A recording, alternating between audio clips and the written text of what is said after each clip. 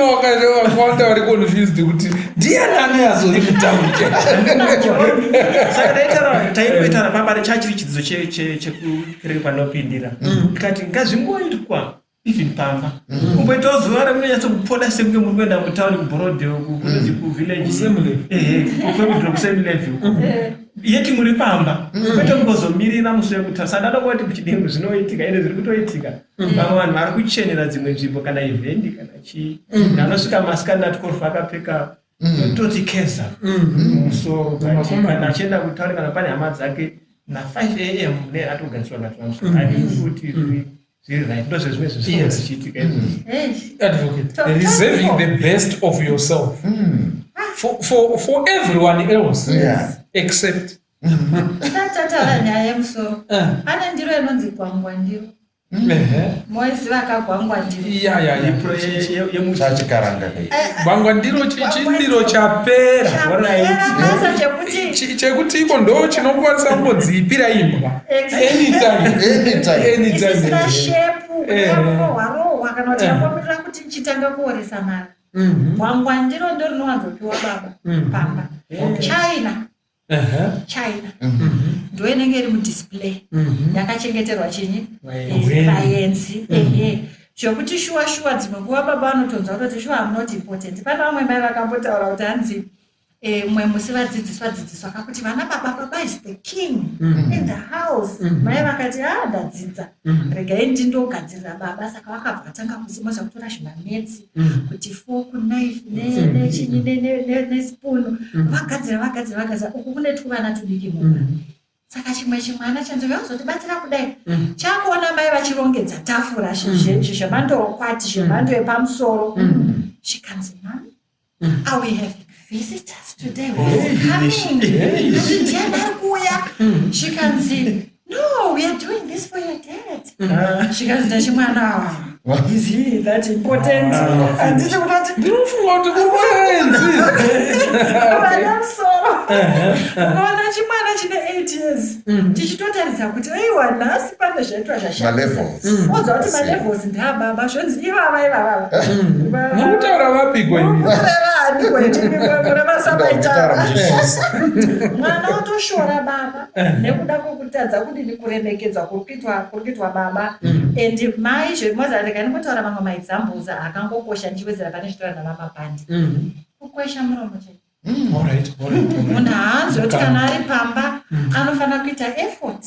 Handitausora zuva rese kana musina kukweshwa. Asi ari kufemedzana newe murume. Asi kukanzi kuri kuuya vanhu vechechi kucell group. kana kuwednesday meeting munonyepa kweshe kweshe kuti ndingasonhuwira vanhu saka wada kunhuwira ndiani nyaya shaibudi mukaona umu maoioi ayai handiti kana maoioi ndiwo mabhanzi kwazimito tinoati mabhanzi mabhanzi anenge akadai ayai ndiwo anoserwa anawo ndakabata remotiwo baba vachidiniwo he sees the waste of me vanotozoona ndatiwo munhu kwaye ndakudini saka avanototaimirewo vaenzi baba ivavo kuti vaumorunako rwenyu chokwadi ichocho nyaya yemapulling socks anofungwa iyo nyaya yemawigi handizoti yemawigi ingagadziriswa sei nekuti wigi haizi yepamba wigi inopisa futi madzimai mazanza kuti wigi inovava inobaya ndeyekushinga saka ndandiri pamba ndopfekere wigi saka muchatondiona fesi yangu yakakwana iri correct patete akubuda nokuti nokoti ndichingosvika pamba chokutanga kudini kubvisa wigi kusara mashosha aya zvakadini ndo zvinotaridzwa saka zvamurikutaura chokwadi tangoti tipe mamwe maexamples ichocho ndo chokwadi chekuti sure sometimes the person deserves the best ona munhu achita chikwee aro nyaya dzese asi newe ndibabati mamwe maeridha vanofara unoza kufara kwokufara asi kana mapinda mumota zi kuti vakanyararirei handitikambochivadzimwa volume nani kutoti vadzimwa mai havadzimwa volume nani kauti baba havadzimwa volume nani maybe chimwe chandingambowedzera ndisati ndadzosera chitanda kwamuri signor ndechekuti vamwe vanhu shuwa vanongoita izvozvo because they are just naturally selfish munhu angori neumbimbi ndoga munhu anongozvifunga ane chindini handiti and maybe zvinotobva pakukura tingatozvokuti vana vabereki vanenge vachitarisa vana vavo mukaona mwana uyoyo anenge anongoda kukumba achida zvake kuti zvimunakire mapurogiramu ake ndanda kuti mumuitire muchatoona kuti mwana iye mukamuregera akadaro ari kutopinda nekarekta iyoyo mumereji ondosvika achiremera mumwe wake chimwe chechipiri chandingataura kuda ndechekuti malove languages handiti muchaona kuti dzimwe nguva umwe kana asiri kunzwa kuti inini kwakudiwa kandodzwa kuti ndiri kudiwa kakuitwa kwatiri exactly inini maybe ndinofanira kuti ungondipawo maflowers vana baba madzimai toda maflowers haleluya ndinodawo maflowers ungonziwo nemaperfume here and there you know not because of anything because it's a Wednesday handiti ndo zvandoda ndonzwa manyukunyuku kunzwa kuti ndichiti kushamari dzangu atikira maflowers mufunge you know akupfeka pabirthday perfume you know yauya mufunge zvinomupa kufara kwokuti it validates her even amongst her friends even among but hapana ndo zvaanonzwisisa kuti ndadiwa pano saka akaona izvozvo zvisiri kuitwa kunyange uyo ari kutoshingira achishingira kuti kana kuchidiwa plumbing kana pabhokati anoenda newaya achigovha pamba pari kushanda achiita zvese zvinoitairi kuedza but munhu anenge achifila kuti inini am not being satisfied, my needs are not being satisfied in this relationship maruva asati auya simply zvotiudza kuti kudai wewewo hausi kuongorora zvinofadza mumwe wako ukagona vakamboshitaura kuti aiwaka tengesa fadza custom saka zvakakosha kuti umwe munhu anogona kuti iwe uchitoshinga zvoti avakadzi havanzwisisiki haukamugoni mukadzi aiwa vakadzi vanotogoneka varume vachitogoneka kufamba nedovi mukudiwa ice cream exactly vanhu vatori allergic to nuts iwo ndoraurikuda kutengesa saka murume anogoneka ukavhura maziso ukavhura nzeve pano vanhu kutaura kuti you know don't you think it would be nice, you know, when I was a young man I always wanted to drive this kind of car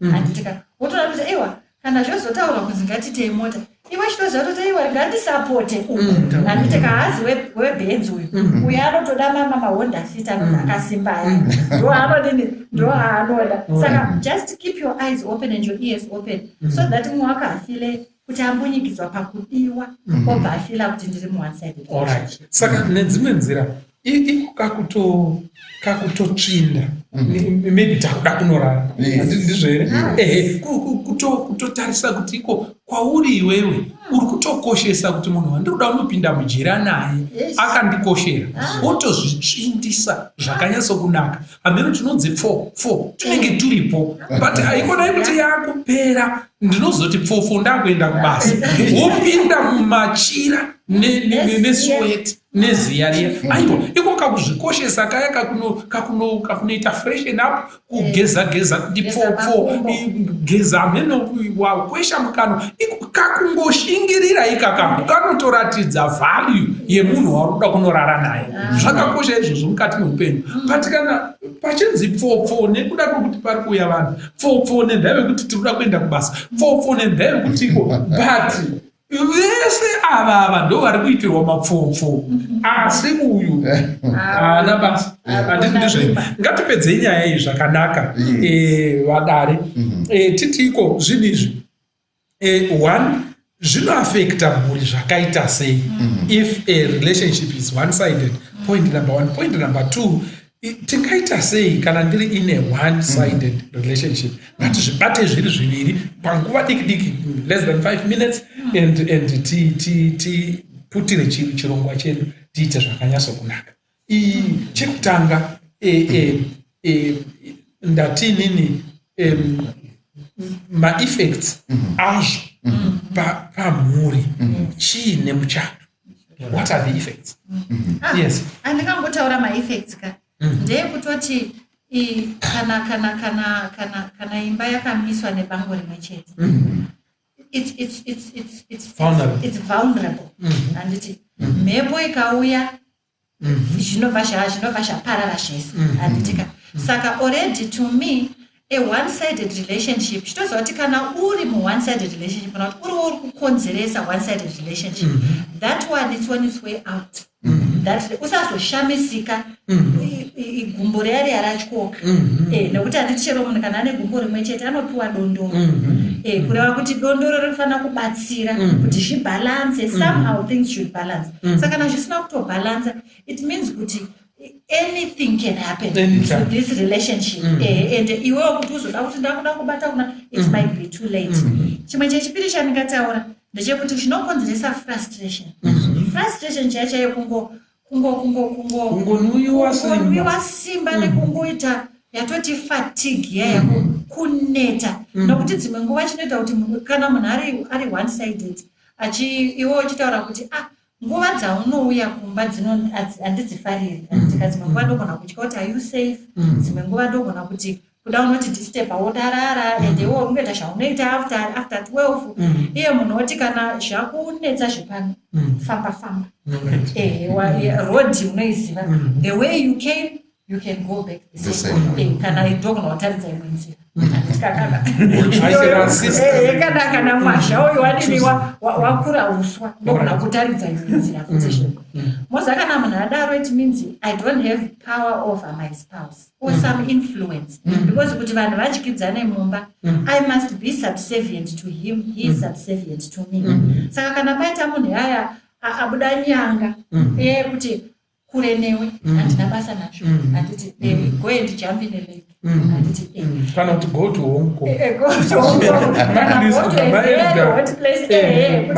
vakadzi vekuchechi havazoti go to vanongoti no go to a very hot place saka muchaona kuti kana munhu akuudza mashoko akadaro anorema mudundundu and iwe vanokubvisa simba rekuti chero waida kubatsira munhu unoziva zvinoitika tifanokangana kuti mumarriage ka we are in marriage, you are in marriages so that we can help each other as far as we humanly can. Saka pakaita munhu musoro ngongongo asingatiri mutswi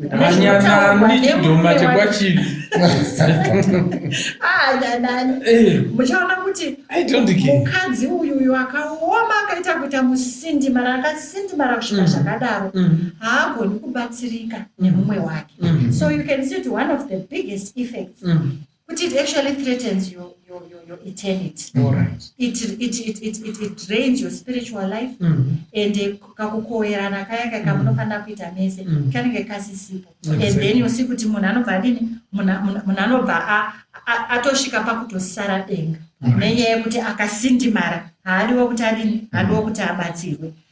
Ndobva ndataura maybe chekupedzisira kuti shuwa zvinogona kubata chero kuvana. Handitika vana vanowanzo kuva mavictim together with the victim. Saka kana victim vari baba, vanawo varimo, havana havanzi ngavagari pamacheya avo vari apa, unotovabata vari special. Vanhu kana pane bhuli mumba, zibhuli anenge achiganya mvura vanhu, haazongopereri pakuganya mvura kuti ndongoganya mvura murume asi vana ndovana. Handitika anotoganya mvura munhu wese. Munhu wese anokwata. Munhu wese anotokwata mumba, haachatofari. Vana futi what example are you showing them? Handiti kuti murume vanawo vanotopika kuti murume anogariswa mudhishi. Murume akasagariswa mudhishi chete hazvibudi. Handitika vana vese voona kuti shuwa baba vari kugariswa mudhishi. Handitika inini semusikana kana ndokura ndinoziva kutoti wangu murume achingoti aidu tichibva ipapo dhishi rakutaridza Dhishi rake ratopapo. Handiti saka muchaona kuti zvinobva zvaitawo perpetuate to future generations. And that problem inoramba iripo nokuti kunzwisa kwevana vanoonawo kubva kuvabereki. Thank you so much, Mama Bandi. Then, Okay, tinotenda ndingangozvinyi zvataurwa pakati maybe ndingangowedza zviviri kana zvitatu. Chekutanga ndechipende munyora anonyora achiti andinofara noti dzimba dzofanira kuva tumatenga tudiki. Saka I think ndo zvimwe zvataura zvinoaffecta Christian life. Saka ndachinowedzera pane iyo pfungwa yekuti kudenga hudiki kunotiza because zvinonosvitsa pamasinful behaviors. Zvino munhu anogona kusvika palevel yeresentment yekuti anoti ndauchita chiro zvaita. Hata mutava anenge achedza kumbidza achida dzanguva yakareba zosvika pakungoti ndauchingoita zvazvaita chiro zvaita. And the moment munhu asvika palevel iyoyo it means akwanisa kuita anything. Even kubuda kuya anogona tanga kuda kunze kana zvimwe zvinhu zvakawanda. Ndakamboerenga imwe document akanzi when a woman is fed up anga arwadziwa mukadzi akaronga zvaakaronga akanyora chitsamba chekunge achikunyepedzera kuti ndaexpose masecrets ako ndaita so. So the best way you can do is to kill yourself. Ndobva asiya izvafuti zvikadzatokuisa futi yako panapa saka ndiurayi. Izvo mukadzi akahwanda mumba. Ndobva murume asvika achiverenga akati chii chaitika panapo. Mukadzi dai atotiza. Ndobva angotora pfundo ndobva atozviurayi zveshuwa. Mukadzi ndobva atobuda ndobva atoseka zvake ndobva atogadzira kasuicide note ndobva atodai. Massive behaviors avakuteera because of resentment zvasvika palevel isingaiti. Saka kuti chii chinofanira kucontrolewa chichiri padhuze nokugadziriswa. Zvinosvitsa pane zvinezvo. Then ikozoita compensatory behavior. It's also linked to this one kuti hasha dzinonodurwa kusiriko. Tinozwa nekumhaiswa nekutukwa mabasa imomo. Izvo munhu ari kuita compensatory behavior yezviri kuvhiringidzika kumba. Saka ndo zvimwe zvingango. Then distress inoitika futi zvakare zvinoaffecta physically, anoaffecta psychologically, nestress nedistress. Handi distress stress yepambande pazvani. Saka zvobva pasi zvoenda padistress zvozotoaffecta even physical. Then chekupedzisira chandingawedzera pama-effects ndeche self esteem. Kuti munhu kana uchibva kunhu kwakadaro kwaunyatsona pese ndori kuapologize ndori kudi even paunofamba kunzeuka hauchazvioni sengori munhu pane vamwe vanhu because zvekumba zviya zviri it's haunting you if iri pakazara vanhu. Saka unongoona wakazvideredzera pakazara vanhu. I think ndo mamwe ma-effects aripo. Maybe regaiti mandangoenda kune zvakangoitwa pa2 yebvunzo zvingangoitwa. Inini sekuona kwangu hakuna chinhu chisingarapiki, especially chikabatwa chiri padhuze. Saka ndachifunga kuti kune muteereri nemutariri anogona aona kuti ndo situation inogona iri kumba kwake. Zvakakosha chekutanga ngatisazvirambe, let's accept. Let's not deny kuti ndo zviri kumba kwangu. Then chechipiri ngatitsvage rubatsiro kubva kuna Mwari, ndo first source of help. Then chechitatu kuti ndigosiyirawo vanhu ndeche communication. Dzimwe dzenguva munhu anogona achikonzeresa one sided sekuti akotanga asingazivi kuti ari kukonzeresa. Saka zvakakosha kuti you take inventory of all those things zvauri kufunga kuti zviri kumanifesta as ma-signs one-sided relationship. Then wotsvaga nzira obviously wanamatawo wotsvaga nzira yekuzviudza kune mumwe wako kuti aone uwedze kumuonesawo maonero ari kuita zvinhu mafambiro azviri kuita. Saka ndinofunga kuti chinhu chakakosha, communication is very important, kuti munhu awedze kuonesawo rimwe divi rezviri kuvhiringa kana kuafekta muchato wavo. I think ndo zvandingangotaura ndichisiyirawo vamwe kuti vapedzise nekuduhumura pfungwa idzodzo. Yes. Itsi ogono. Yes, tinotenda zvikuru. Miururo ichiripo asi haingapindi yese muchoto ingadzima uno. Muri kuona? Tinoda kutenda zvikuru nepfungwa dzese dzataurwa idzodzidzi. Regai tisvike panapa ndivaFiripi chapter 2. Pauro achinyora panapa. Therefore, if you have any encouragement from being united with Christ, if any comfort from his love, if any common sharing in the Spirit, if any tenderness and compassion, then make my joy complete by being like-minded, having the same love, being one in spirit and of one mind. Do, verse 3, Bible highlighter. Do nothing out of selfish ambition or vain conceit. Rather, in humility, value others above yourselves. Not looking to your own interests, but each of you to the interests of others. Parutaura kuti nyaya yerudo runoita kuti Mwari vafare nderwekuti mumwe nemumwe wedu ngatisaita zvinhu nechindini neumbimbiri ndoga, asi kuti mumwe nemumwe tiedze kufadza mumwe. Uyu achiedza kufadza. Black Americans vane katsumo kawo kuti ain't nobody happy if mama ain't happy. Ain't nobody happy. There's a power in the Black American woman. Saka kana mai vasiri kufara panapa kunyepa ino hapafarwi panapa, hapana ari kutombofara pa. Rufaro rwako iweweka runogara muditi rewakawanana naye, harusi muditi rako iwe. Kunyepa sinyoro, kunyepa kuti munhu anotaura kuti handitofara nemafriends hakuna zvakadaro. Rufaro rwako rwuri muhana yemumwe wako. Saka zviri inextricably intertwined. Chirungu zvakaitwa hoche koche isingakwanisi kupatsanurwa, zvakakatana zvakadaro zvokuti saka munhu anoenda achinoita sei kuedza kuita sekunge ari kufara. Rufaro rwedu rwuri kuti kana tichiita kuti mumwe wako afare, hazvigoni kuti ufadze mumwe wako iwe uramba wakafundumara. Hazviiti. Muri kupaona? Zvimwe in the same way mumwe wako kana ari kuchema, you cannot be happy. You can be excited but not happy. Are you getting that? Yes. Saka zvakakosha Mwari vari kutitaura. Muri kuti hazviite here kuti iko inini ndibva ndangotamba gofu rangu hangu ndichiita mari dzangu hangu iko kuine mukadzi akafundumwara kumba. Ndisinganakidwe here. Zvinenge zvakutounza mumwe muururo panyaya tatiri kutaura yekuti sei pachitandemera kumwe handiti zvimwe zvacho zvinoitika nekuda kwokuti patoita emotional divorce. Pane mumwe munhu kutoti emotionally haasisiri engaged, haasisiri newe atodisengage. Muri kupabata. Saka munhu iyeye anogona kusataura nemashoko, akungoita masaramusi. Iwo akugona masaramusi iye uchadudzira wega chiprofita iwo tsvaga kududzira ndimidudzira. Ini handida zvokuramba chinyi ina ndirambiwa kwedu hatirambi vanhu, asi iwewe ndiwe uchandiramba nemaitiro andichaita sei.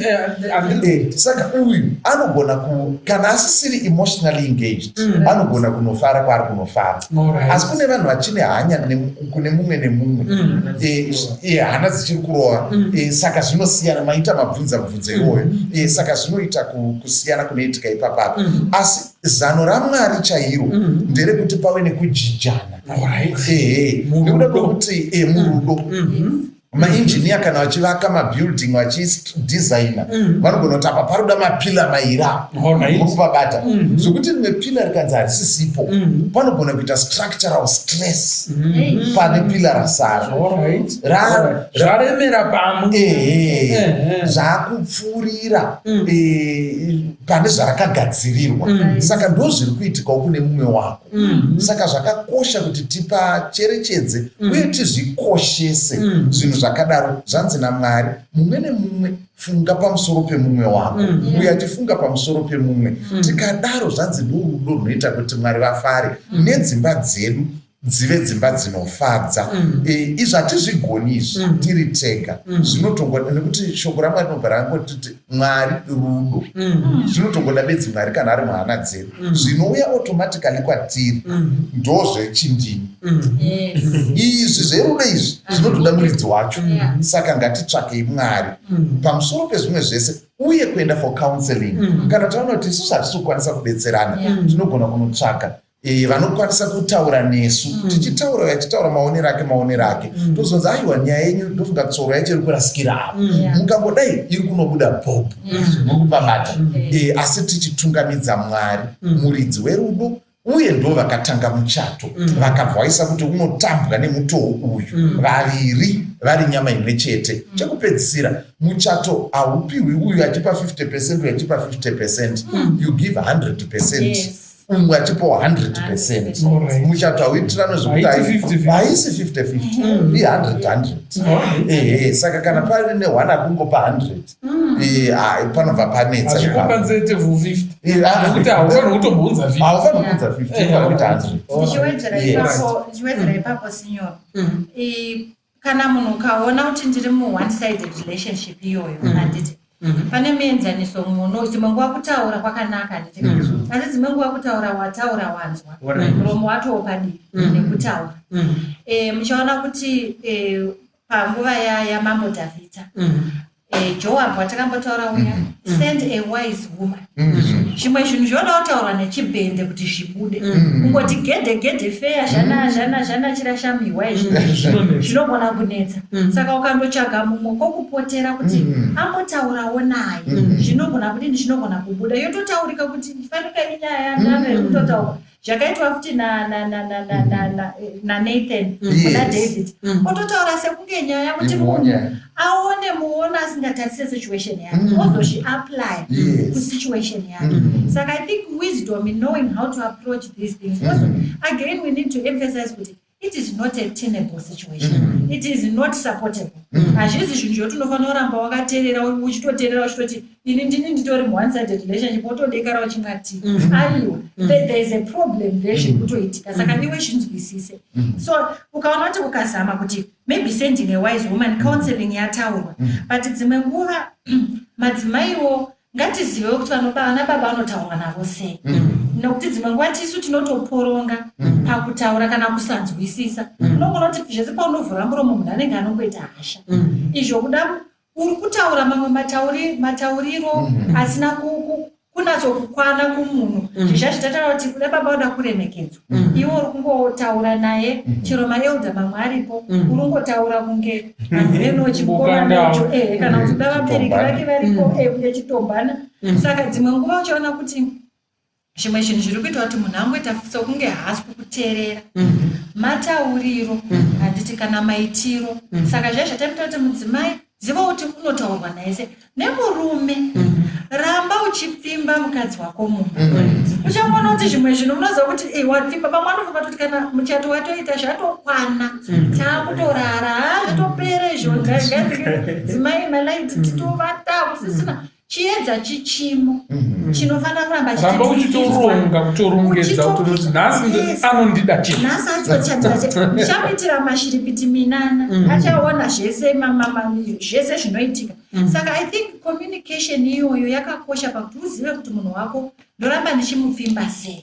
Handiti chandakataura kuda chekupedzisira ndechekuti if you see kuti dzimwe nguva tambotaura kuti dzimwe nguva low self esteem handitika iri kukuaffecta and imbalance iri kuitika can be social, it can be emotional, it can be financial handiti or other types. But tikatarisa izvozvo zvitatu tichaona kuti if it is social imbalance, kudai iwe ndiwo unosiwa uri pamba, umwe munhu achienda achindofara achindotamba gofu handitika kana pati handitika muona kuti ndinogara ndiri pamba, chizviongorora iwe kuti don't I have other interests also? Do I want to go to the gym? Do I want to start a sport? Handitika chinhu chinoita kuti ndisanganewo neshamwari dzangu, ndiri a person who's growing socially. Handiti ndofanira kuenda kukwaya. Handiti can I sing in a singing group? What can I do? Ndisimudze my social growth. Handiti kana iri emotional yekuti wakangodwa wakateramira pamunhu, you cannot live without them. Panomanoti I can't live without. Hakuna munhu takambochitaura. There's no one you cannot live without except God. You know, saka kana uri munhu wokuti unofira kuti maybe ndikasava nemunhu uyu zvinhu zvangu zvatondiomera, handitika do a review of yourself emotionally. Handitika find boundaries, write down kuti chii chandoda, chii chandisingadi, chii zvinondigumbura, chii zvinondifadza. You are acquainting yourself with yourself. Wozonoti okay, saka papi pandingangova ndiri kukanganisa pazvakuita ndichiita dormant, kuti zvese zvandotaura hazvitererwi. Handiti munhu anouya achingotsikadzika achita zvaanoda, then you try and balance it out from there. Kana uchinida kuenda kucounseling, please go ahead and do counseling. Chekupedzisira financial shuwa chokwadi, dzimwe nguva munhu anongotarisirwa pasi nekusangotererwa nekusangokosheswa nekuti haana dhola pawo. Handiti saka zvakanakawo kuti uve munhu, handina kuti chinondo kukwidza nemukadzi kana kukwidza nemurume pakuti kuwana mari, but be a person who is advancing the cause of the marriage somehow. Handiti zvazvatati kana uchita matomatisi kana uchita machinyi, do something. Asi kuna vamwe vakadzi vanozoti kana zvanzi improve yourself, handiti chimuida kana advocate. Yes. Zvakakosha kuti iko munhu aite, they should improve themselves financially. Nekuda kunyaso munoziva kana uchinotsvagawo ichi uchichiwana zvineka satisfaction nekakuvaka kazvinokuita nekukungokumisawo zvakanyasa kunaka, but pane pazvinokwanisa kutorwa in a negative sense yekuti iko marriage yanetsa, pane zviri kunetsa panze pekuti vanhu vasike counseling. Munhu anoti akanyarara kuti 0 anongonotsvaga mapepa ekucollege chete angonanga kuda kuita teacher kana kuda kuita medicine kana achipika kuti musi wandinograduata ndaakuzvitengera zvinhu zvangu chatobvondoka pamusha ipapo hapachagariki. Saka nekuda kuti ko empowerment iyoyi it's in a negative sense. And wauri kuitira wacho yenyu anozviona. And kuna ana baba vanonyatsobuda pamba chaipi asvotwa nekushorwa okuda pamba kuti iko ndoda kutsvaga mugodhi, handiti mugodhi agowana mugodhi agotengesa goridhe anodzoka shuwa idi akaamera nyanga, and muchato uyo hauendere mberi. If we are going to empower ourselves mukati memhuri, let's empower ourselves positively, kuti tiite advance the cause of the family, not our own personal interests. And kana kuti interests yekuda kuita suppress the other person, uchishandisa zvawabata kana kuti zvawawana mukati meupenyu. Let's always seek counseling kuti mhuri iendere mberi zvakanaka. Maite henyu vadare, Mwari ngakukomborerei, Mwari ngakuitirei zvakanaka. Mukati mezuva ranhasi tanga tichida kuti tinamate patiri kupedza programu ino. Dzimweni dzenguva urimo mukati memuchato, maunonyatsoona kuti iko ndikasatomira ameno kuti muchato uchaendepi. Mumwe wako dzimweni dzenguva haatombooni mawere, iwo ndounongoramba uchivakiridza uchidzora, yoita denga remba rine mbariro imwe chete yabata imba yese iri kuremerwa, zviri kunetsa, zviri kurema. Ende vamwe vanotokutaurira, mumwe murume kana mukadzi anotokutaurira kuti hautumwe kuita zvese zvauri kuita izvi. Zvonobaya mwoyo, zvichidzimba, zvichikonzera maronda ekuremerwa mukati medzimhuri. Ndiwo unoshingirira, mumwe haana basa nazvo. Ndiwo unototi ikorega, you go out of your way to please the other person, yet there is nothing coming back from the other person kuti muchato ufadze, muchato uendere mberi. Kana zviri kuitika zvakadaro mukati memuchato, tinokumbira kuti iko Mwari apindire mukati muchato wenyu. And ndakandida kuti iko there is always hope in Jesus Christ. We believe in God. Tinotenda kuti zvimwe zvose zvatikataure tikati macounselors zvakati zvese it boils down pakuti iko ngatizemberei pana Mwari kuti michato yedu iendere mberi zvakanaka. Saka nhasi tatida kunamatirwa naadvocate Nyari Maposa kuti vatiise mukati meruoko rwaanogona, mukati meruoko rwaane masimba ose, kuti tirimo asi Mwari tibatsirei michato yedu tigowanawo mufaro, tigowanawo kunzi sori, tigowanawo kunzi waitawo chakanaka, tigowanawo kana kuratidzwawo rudo, nekuti we deserve to be loved mukati memichato yatiinayo. Ngatinamatirwei naadvocate. Ishe makarurama muri kumusoro kudenga, tinouya pamberi petsoka dzenyu tenzi nekurwadziwa nekudzimbirwa nemarelationships edu atatoona nhasi achitaurwa pano kuti haana kumira zvakanaka. Ishe makataura mushoko renyu kuti imi hamutofariri zvikero zvakacheyama. Ishe wangu tinounza zvikero zvedu zvakacheyama pamberi petsoka dzenyu. Pane vari kurwadziwa pamusoro pekungorwadziswa mumwoyo. Pane zvimwe zvakacheyama panyaya yekuti mari hadzisi kufamba zvakanaka zvinoenzanirana munhu wese mumba.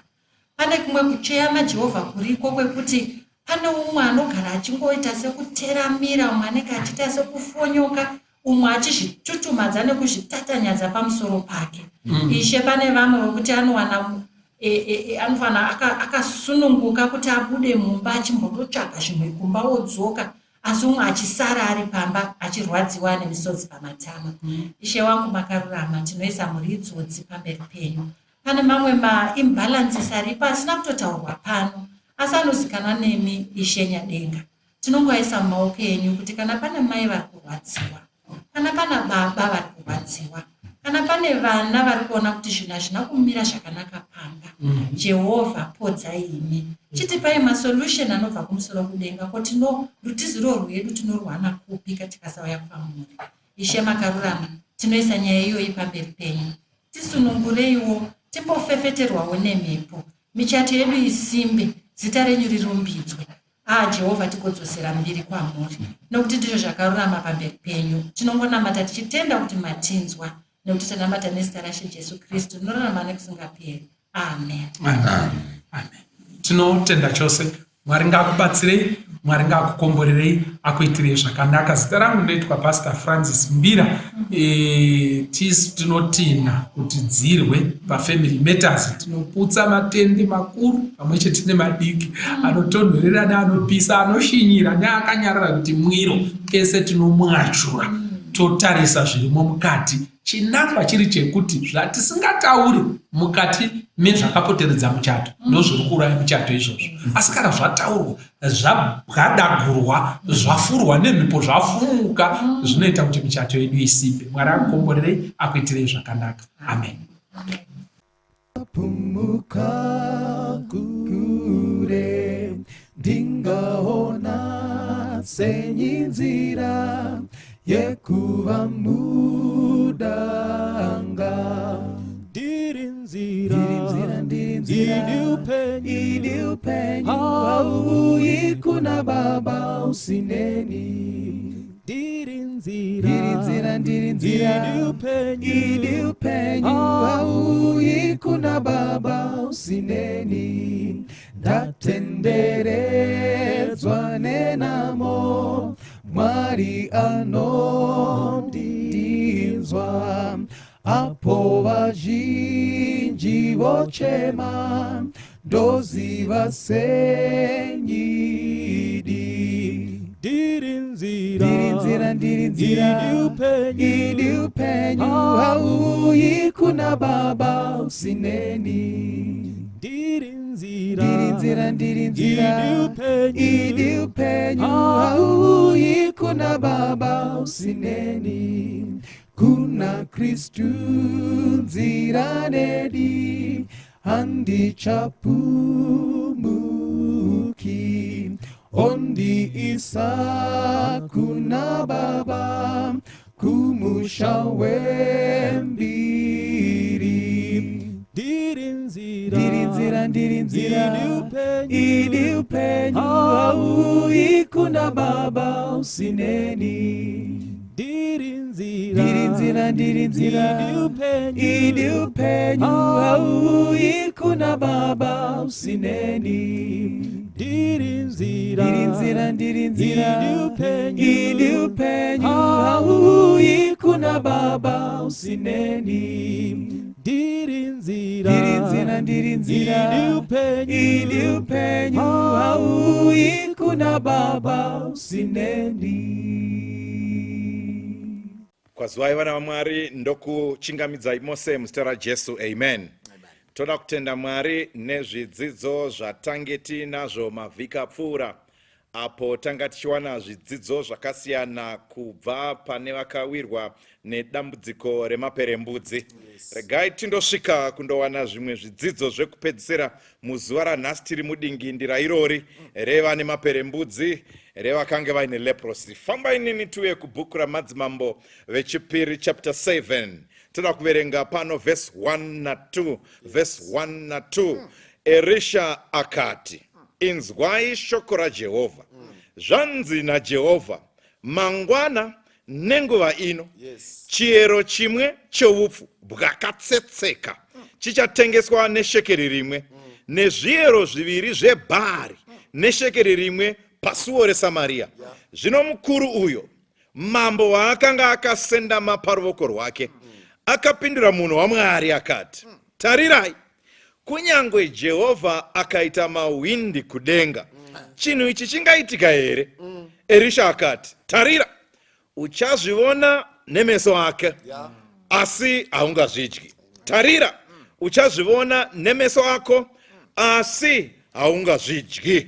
Mwari akomborere kuverenga kwenzwi rake. Musoro wenyaya wobva wati zvimwe azvibvunzwe. Zvimwe azvibvunzwe. Regai titange nyaya iyi kubva kwainotangira. Tiri pano paguta reSamaria. Muguta reSamaria makanga maita zhara. Zhara iyi yakakonzerwa nekuti vaSiria vakanga vauya vakakomba guta reSamaria. Rangarirai, vaSiria nevanhu vaMwari veSamaria vaIsraeri vakagara vari pahondo dzakanga dzakawanda dzakasiyana siyana. Saka makanga paitika hondo huru pakati pendudzi idzi mbiri. VaSiria vakauya ndokukomba guta reSamaria, zvikakonzera kuti vose vaitenga nekutengesa vakanga vasingachakwanisi kupinda kana kubuda muguta reSamaria, nekuda kwekuti rakatenderedzwa rose, rakakombwa nevaSiria, vasingatangiki kubuda kana kupinda muguta. Vanhu vaine zvitengeswa nezvidyiwa zvavaingapinda nazvo. Saka nekuda kwekudaro pakaita nzara. Iyi yanga isiri nzara, yakanga yatova zhara chaiyo. Saka vanhu muguta iroro zvekudya zvasingachawanikwi. Ndoda kuti uteerere zvanga zvakuitika paguta nekuda kwezhara. Dzoka neni kuna madzimambo echipiri pachapter 6 vhesi ya 24 kusvika pavhesi ya 25. Teerera unzwi. Zvikanzi shure kwaizvozvo, Ben-Hadad mambo weSiria akaunganidza hondo yake yose akandokomba Samaria. Nzara huru ikavapo paSamaria, nokuti vakarikomba kusvikira musoro wembongoro uchitengeswa nemashekeri esirivheri ana 70, nechitswanda chiduku chamatoto enjiva chichitengeswa namashekeri esirivheri 5. Samaria akasvika pakushaya zvekudya. Zvakanga zvowanikwa sezvekudya wakanga wava musoro wedhongi. Unoziva dei vaimbodya chidya kana chiropa chedhongi zvaiva nani. Ukaona vanhu vodla musoro wedhongi yava zhara paSamaria.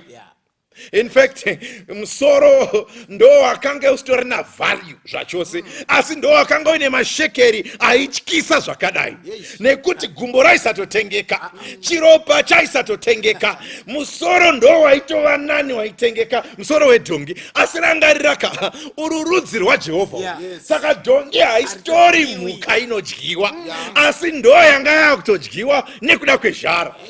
kwete musoro wedhongi chete. Ndirangotiona kuti papaita zhara zvikanzi nematoto enjiva. Ndiromboshaya kuti vaidziunganidza njiva dzacho sei uye vaizohorera sei matoto acho zvekuti zvitswanda zvematoto ndorara bhizinesi ranga rakufaya muSamaria. Mamune zhara muSamaria. Mamusina kumira zvakanaka, guta rakombwa zvakadaro. In fact, ukadzika uchienderera mberi, vakasvika pakudyanana vanhu vemuSamaria.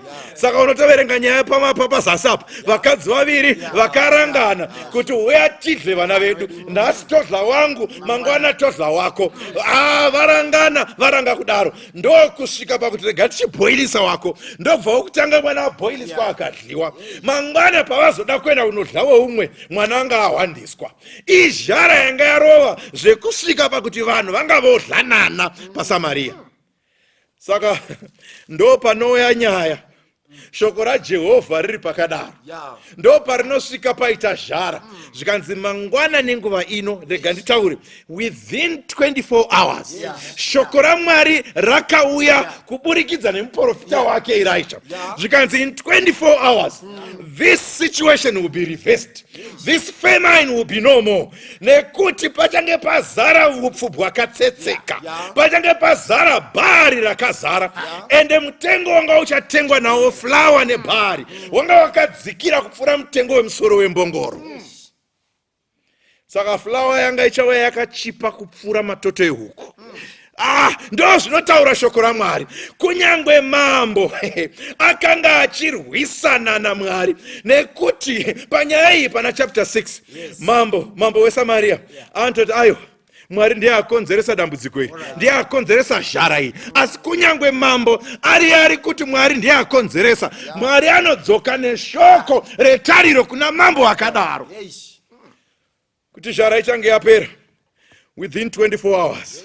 Rangarira musoro wenyaya unoti zvimwe hazvibvunzwe chiwa zvinoitika pavhesi ya2. Zvikanzi zvino mukuru uyo mambo waakanga akasendama paruoko rwake, right hand man wamambo, chief advisor wamambo, ndiye anotaura kuna Elisha.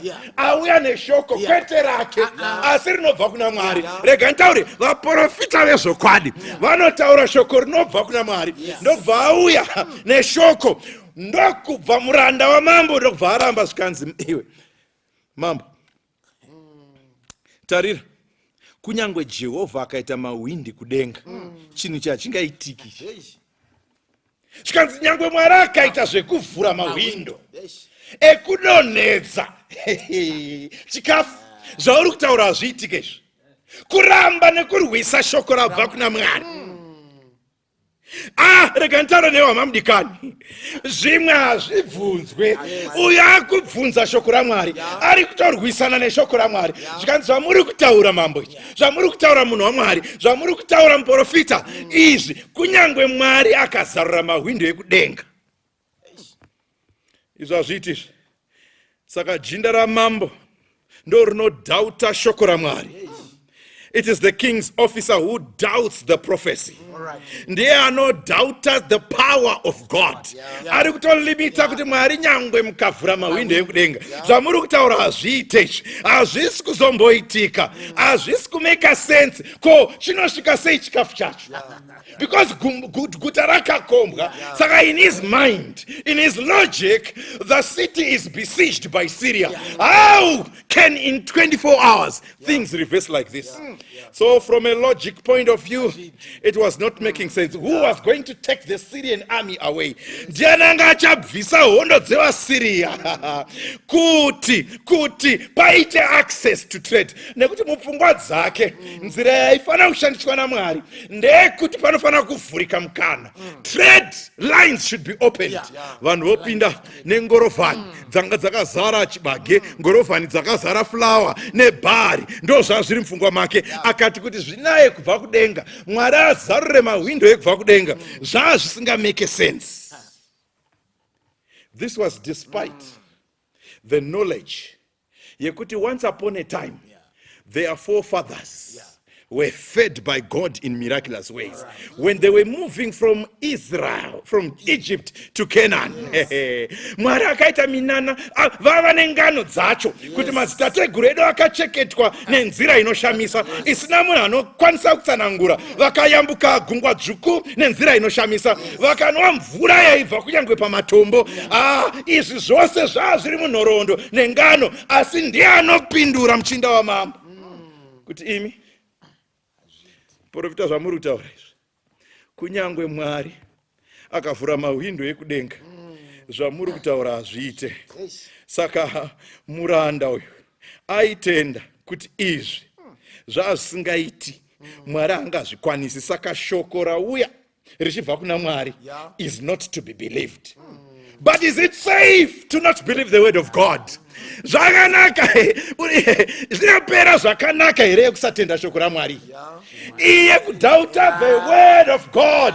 Will this one end well? What happened when this man decided kuti izva zviitike? Zvikanzi nemunhu waMwari, tarira uchazviona nemeso ako asi haungazvidli. What happened? Munhu waMwari, munhu waMwari ukaiverenga pavhesi ya3 yacho inoti, zvino kwakanga kuna varume vana vaiva namaperembudzi kunze kwesuo. Ivo vakataurirana vakati, tinogarireiko pano kusvikira tafa? Varume ava havasi kuziva kuti pane chirevo chataurwa naMwari kuburikidza naErisha. Ndavapa zvataurwa muSamaria, ivo vari kunze kweguta. Asi Mwari watotanga kuita message ake kuti shoko rakataurwa rizadziswe. Saka zvakutotangira kune vari kunze, varume vana maperembudzi vanogara dare variko. Woti tikaramba tiri pano, takagara pano, tinofa. Munhu waMwari zvakakosha kuziva kuti ukaramba wakagara unofa. Pane pamwe panhu pekuti ukaramba wakafunya mumakuwa, wakagara mumakuwa, unofira mumakuwa. Saka zvinotsvaka kusimuka. Saka vanoti hatingarambi takagara. Kunyangwe nhamo ikauya mukati meupenyu, pane pamwe patinogara, kune dzimwe shamwari dzedu dzinogona kutogara pabasa risiri kupa kana mari, pari kutotsvaka kusimuka. Saka varume ava vanoti aiwa, panapa pakaipa, tikagara pano tinoparara, ngatisimukei. But ndinofarira pfungwa yacho, havangosimuki zvisina order. Patiri kusimuka pano tiri kuenda kupi? Saka vanoonesana, voti tikabva pano takananga muSamaria tinoparara, nekuti situation irimo iri worse than kuno. Saka zvinotsvaka munhu akachenjera kuti pandinobva pano nemhaka yenzara ndikaenda mumba men'anga ndapinda muSamaria, situation yacho inotondiisa kurufu iri wesi kupfuura yandinotori nayo. Wangu pandigere hapana kumira zvakanaka, pari kutsvaka kuti ndisimuke, but ndosimuka ndichinanga kupi? Kune vanhu vazhinji vanonzwisa kuti vakagara pasipo, but pavanosimuka vanonanga mumba men'anga.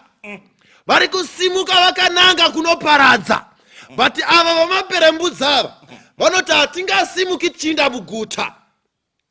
Saka vhesi ya4 vanowirirana, kana tikati tichapinda muguta, nzara huru iri muguta.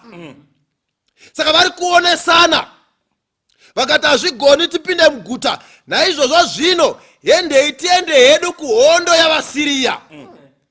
Kana vakati rega tiri vapenyu, tararama hedu. Kana vakatiuraya, tafa hedu.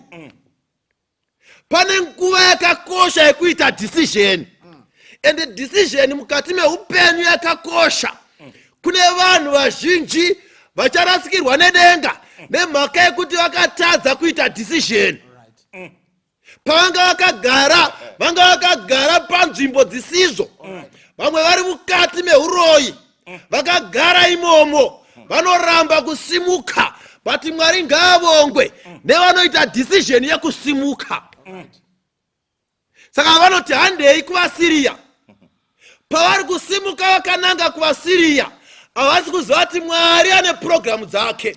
VaSiria vakakomba kuzoparadza, but ivo vari kuona sekuti ikoko ndo kune solution. Saka vanosimuka vakananga kuvaSiria. Ukaverenga vhesi ya5 inoti ipapo vakasimuka mambakwedza vakaenda kumusasa yavaSiria. Vakati vasvika kumusasa yokumudzivo yavaSiria vakawana kusine munhu. Mubvunzo woti ko vaSiria vaenda kupi? Ndava pavari kusimuka vari kuenda kuvaSiria. Ende vari kuti ameno tinogona kunofa, tinogona kunorarama. Asi hende ine kuti situation yatiri mairi iri wesi takatofa kare. Kufa nenzara kwakatonyanya dhani kufa nomunondo. Nekuti kufa nenzara kuchatitorera nguva, kwemunondo kuchakurumidza kutipfuudza. Saka ukaverenga uchanzwisisa kuti ivo vasati vambosvika Mwari akanga atoita metsi dzake. Pane hondo zhinji dzinorwiwa naMwari, but hationi simba rake. Vakandeye hatisimuki patakagara.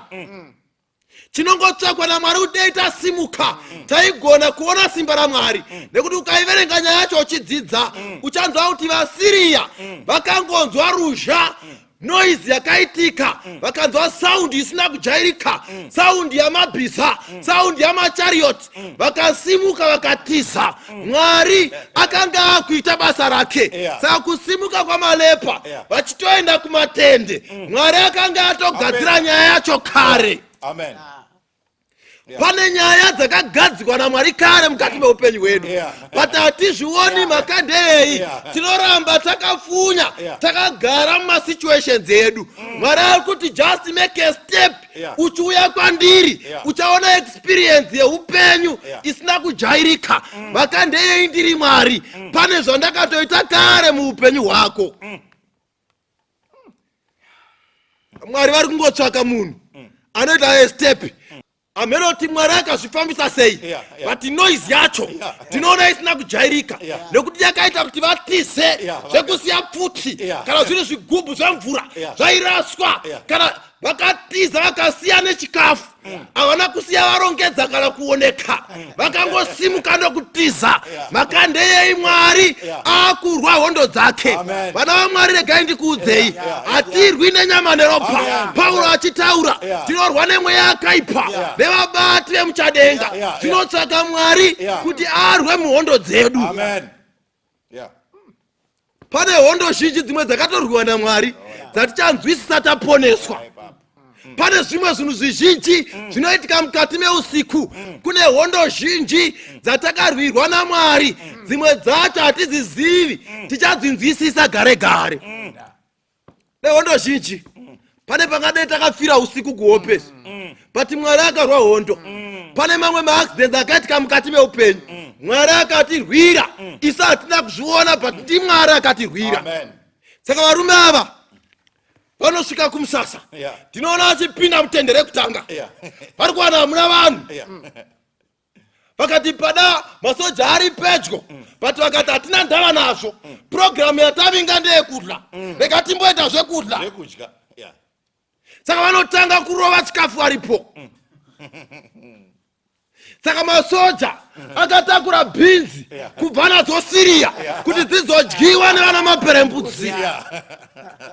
Masoja akabva akaremerwa, ndobva atoimbuleya vakomana vaibhadharwa kupera kwemwedzi kutakura zvinhu kuti vabve nazvo Siria kuzofidha maperembudzi. Nyambisirwa ipurogiramu yaMwari. Tikavimba naMwari, vana vaMwari, unotiitira zvikuru zvatisingagoni kutsanangura. Kune zvikafu zvinobva Siria zvinogona kutiraramisa tisingazivi iye Mwari aita purogiramu dzake. Saka vakomana, sezvinongoita munhu wose ane nzara anoda kutanga afidha dumbu rake. Saka vakangoitawo sezvinoitwawo navamwe. Ndokubva vakomana vatanga kurova chikafu. Vakomana vakarova chikafu. Vakati regai tiite chimwe tichinoviga. Vachitakura vakaona kuti chikafu ichi hatingambochipedzi. Shoko raMwari rinofanira kuti rizadziswe. nekuti muprofita waMwari ataura kuburikidza naMwari kuti mangwana zvinhu hazvinenge zvachinja. Panenge pasina zvekudya misoro yamadhongi, panenge pasina zvematoteya uku, nekuti Mwari unenge waita metsi dzake. Kana Mwari akataura zvikoni, panguva yaNoa akataura, masaindisi akati kunyepa. Mwari kana achinge ataura zvikoni. Mubvunzo waindinetsa, koseiko Mwari angofunga kushandisa malepa? Kune varume vari nani vaifanira kuenda kuhondo dzavaSiria, but Mwari ari kushandisa malepa kuenda. Ende varume ava vachienda vane hope yekuti patichamacha tichienda kumatende tichagamuchirwa. Isu sevana vaMwari tine hope yekumacha tichipinda muZayoni. Ende hope yedu isi yatosiyana, nekuti ava vanoti pada tingafa, pada tingaregererwa, but tariro yedu ndeyekuti kana zvinge zvatendeka kuMuzayoni hapana pada kungafiwa, muchange muine rufaro, zvese zvinenge zvava zvitsva.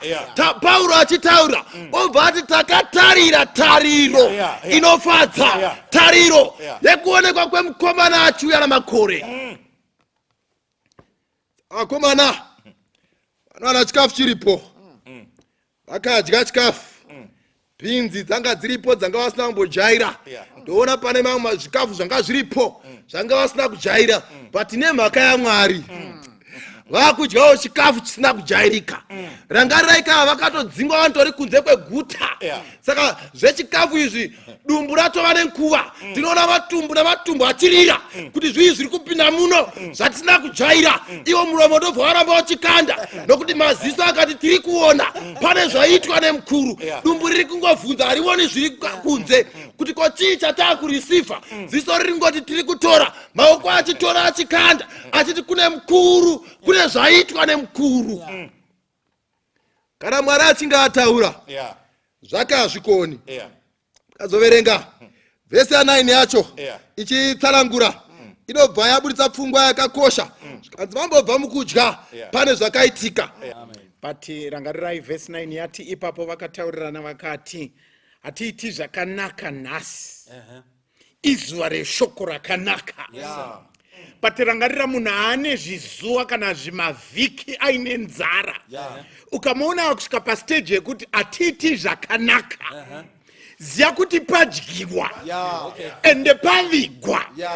Now mukaramba muchitoerenga vhesi rinodzika richiti, asi isu tinonyangadza hedu kana tikanonoka kusvikira kwaedza, tichavingwa nekurohwa. Naizvozvo handei zvino tindoudza imba yamambo.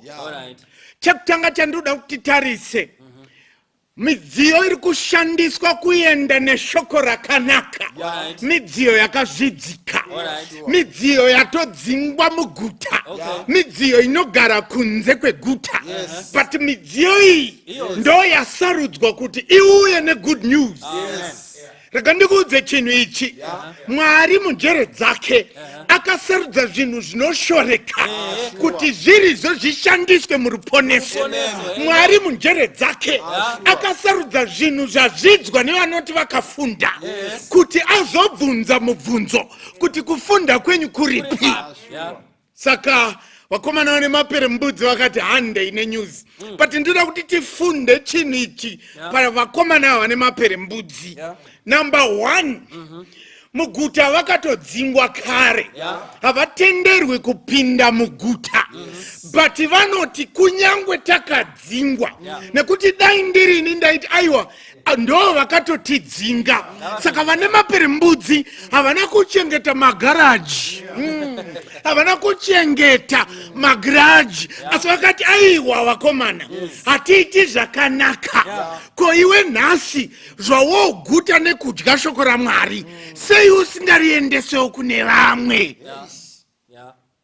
Imo kungodutira chete asi hamuriendesi kune vamwe. Hama yako chaiyo haazivi zvaunotenda, asi iwe wane makore uchizvidya. ava vakomana vakati aiwa vakomana kudya tadya kuviga taviga hatiiti zvakanaka ende vanototaura zvikanzi tichavingwa nekurohwa kana tikaramba takagara. Regai ndikuudzei chinhu ichi. Change can only come when you are sick and tired and sick of your situation. All right. Saka vanoti guys ngatisimuke tiende tinoudza imba yamambo.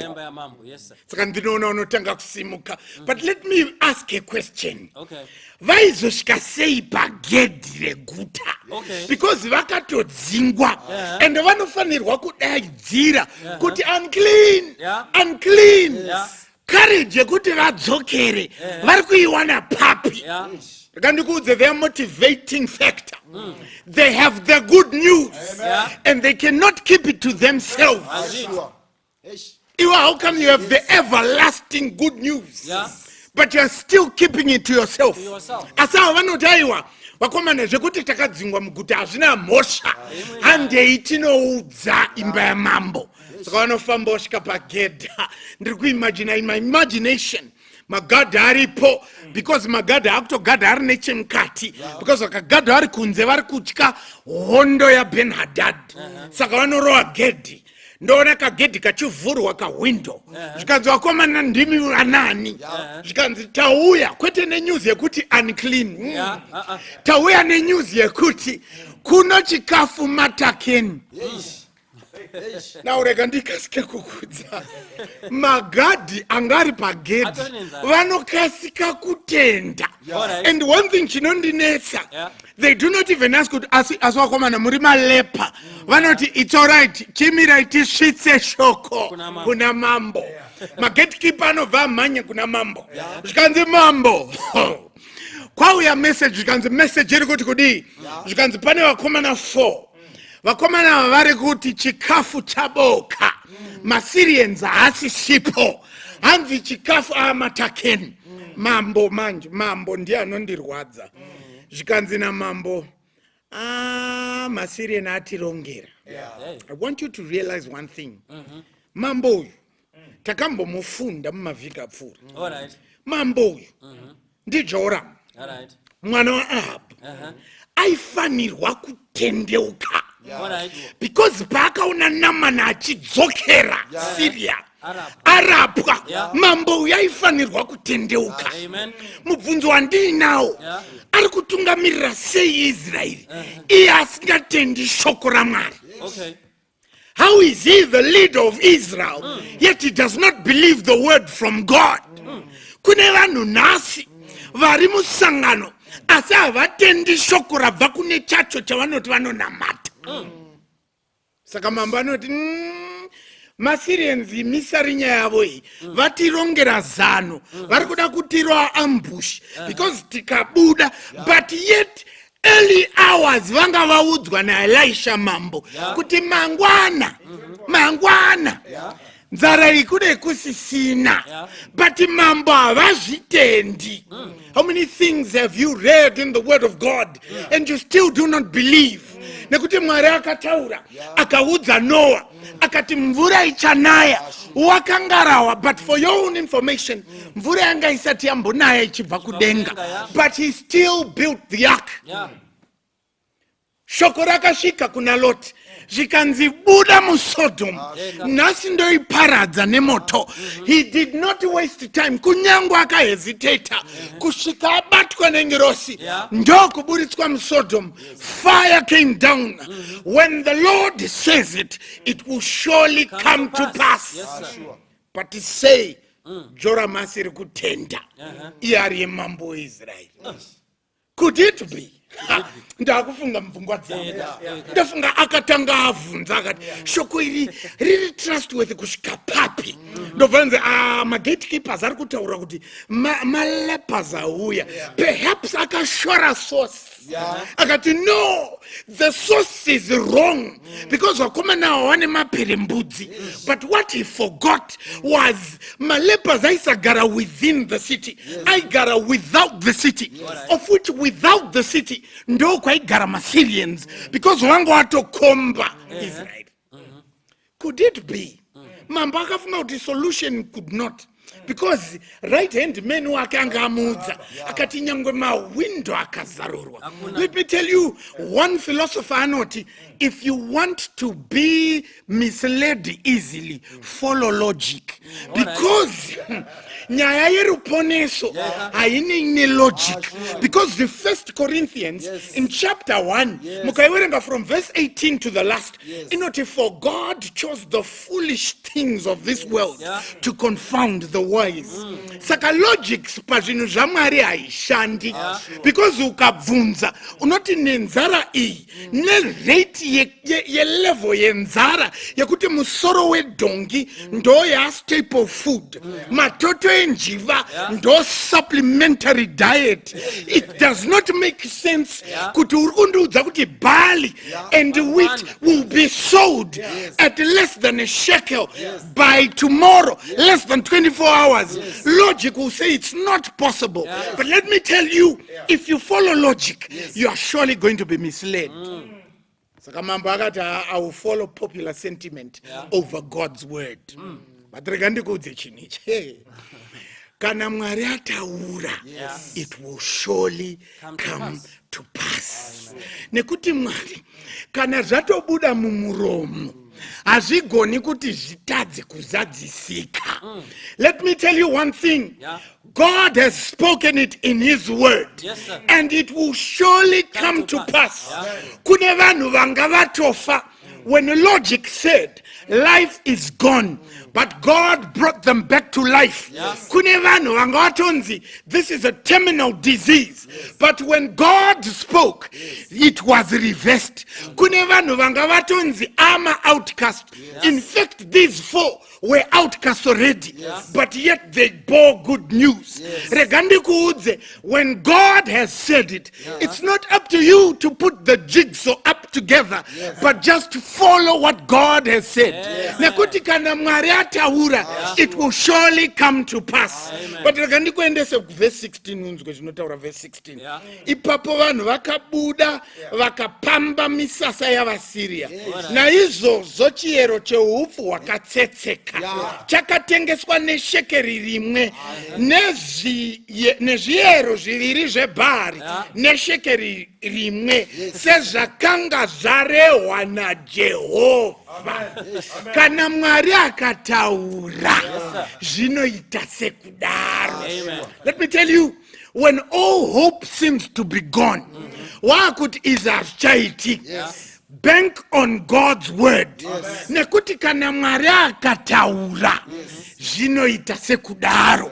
But regandikusire chinichi, God's word ratiri kutaura hatisi kungotaura the God's word that was given to Israel nemunhu waMwari, but God's word is Genesis to Revelation.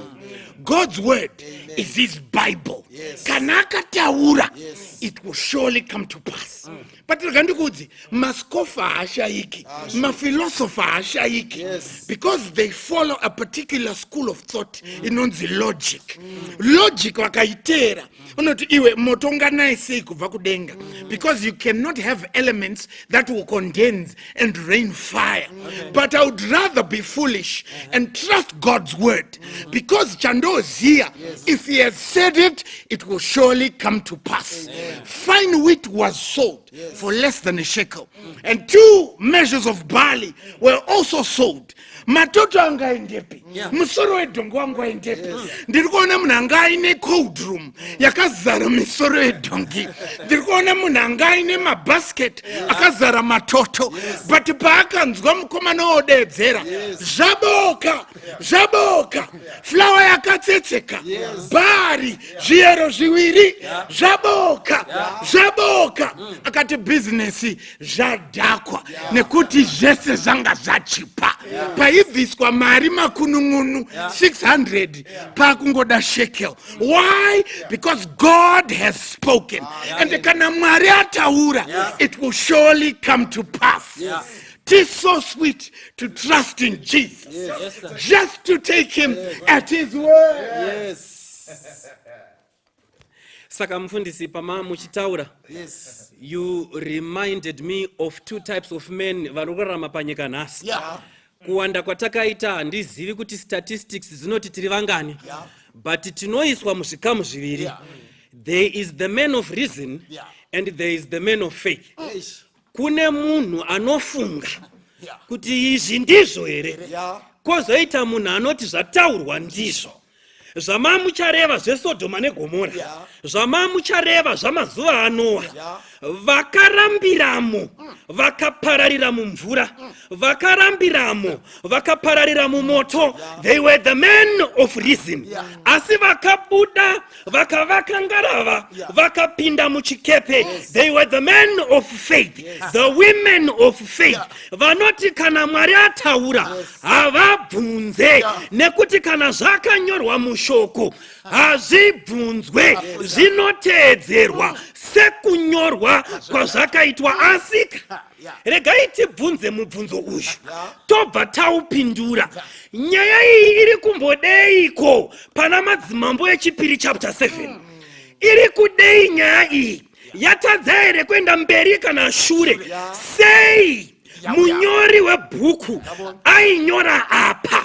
Dzokai neni zvishoma muchaona kuti panguva iyi ndo panguva iya yekuti munhu waipinda musango otema muti ouya obika zvekudya, kana aguta otora chidimbu chemuti chasara ozvivezera chimwari, obva ati kwachiri ndiwe Mwari wangu wakandiita. Vanhu vainamata zvidhori, vanhu vainamata zvivezwa.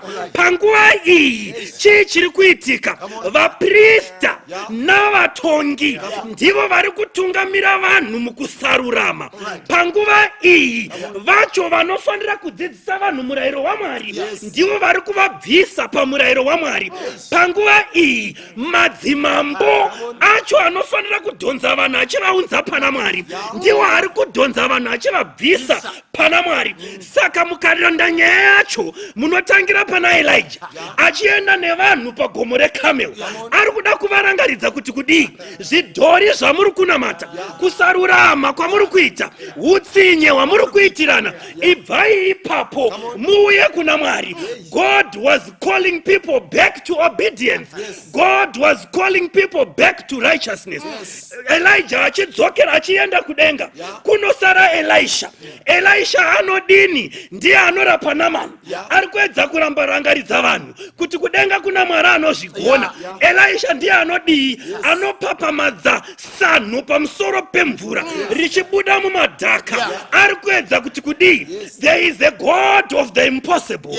Elisha ndiye anodii? Pachapter 7 ndiye anopa chiprofita chinozozadziswa. Asi ndoda kuti munzwise chunichi. Ari kushandisei Mwari kudaidza vanhu pakumunamata zvakaperera? Ari kushandisa shoko rake. Amupo? Ari kuburitsa pachena kuti kana ndazvitaura zvinoitika. Asi ari kuedza kudzidzisa vanhu kuti the word of God does not fail.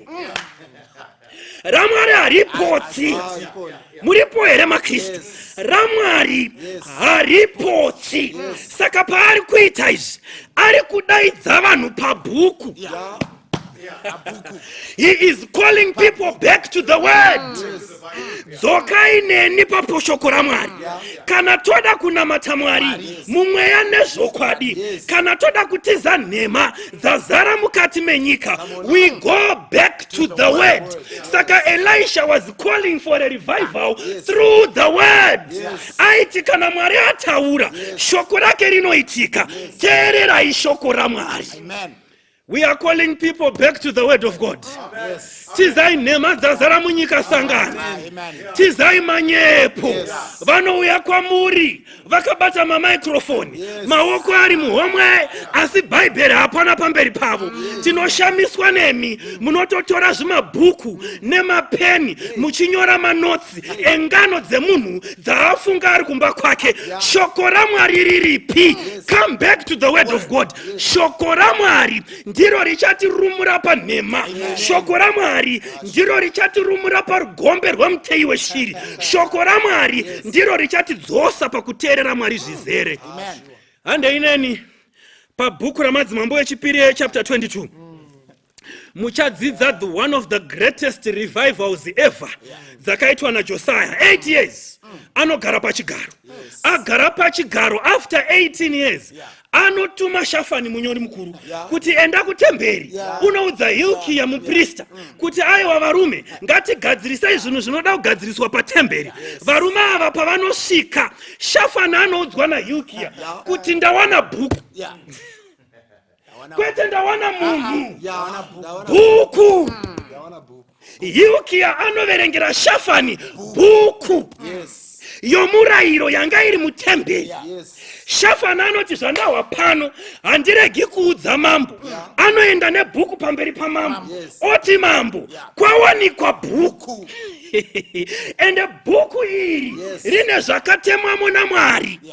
Mambo averengerwa bhuku, wakabvarura nguo, ende achisumuka pachigaro chake. Josiah led one of the greatest revivals ever recorded in the Bible.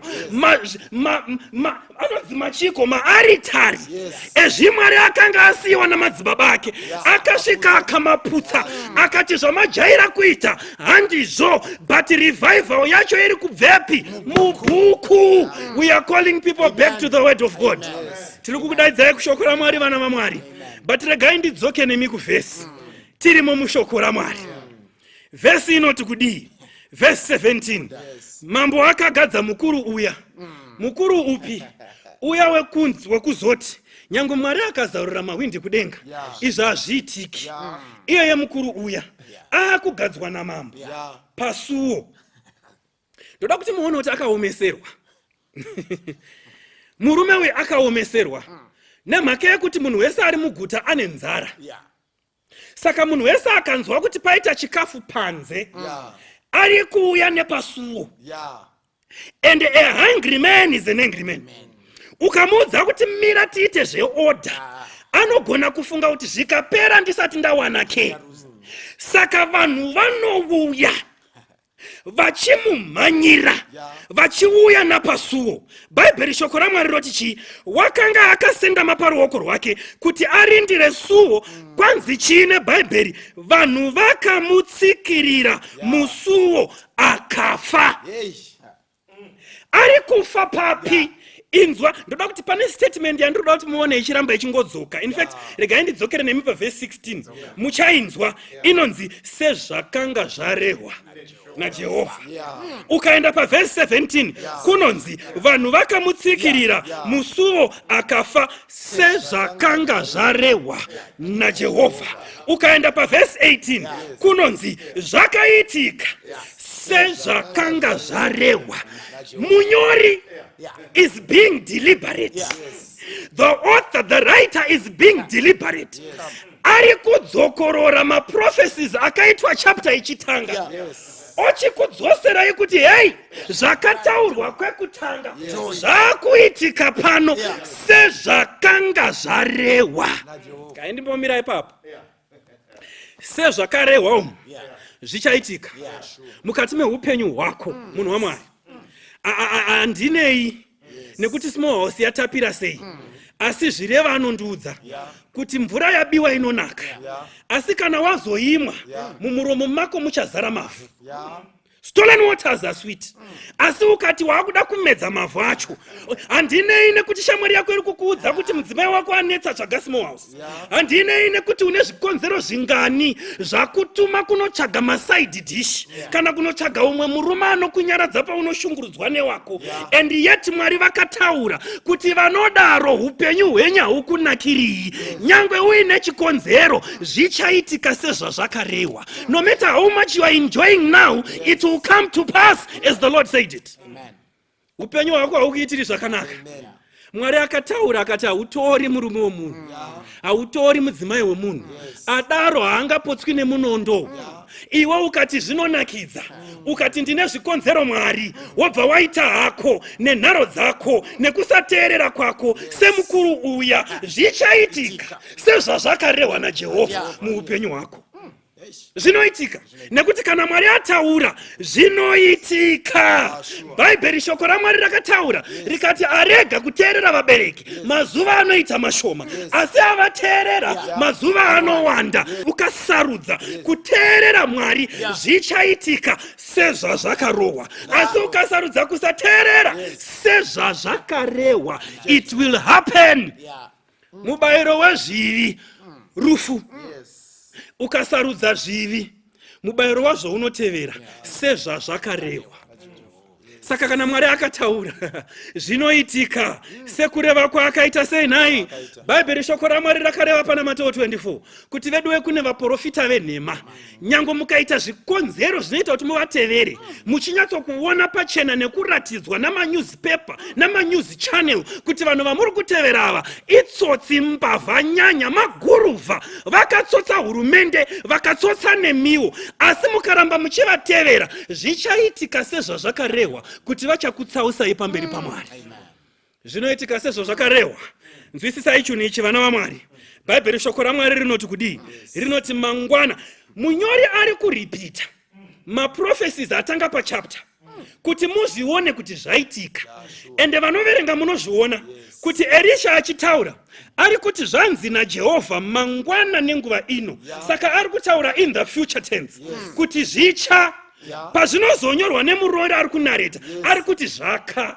Saka zvoreva kuti the future came to be, zvikararamika. Saka zvakarehwa neshoko raMwari zvinoraramika. Chichaitika pamuchinda uyu atsikirirwa navanhu pasuo, anga audzwa kuti kudii? Mirai titaure. Akaudzwa kuti kudii? Akaudziwa kuti tarira, uchazviona asaudyi. Nameso akwa unozviona asahudyi. Chii chiri kuitika pamuchinda uyu chazoita kuti ataure audzwa mashoko aya? It's unbelief. Nditeererei vana vaMwari, unbelief. But chandoda kuti mudzidze tichinochipeta chinhu ichi. Unbelief is always rebuked by fulfilled prophecies. Kusatenda kunotsiurwa nechiprofita chakazadziswa. Pane vava vasingatendi kuti kuchauya vaprofita venhema, asi vazviona zvichizadziswa. Saka kusatenda kwavo kwatsiurwa nekuzadziswa kwechiprofita. Pane vaiti pane munhu angazorasha vabereki zvekubva ada mari yake kudarika vabereki vake. Mwari akazvitaura kuna Timoti, kusatenda ikoko kwatsiurwa nechiprofita chazadziswa. Bhaibheri shoko raMwari rakataura rikati zvirwere zvichauya zvisingarapiki, zvichakonzera makuva mazhinji. Vazhinji vakaramba, asi kusatenda kwavo kwatsiurwa nakorona. Saka zvirimo mukati meshoko raMwari zvaunogona kusatenda, asi chimboriverenga uone kuti zvizhinji zvakazadzikiswa. Kusatenda kweSodhoma neGomora kwakatsiurwa chiprofita chazadziswa. Kusatenda kwevanhu vepanguva yaNoa kwakatsiurwa chiprofita chazadziswa. Pane kusatenda kuchatsiurwa nekuzadziswa kwechiprofita. Jesu akataurwa kunzi ari kuuya achaberekwa nenhumbu yaMaria. VaFarisi navaSadhusi nevamwe vavo vakaramba kutenda maari. Let me tell you something. They failed to enjoy Christ in his flesh. Vakakonewa. Jesu achifamba panyika vakatadza kumuteerera. Chavaitsvaga kumurwisa, vamwe vachitsvaga mabenefits, vane maperembudzi vachitsvaga kurapwa. Ivo vaiti tiri nani, vachisuka kunze kwemikombe asi mukati makazara zvinosviba. Vachiti tiri nani, vachizama kuuraya Jesu. They failed to enjoy the Christ. Let me tell you something. When you refuse to obey the word of God, you will lose. He who refuses loses. Anoramba kuteerera shoko raMwari nekutenda mariri ndiye anorasikirwa. Inzwai vana vaMwari, pane zvimwe zvichaitika zvekuti tichazviona nameso edu kana tisina kutenda. Zvingaitika here izvi nemadhizaini ehembe ariko kuti Mwari uchaparadza. Peter obva ataura oti chamumisa kuparadza, vanhu vachigere kunzwa shoko rake, vanogona kuzozviona nameso vagokonewa kuzvidla. Jesu ari kuuya. Nerimwe zuva mheni ichavaima ichibva kumabvazuva. Vakatenda kwaari vachamuona vagodya naye, asi vakaramba kutenda vachazviona nameso asi havadyi. Meni yavaima kuchaonekwa gore rinenge chanza richibuda kubva kumabvazuva, vachariona, asi kana vasina kutenda nameso avo vanoriona zvavo, vachariona gore asi havamuchingamidzi mumakore.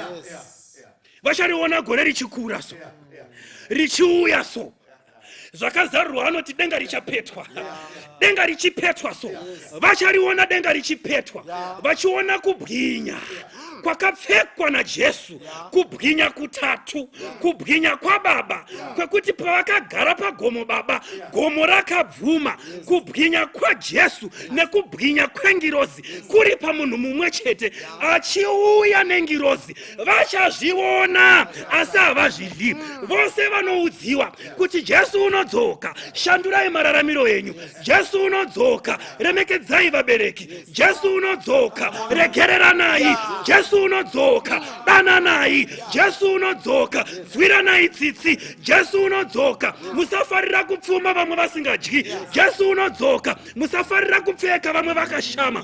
Jesu unodzoka, musazviunganidzira pfuma panyika asi musingaunganidzi kudenga. Vasingatendi shoko iri vachazviona nameso asi havadyi. Bhaibheri rangu rinonditaurira kuti paanouya Jesu kubwinya kwake kuchaparadza vatadzi vapenyu, asi pachazoita kudzoka. Vatsvene vapenyu nevakafa vapenyu vamutswa vachashandurwa pamwe chete, vosangana naIshe mumakore, voenda kuJerusarema idzva. Richazoburuka, parichaburuka richinomhara pagomo remuorivhi, gomo remuorivhi richitsemuka. Jerusalema idzva, four square made of transparent stones, will land on Mount Olives. Ragara pagomo remuorivhi, vakafa vachamutswa vachinzi naSatani, handei tirwise mukomana. Vachamuona mukomana asi havangagari naye. Vachaona guta four square, vatsvene vari mukati, ivo vari kunze. Waramba kutenda shoko iri, waramba Jesu uyu neshoko rake, vachariona guta asi havapindi. Havapindi. Vakaropafadzwa vanoti kana Mwari ataura vanoteerera. Vakaropafadzwa vanoti kana Mwari ataura vanoteerera. Havafungi nekufilosofaiza nekutsvaga kuti vakadzidza vakati kudii. They take God at his word. Vanongoti kunonaka kuda Jesu, kudawira pashoko rake, nekumira pazvidzidzo zvake. Saka muchinda uyu akariona, akaona chikafu chichitakurwa navamwe asi haana kuchidya. Ishuviro yangu vana vaMwari kuti musi mukuru panouya Jesu tiregedze kuva semunhume uyu akaramba kutenda, akazviona nameso ake asi akakonewa kuzvidya. Zvimwe zvose zvatiri kurwarira nekurwira pano pasi hazvina maturo. There is that grand prophecy which is yet to be fulfilled. Jesus breaking the eastern sky. Jesu achiuya kuzotora vake. Tinoshuvira vana vaMwari kuti patinomuona tese gravity ishaye basa, tese tipape, tese tikumbane naye mumakore, tirarame naye nekusingaperi. Tiri kudaidza vana vaMwari kukutenda. Faith in the word of God, faith in the God of truth. Mwari anoti akataura haregi kuzadzisa. Tazviona pana madzimambo kuti zvakarehwa zvikaitika, ende zveshuwa zviri kurehwa zviri kuitika, ende Jesu anodzoka. Vakaropafadzwa vachatenda mushoko rake, vachamuona ari mumakore, vagomuchingamidza mumakore. Uyai mutinamatire mufundisi, munamata nevese vari kudzimba, vari kusimudza mwoyo yavo kuna Mwari kuti we want to have faith in your word. Nyango vana bishop vakatiudza zvinopesana neshoko renyu, we want to have faith in your word. Nyango hama dzedu dzikatiudza zvinopesana nezvamakareva, we want to have faith in your word. Even the men of reasoning vakauya vakati zvazviitiki, we want to have faith in your word. Kuitira pamunouya Kristu tisafanane nemurume uyu, kuti tikuonei nameso edu asi tirege kurarama nengu nekusingaperi. Tinamatirei mvura, tinamatei. Mwari vari kumusoro kudenga, kudzwai, rumbidzwai nokuti nyasha dzenyu dzinogara. kumbirawo kuti muwedzere kutenda kwedu mama. Hatidi kuzviona asi tozotadza kuzvidya, hatidi kuzviona asi tozotadza kupinda, zvichikonzereswa nekusatenda kwedu. Asi tinokudanai panguva dzino Mwari, pindaiwo muhana dzedu, pindaiwo mumwoyo dzedu, pindaiwo mupfungwa dzedu, mugare mutonge mukati meupenyu, nekuti kana imi mukagara matiri, nesu tikagara mamuri, muchatifambisa munzira yakanaka. Tarisai tasimudzira mwoyo yedu kwamuri, tinoda kuwedzerwa kutenda, tinoda kufamba nekutenda, asi zvinogoneka bedzi kana taisa upenyu hwedu mama. Chigamuchiraiwo upenyu hwedu nekuti tinokusarira, nekuti kana imi musikatitungamiriri, zviro kwazvo hatigona kufamba. Asi tinofara kuziva chinhu ichi, nokuti kana imi maakutonga muupenyu hwedu, imi munotifambisa munzira dzose dzokururama. Tsuri paicharira, denga parichapetwa, tinoda kumira nekusatya, tigoti uyu ndiye watakatenda maari, mugotitora toenda kumusha. Inzwaiwo kukumbira, tatikumbiri muzita romunhu, asi muzita roga ratakapira pasi pedenga, kuti kana tikadana naro tigoponeswa. Zita rinova raJesu, anotenda wose ngati amen, amen. Ikayo biri yangu inetimba zakadiriwa ini kokudeka. Vuganini masala ni memeze uchesweza futi.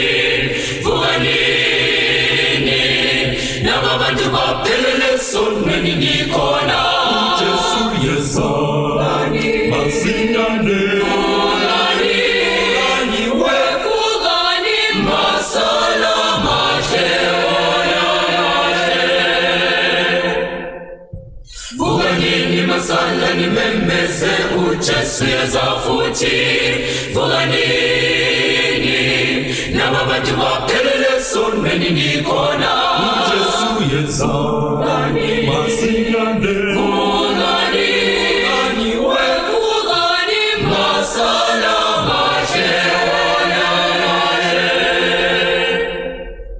Ambane mshabeni wonke nifakaze utaba lwengilosi ezithathu. Besabeni uNkulunkulu, besabeni inikeze lomdumo. Vugani masala ngoba ukwahlulela kwakhe kusondele, ngoba uJesu sesondele.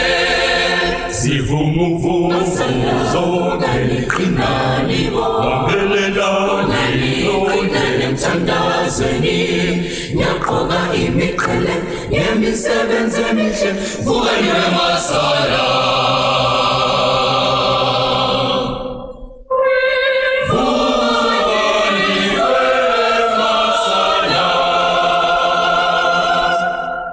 sivumuvumu zonke qinani wabelelani qinani mthandazweni, nyaqoka imiqhele yemisebenzi emihle. Vugani masala,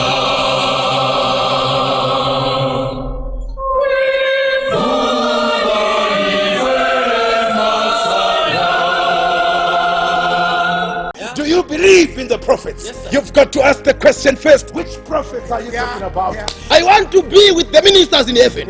I want to be with the generals in heaven. Idengaripira ndikada kuinda ndoga. Ndoda kuinda ona vakuru.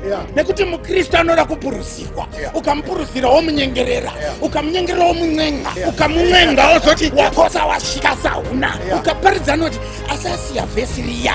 Ukaparidza kuti nyaya idaenda neuku. Vakugona kubata hari dzinopisa vachidzigadzika pasi. Ndo mashandiro anoita mwoyo wako. Ukarova nhasi ukauti nyarara, ukarova mangwana ukauti nyarara, ukarova kuswera mangwana ukauti nyarara. Chenjera kuti uchatadza kunzwa inzwi raMwari achikudaidza.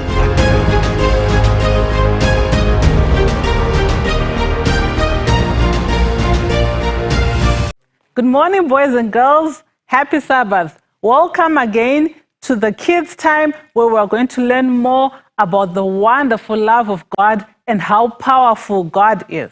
Let's listen to a few songs before we get into our story. So sing along and have fun. Right leg, left leg. Move. Step by step, step by step, I will follow Jesus Christ. Step by step, step by step, I will follow Jesus Christ. Step by step, step by step, I will follow Jesus Christ. Yesterday, today, tomorrow, I will follow Jesus Christ.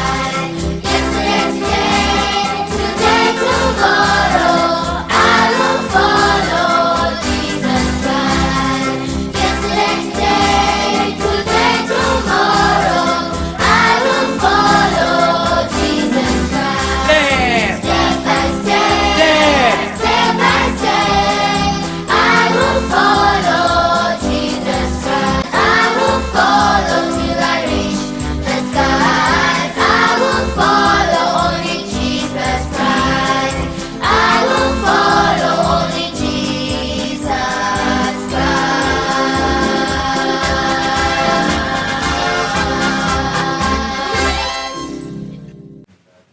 Welcome back. The title of our story today is Alone Against a Giant. Today we're going to learn about a battle that happened between the Israelites and the Philistines. Long time ago, back in the Bible days, there used to be wars between different countries. So in this case, there was a war between the Israelites and the Philistines. So the Philistines had a big, mighty man that they depended on. They had a giant in their army. And can you guess what the name of the giant was? Yes, it was Goliath. Well done. Goliath was a big man. He was mighty and he was strong. He made everyone in the Philistine army think that no one would ever win against them during battle because they had a giant. The Israelites were very terrified by Goliath. Every time they would think about going to fight them, they would be very scared. So in this case, the Israelites lived on one hill and the Philistines lived on another hill. There was a valley that was in between the two hills. And every morning, Goliath woke up. He would put on his breastplate. He had a very strong breastplate that whenever a person would throw a sword or a spear at him, the breastplate was so strong, it would not go through and he would not be injured. He also had a sword, which was very big. He had a shield. And he also wore a big helmet to protect himself. The helmet covered his head all over. It only left a space opened on top of his eyes so that he can see, and a little space on his forehead. But he had protection. So with his sword, his shield, and his armor, he felt that he was safe and nothing could ever happen to him. So in the mornings, he would get his shield and his sword, and he would walk down to the valley. He would take big steps, big giant steps, walking down the valley to go and intimidate, to make the Israelites scared. When he got there, they would be trembling. They would know he's coming because when he took those big giant steps, the ground would shake like an earthquake was happening. So they would know that Goliath is coming. And when he would get to the bottom, he would shout out, "Who will come and fight? Come on out, you Israelites. Choose a mighty man. Come on, Israelites." And when they heard that voice, they trembled with fear.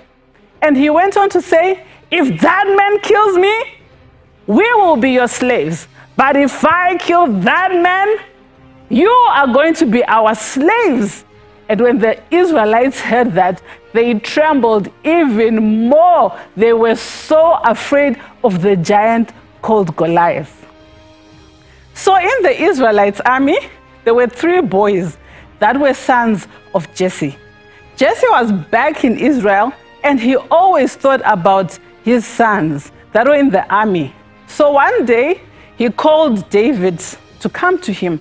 His son, his last born, was called David. He said, David, I miss my sons that have gone to fight against the Israelites. I want to give you some food so that you take to them. Find out how they are doing. Once you know how they are doing, come back and tell me how they are. And David, being the obedient boy that he was, he took the food and he began on a long trip. He walked all the way to the camp where the Israelites were going to be fighting against the Philistines. So when he got there, he saw so many people. The Israelites were gathered. He walked around looking for his brothers. And finally, he saw his brothers. They were so happy to see David, and he was happy to see them as well. So he gave them the food from the father, and he's talking to them, asking how they are doing, and so forth. As they were talking, there were big steps that David had. Goliath was coming. He was walking down the hill, going to the valley, and everyone trembled. Everyone was afraid because they knew Goliath was coming again. And then he shouted the same sentence that he always shouted every morning. Who will come and fight? Come on out, you Israelites. Choose a mighty man. Come on, Israelites. If I kill him, you are going to be our slaves. But if he kills me, then we will be your slaves. And everyone just froze where they were. And David looked around and asked his brothers, why is everyone trembling with fear? Why are you people afraid? Have you forgotten about God, the God of heaven, who can fight our battles for us? We should not be afraid. God is by our side, and He will help us to win all the battles. So someone heard him saying all these things and went and told King Saul. King Saul was also afraid of Goliath. He couldn't even go and fight the giant. So King Saul sent someone to go and call David, and David went to the king. And the king asked David, what were you saying? And he told the king, I'm wondering why you're afraid of the giant called Goliath. Have you forgotten that God is stronger, God is mightier, God is bigger than Goliath? So we should not be afraid. And then he told the king that I want to go and fight Goliath. The king was shocked. He looked at him and he said, a little boy like you going to fight big Goliath? And he said, yes, I will, because God will be on my side and the battle will belong to the Lord. So the king was afraid. King Saul was afraid. Should I really let this boy go and fight Goliath? And he kept on asking him questions. And David told the king, I have taken care of sheep. I'm a shepherd boy. And as I'm taking care of sheep, sometimes bears come and they want to attack my sheep, and I have killed them. I use my sling and I can kill a bear. So I know with God on my side, I'll be able to fight Goliath. So after thinking about it, the king said, oh well, let me let David go to war. So the king gave David his armor, his helmet, his breastplate, his sword, and his shield. And he told him, go and fight Goliath. David tried putting them on, but those things were way too big. He could hardly walk. And he removed them and he said, King, I don't need this. I will go and fight. And he kept on praying in his heart that God would protect David. David was very brave. He was not afraid because he knew that God in heaven would take care of him. So he began walking, going down the hill to the place where Goliath was standing. And as it got down to the hill at the valley, there was a little brook that was flowing by, and he looked down and he saw 5 stones. So he bent down and he picked 5 stones. He put them in his little pocket, and he was ready to go and meet Goliath. So as he started walking towards Goliath, Goliath looked and he saw that a little boy was coming to him. he couldn't believe the Israelites, and he started laughing. Ha, ha, ha, ha, ha, ha. And this is what Goliath said. He said, am I a dog that you come to me with sticks? Come here and I'll give your flesh to the birds and the wild animals. And after he said that, he even roared so loudly, he went, rah! And the Israelites were terrified. They didn't know what was going to happen. Was David going to survive? And they were all filled with fear. But David was still firm in his decision. He knew that God was by his side and God would fight the battle. So he began walking towards Goliath. And when Goliath saw this, he started running, going towards David. David took one stone, he put it in his sling, like what he always did when he came across big animals, bears in the jungle. He remembered what he had practiced in the jungle. And he took the stone, put it in his sling. He took the sling and he swung it round and round, faster and faster. And then he let go of one side of the sling, and the stone flew towards the giant. God directed that stone, and it went and it hit Goliath right on his head. When Goliath was hit by the stone, the space that was just below his helmet is the space that the stone hit him on. When it hit him, he let go of his sword, his shield, and he fell down to the ground. The Israelites could not believe this. After some time, Goliath was dead. They celebrated and they jumped up with joy. They were praising God that God had won their battle. The Philistines, on the other hand, when they saw that Goliath was dead, they were afraid. They started running away. And the Israelites ran after the Philistines because the Philistines were now going to be attacked by the Israelites. Their giant was gone. The story that we have today comes with a verse that comes from 1 Corinthians 15, verse 57. And the verse reads, "Thanks be to God who gives us victory through our Lord Jesus Christ." This Bible promise is telling us that God will give us victory. We may have different battles in our lives. Sometimes there are things that make us afraid, some things that make us unhappy, and some things that make us worried. But God is always on our side. I want you to always remember this. God is on our side, and if we trust in Him, just like David did, God will fight our battles. Let's not be afraid. If anything comes your way that's starting to make you feel afraid, remember to say a prayer and ask God to be with you. God will fight our battles and He will give us victory. That's the end of our story today. But before we go, we're going to close our eyes and talk to our Father in heaven. Let's pray. Dear Jesus, thank you so much for the story that we've heard today. Thank you for the promise that you have given us, that you will always fight our battles and that you will give us victory. Thank you, Father, for being our friend. Thank you, Father, for loving us all the time. Help us, Father, to always walk in your ways and to do what's pleasing in your sight. This is my prayer in Jesus' name. Amen. Tinozogara pedyo payo mvura yeupenyu Jesu anozomirayo kuchingamidza isu Tinozogara pedyo payo mvura yeupenyu wayo Jesu ndiye mvura ini, mvura yeupenyu. Apo tane kufamba, tafara kugara. Uko mvura inowerera, tinoona simba. Tinozogara pedyo payo, mvura yeupenyu wayo. Jesu ndiye mvura ini, mvura yeupenyu, ndizvo uyai kuna Kristu, mvura yeupenyu,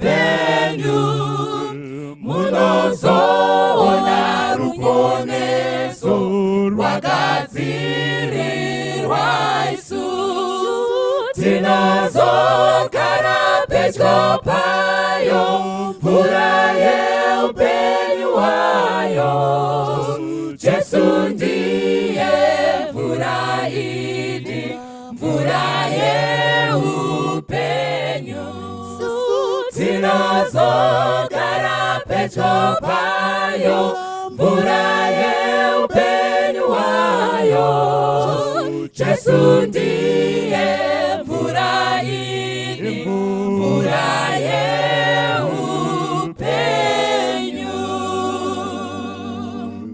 Zvakazarurwa 20 kubva pavhesi yekutanga kusvika pavhesi ya3.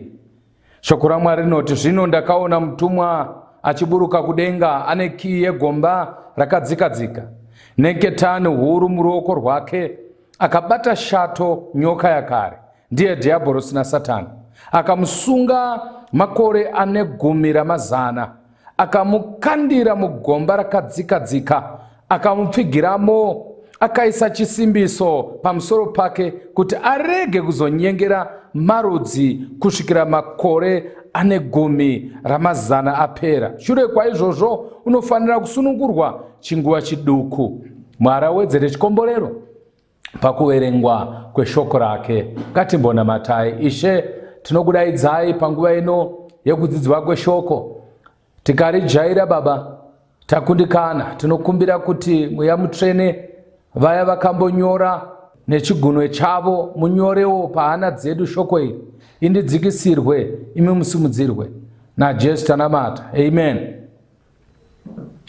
Musoro wenyu weshoko watinawo unoti ajaira Satani. Mumakore apfuura, ndinoimba kuma90s, pakaita umwe murume akanga achinetsa kwazvo. Nguva idzodzo akanga achizikamwa kuti paasvika aigona kusiya uraya vanhu.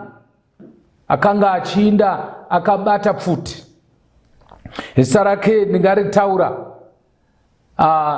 vamwe vangazoziva kuti iringe iri senemo yenyu, mukakundikana mukafunga ndataura nezvenyu nokuti masenemo akawanda. But akaita mukurumbira murume uyu muno munyika, zvokuti rimwe gore tiri pakemeeting, tiri kumusha, nekuda kwokuti nyaya yakanga yanzwika kuti anetsa murume uyu nokuti akanga achiuraya vanhu nekukanganisa kugara kwakanaka. Takaenda kukemeeting, vanhu vakangobatira hana dzavo mumaoko. Pasevhisi yemanheru takanga tambonzwa masikati kuti anenge aonekwa mumashopu, mugrowth point. Ndokubva vanhu vatanga kutya. Pasevhisi yemanheru, muparidzi achisimuka achiparidza, ndokubva vanhu vangonzwa kuti chowa chowa kuseri kwepulpit. Zviya zvokuti vanhu vari kuhwa mharidzo zvakashaya basa, pakamanyiwa kusanganisira nevakanga vari kumberi. Kukasara muparidzi akangodai, ndokubva madhikoni ati mirai. Vanhu vachidaidzira zita rake. Ndanda kuda kutaura zita rake. Vachidaidzira zita rake. Asi patakazocherechedza pakaonekwa kuti yakanga iri mombe yakanga yangofamba naipapo. Unoziva, musi wakanzi asungwa aendeswa kujere, vanhu vakatora befu vakazorora. Regai nditi panguva ino mutariri wechirongwa chino, iwewe unogona kuve usati waneta naye, but ini kutaura chokwadi nedzimwe shamwari dzangu dziri panapa, munogona kuzonyora pasi. Anditi tiri kufamba pamwe chete, monyora meseji pasi apa kuti idi pasta ini ndaneta naye. Ndikureva Satani, hansi kureva murume uya. Nditoreva kuti unokwanisa kutonyora izvozvi izvi. Toda kutoona kuti wadhiniwe here naye ajaira murume uyu. Haana kutangira apaka, by the way, haana kutanga musi uyu, akatanga kudenga chaiko. The Bible says kudenga kwakaitika chimurenga pasina kana problem, hapana akamfurira iye nemoyo wake vari vaviri vakafurirana kugwa kwete nedzimwe ngorozi, but kugwa naMwari. Nai vanhu vaMwari ndinzureiwo kuti ari kugwa nemusiki zvakadaro zvokuti aida kukudubura Mwari pachigaro achiti ndoda kunogarisa changu kumusoro, ende kwari kuti kumusoro hasi akasika nyika yacho, akasika nyika ndiJehovha, but ari kuti ndoda kuti ndiise Mwari pasi petsoka dzangu, ini ndobva ndagara kumusoro. Ende akatoteveregwa nevamwe ka 1/3 of angels dzakamuteverera. Kunyange Bible soko raMwari singatiudzi kuti ingirozi ingani dzakamutevera, but 1/3 ingirozi dzisingaverengeki, ingirozi dzakawanda. Saka nchiti panguva ino hamuoni here kuti ajaira munhu uyu? Paakasvika muEden akaposa aita kuti musha uparara, kwakupinda kuna mai Eva, kwakuita masitaira asati akambooneka munhu waMwari. Kutaura chokwadi kwakanaka, hatisati kamboona zvinhu zvakadaro kuti vanhu vaiadhireswa naMwari, manheru kotonhorera every day, denga raishanya.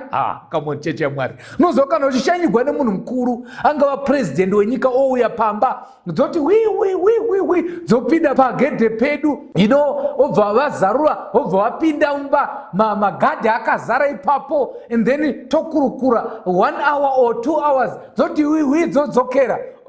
Ndokumhoresa nechitanda vanhu vaMwari, kutora mugoti chekuti batai, because munhu anenge achiti ndandakahosta mukuru vatungamiriri.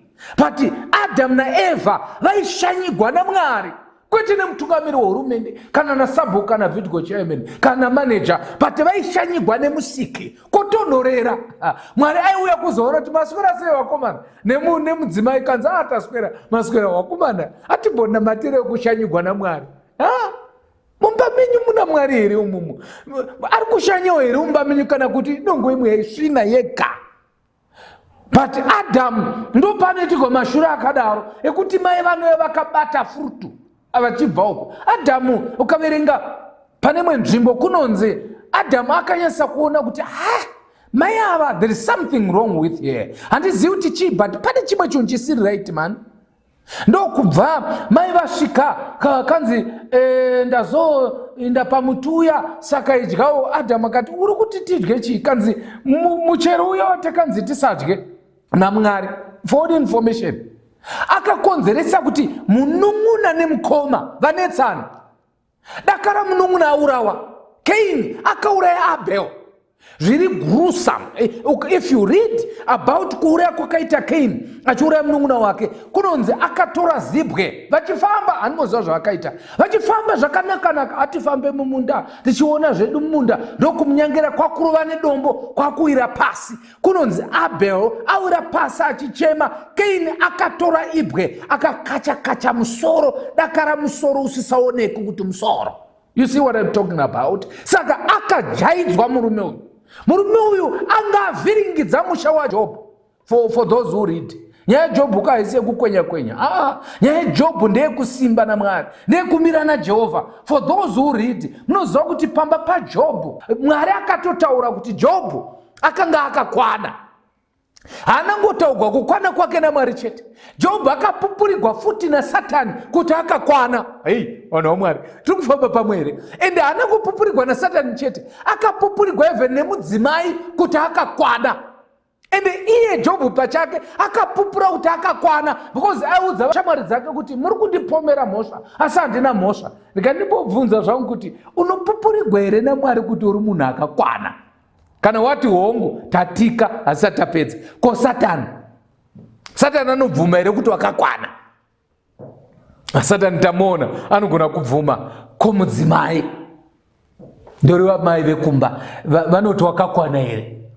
Usandibvunza kuti kukwana zvinorevei, tinongoti kukwana, iwe unoziva kuti tiri kutaura nezvechii. Mai vanogona kupupura here? Because mai Jobhu vanoti tuka Mwari ufe. In other words, vaizviziva kuti Jobhu haana tsika yekutuka Mwari, saka vari kutomupa zvinhu zvavanoziva kuti haasi zviita mazuva ese. Vangari vakangoiti ita zvaunosiita, but vakamutaura tuka Mwari ufe, kureva kuti anga ari munhu aipupurigwa nemudzimai, opupurigwa nedenga, opupurigwa nevavengi vake, ndinoreva Satani, nezvimbwasungata zvake kuti Jobho haasi right, akarurama, ozozvipupurira iye. Saka mubvunzo wokupedzisira ndewekuti kana mudzimai achikupupurira, ko iwe?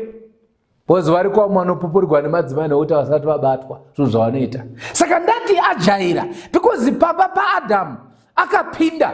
Dai kusi kuti Mwari ndiMwari wenyasha, vakaya kotonhorera, muchatonga kati uregwai, ndokubva vapfekedza kuda kuti Mwari akatounza solution yekuti Satani asarambe achirebesa muswe, akagurwa muswe muEden. Ndokubva mudzimai nemurume wakadzingwa. Do you know kuti tikaiverenga tichimhanya tinenge chingofungudza achifara Adhamu akadzingwa nemukadzi wake. It was embarrassing. Mukaverenga zvakanaka zvaive zvichinyadzisa kuti Adhamu, ukaverenga Bhaibheri inoti he was driven. He was driven. Vari rakashandiswa kuti driven raishandiswa even pavanhu aidzinga mweya yetsvina. Anoziva kuti mweya yetsvina pana legion yakadriver, they were driven. You see now, so Adam na Eva vakatiniwa kubva muEden, vakabudisiwa muEden, ndokubva patonzi hatina shuwa nawo vanogona kudzoka. Saka isaingirozi pamuti upenyu hatidi kuti vasvikepo. As if that was not enough, girozi yakanzi inofanirwa ichivhesa pakatwa rine moto kuti vasasvike kukazhira ikako. Of course that was grace, because Adam na Eva dai vakaramba vachibvumidzwa kunodla pamuti upenyu, iwo nyama yavo ichiora, vangadai vachiripo nanhasi. Tichienda kumuseum yekunoona Adam na Eva vakazvambara vakasvika kubhati vakaora. Zvoreva kuti vese vanasekuru nanambuya vese vedu, tikutaura vese vangadai vari vapenyu. Saka it was by grace kuti vafe ivo vari mukati mechitema, kuti wemunyika yechitema tichifa. It is grace. Ajaira Satani takamuona akuvhurira mudzimai waJobho kanzi tuka Mwari ufe. Jobho akati konai, imi munotarisira zvakangonaka bedzi kwatiri, zvakaipa zvacho zvoenda kunani. Jobho akamira naMwari. Do you know what Job did? Jobho akataura mashoko andinoda. Is it not verse 20? Ndikakasika kuiwana ivhesi anongo. Is it not verse 20? Job chapter 1 achitaura mashoko akanaka. Jobho anotaura mashoko andinoda ekutaura kuti Mwari uyu ndiye akandipa, uye Mwari uyu ndiye atora, nokuti vana vakafa same day. As if that was not enough, mombe dzakatogwa, kwete mombe nje dzairima. Ubva watoona kuti this is business. Business rakanga achiita mombe kwete dzairima, but dzakanga dzichitorima, kureva kuti Satani akatouya muchina uchitogaya. Ndiri kureva pangava pakambani zvichitoitika kana chingava chigayo, anotosvika upfu husati hwaburitswa muchigayo huchitogaya in the process of processing money. This is where the devil comes. Ndokubva abvisa. Ende nzwai kuti ndiani akabvisa? Vasebia, maChaldean, mhepo yauya, mhepo yaMwari, moto waMwari. Ajaira kokuti kana aita zvaita anovanda nemazita evanhu. Akaita zvaita anovanda nevatete, ndevatete vaita, ndo vanobatiwa kun'anga, ndo vanobatiwa nevaprofita. Iye akavanda seri. Ajaira munhu uyu. Ininika ndakaenda kutaurei pamwe venyu munodhwa kumuda stereki, ndo zviri kunetsa. Munomuda because munowana tumwe benefit twenyu. Dei kuchinzi tese tamuvenga sekutaura kweshoko raMwari. Twofudza zvakazarurwa kubva pavhesi ya7 kadzi hokoyo nyika mazvibatero vanhu vaMwari. Satani aburukira pamuri akatsamwa kwazvo. Handizivi chatinomufarira chii. Iye akatsamwa zvakadai, akatsamwa zvisingaite, akatsamwira nguva. Anoziva kuti nguva yake yekusungwa ichasvika. Regai tichasvika pakusungwa kwake timbofamba nenzira dzaakajaira nadzo. You know, Satani akakonzeresa kuti musha wavanhu vakawanda muite chaos. Pakasvika pamusha waDavid akaita kuti Amunoni abate chibharo azvanzi yake. Muchaimo akakonzera kuti Absalom adzinge baba pamusha. Baba vakaenda kunogara mugomo nevanhu, iye akagara pachigaro, baba vasipo. Asvika musha, kana akasvika musha menyu, inzwai, musatandere naSatani.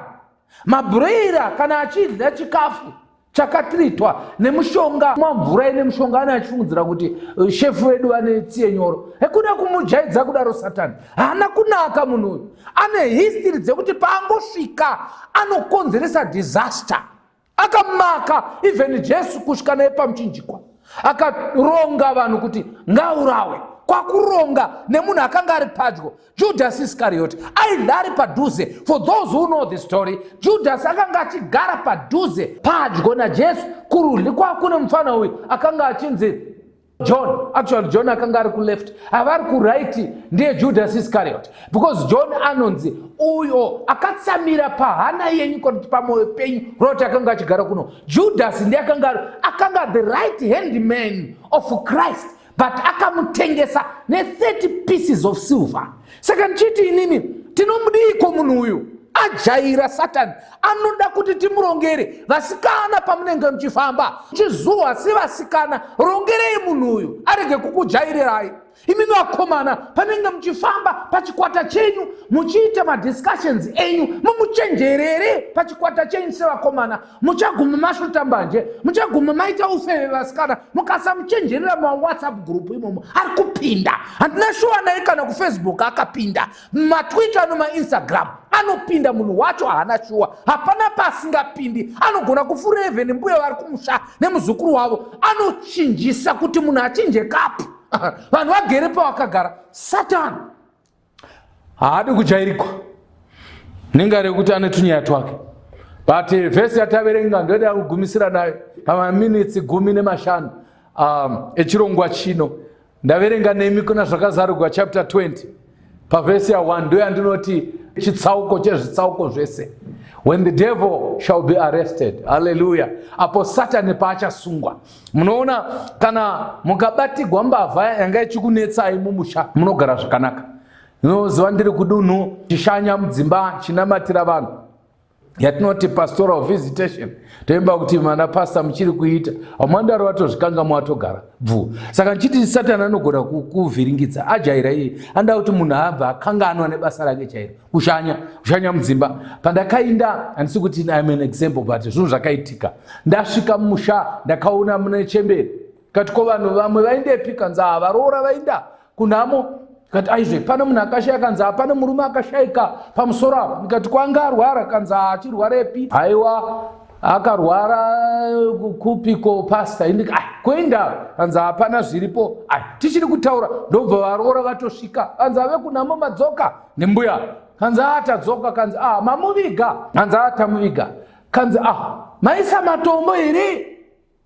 Kanzi taisa matombo. Ndobva ndati kona mbuya munoite. Kanzi kwa iye mudzimai wacho akazvitakura here? Ndikati aizvo asiya mudzimai akazvitakura. Kanzi kupi? Mbuya yakadiignora. Ndobva kwanzi kwataura parufu ndiani? Kanzi ndi sabhuku. Kwanzi ati kudii? Kwanzi atenda vanhu vachera. Ndobva ndakaita interest. Ndobva mbuya vati, pastor, mbudzi dzedu dzanga dzanzwa nekubiwa nemurume uyu. Saka pandiri kuti mudzimai akazvitakura here, akazvimba dumbu because vaidya pamwe chete nemurume, mbudzi dzedu dzazorora, matanga edu azorora. Unoziva munhu waMwari, haikuna kumujaidza Satani zvokuti vanhu paunofa vanoti tazorora. It's not fair.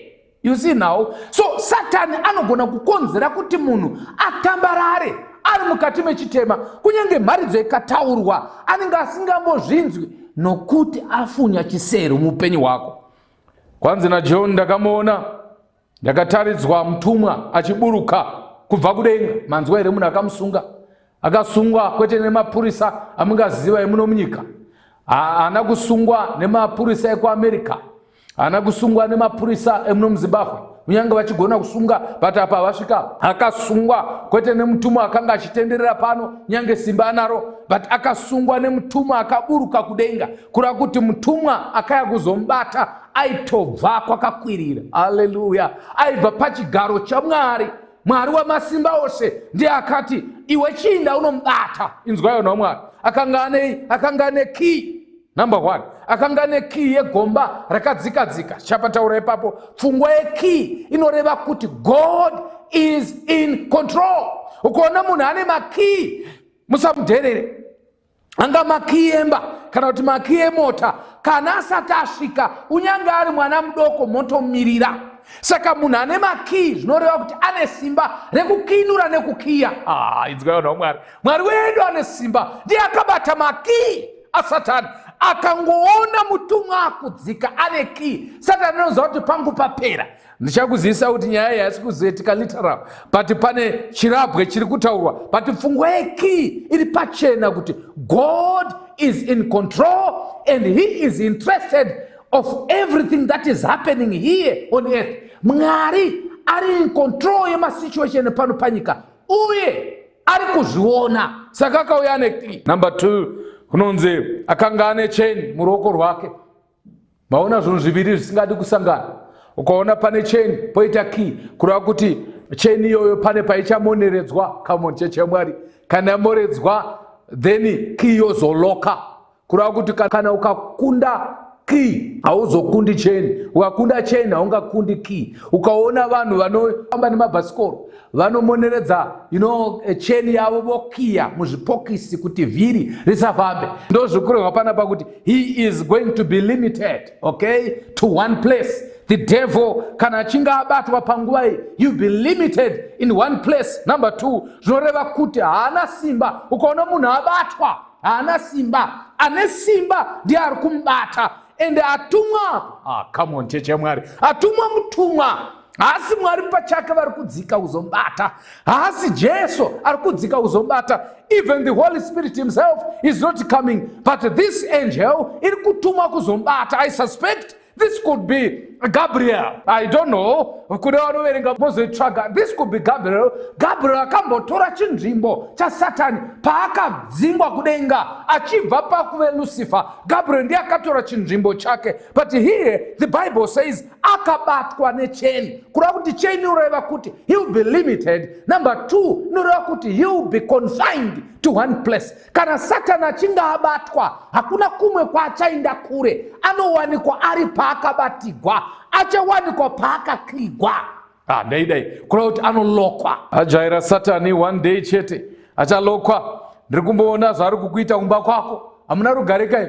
Nyaya yenyu munoitenga zvakanaka nemurume, but inopera zvakaipa, maakutonetsana. Nyaya yamatanga mushe nemwana inopera zvakaipa, maakutonetsana. Kukambani chaiko hamuchamutsani, hamuchaonani. Ndiye ari kukonzeresa izvozvo. Panoda kuti muzive chinhu ichi, achasvika panguva yekubatwa. Ende kubatwa kwacho shoko raMwari kutidzidzisa panapa kuti achabatwa nengirosi. Chinoita kuti munhu abatwe nemapurisa emuZimbabwe. Mapurisa ayaya ari kubata vanhu anenge atumwa, right? Ari kutumwa nehurumende. Kana ndikati nehurumende mungatorashika muangarashika. Ari kutumwa napresident, for instance, kunyange hurumende iri pamusoro papresident. In other words, kana uchinge wabatwa paya wabatwa neZimbabwe, come on, hauna kubatwa nemupurisa, wabatwa neZimbabwe. In other words, kana ukarova mupurisa warova Zimbabwe.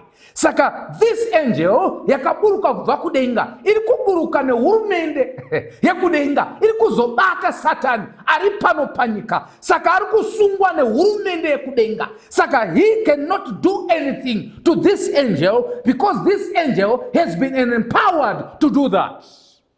You see now, the Bible says akambata akabata chain huru muruoko rwake. The issue yekuve huru noreva strength. Nobva yareva kuti hapana zvaunogona kuita.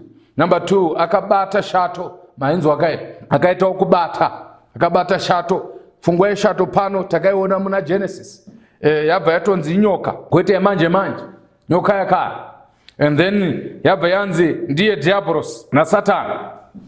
You see, izvungotsanangura akabatwa ndi Satani. But ishato, to those who know shato zvainoita haibati munhu yotsenga. Shato haibati zvinoita zvimwe zvikara zviya izvi. Shato inonyangira, very patient. Shato inonyangira, kana ichinge yanyangira pane area yaunoti ukasvika imomo, iyo inotanga kuzvonyongoka. Pasi paya pane mavara anochinja. Anenge achipenya noda kwezuva. Saka mhuka nekuda kwekuyeverwa yakatarisa mavara ayaya inobva yaswedera padhuze. Kana kuti iyo inoramba iri pairi, shato ichiswedera pane imwe area isingabvumidzwi neshato kuti mhuka ipukunyuke. Ipapo inosvetuka yobva yamonera mhuka. Kana yaimonera inobva yaisunga. Kana yaisunga slowly mhuka painenge ichifema iye inenge ichisunga. I heard a story yaumwe mai vakanga vachibva kuresort kuKariba vachiya kuno kuHarare. Vakasvika pakati pekwekwe negweru.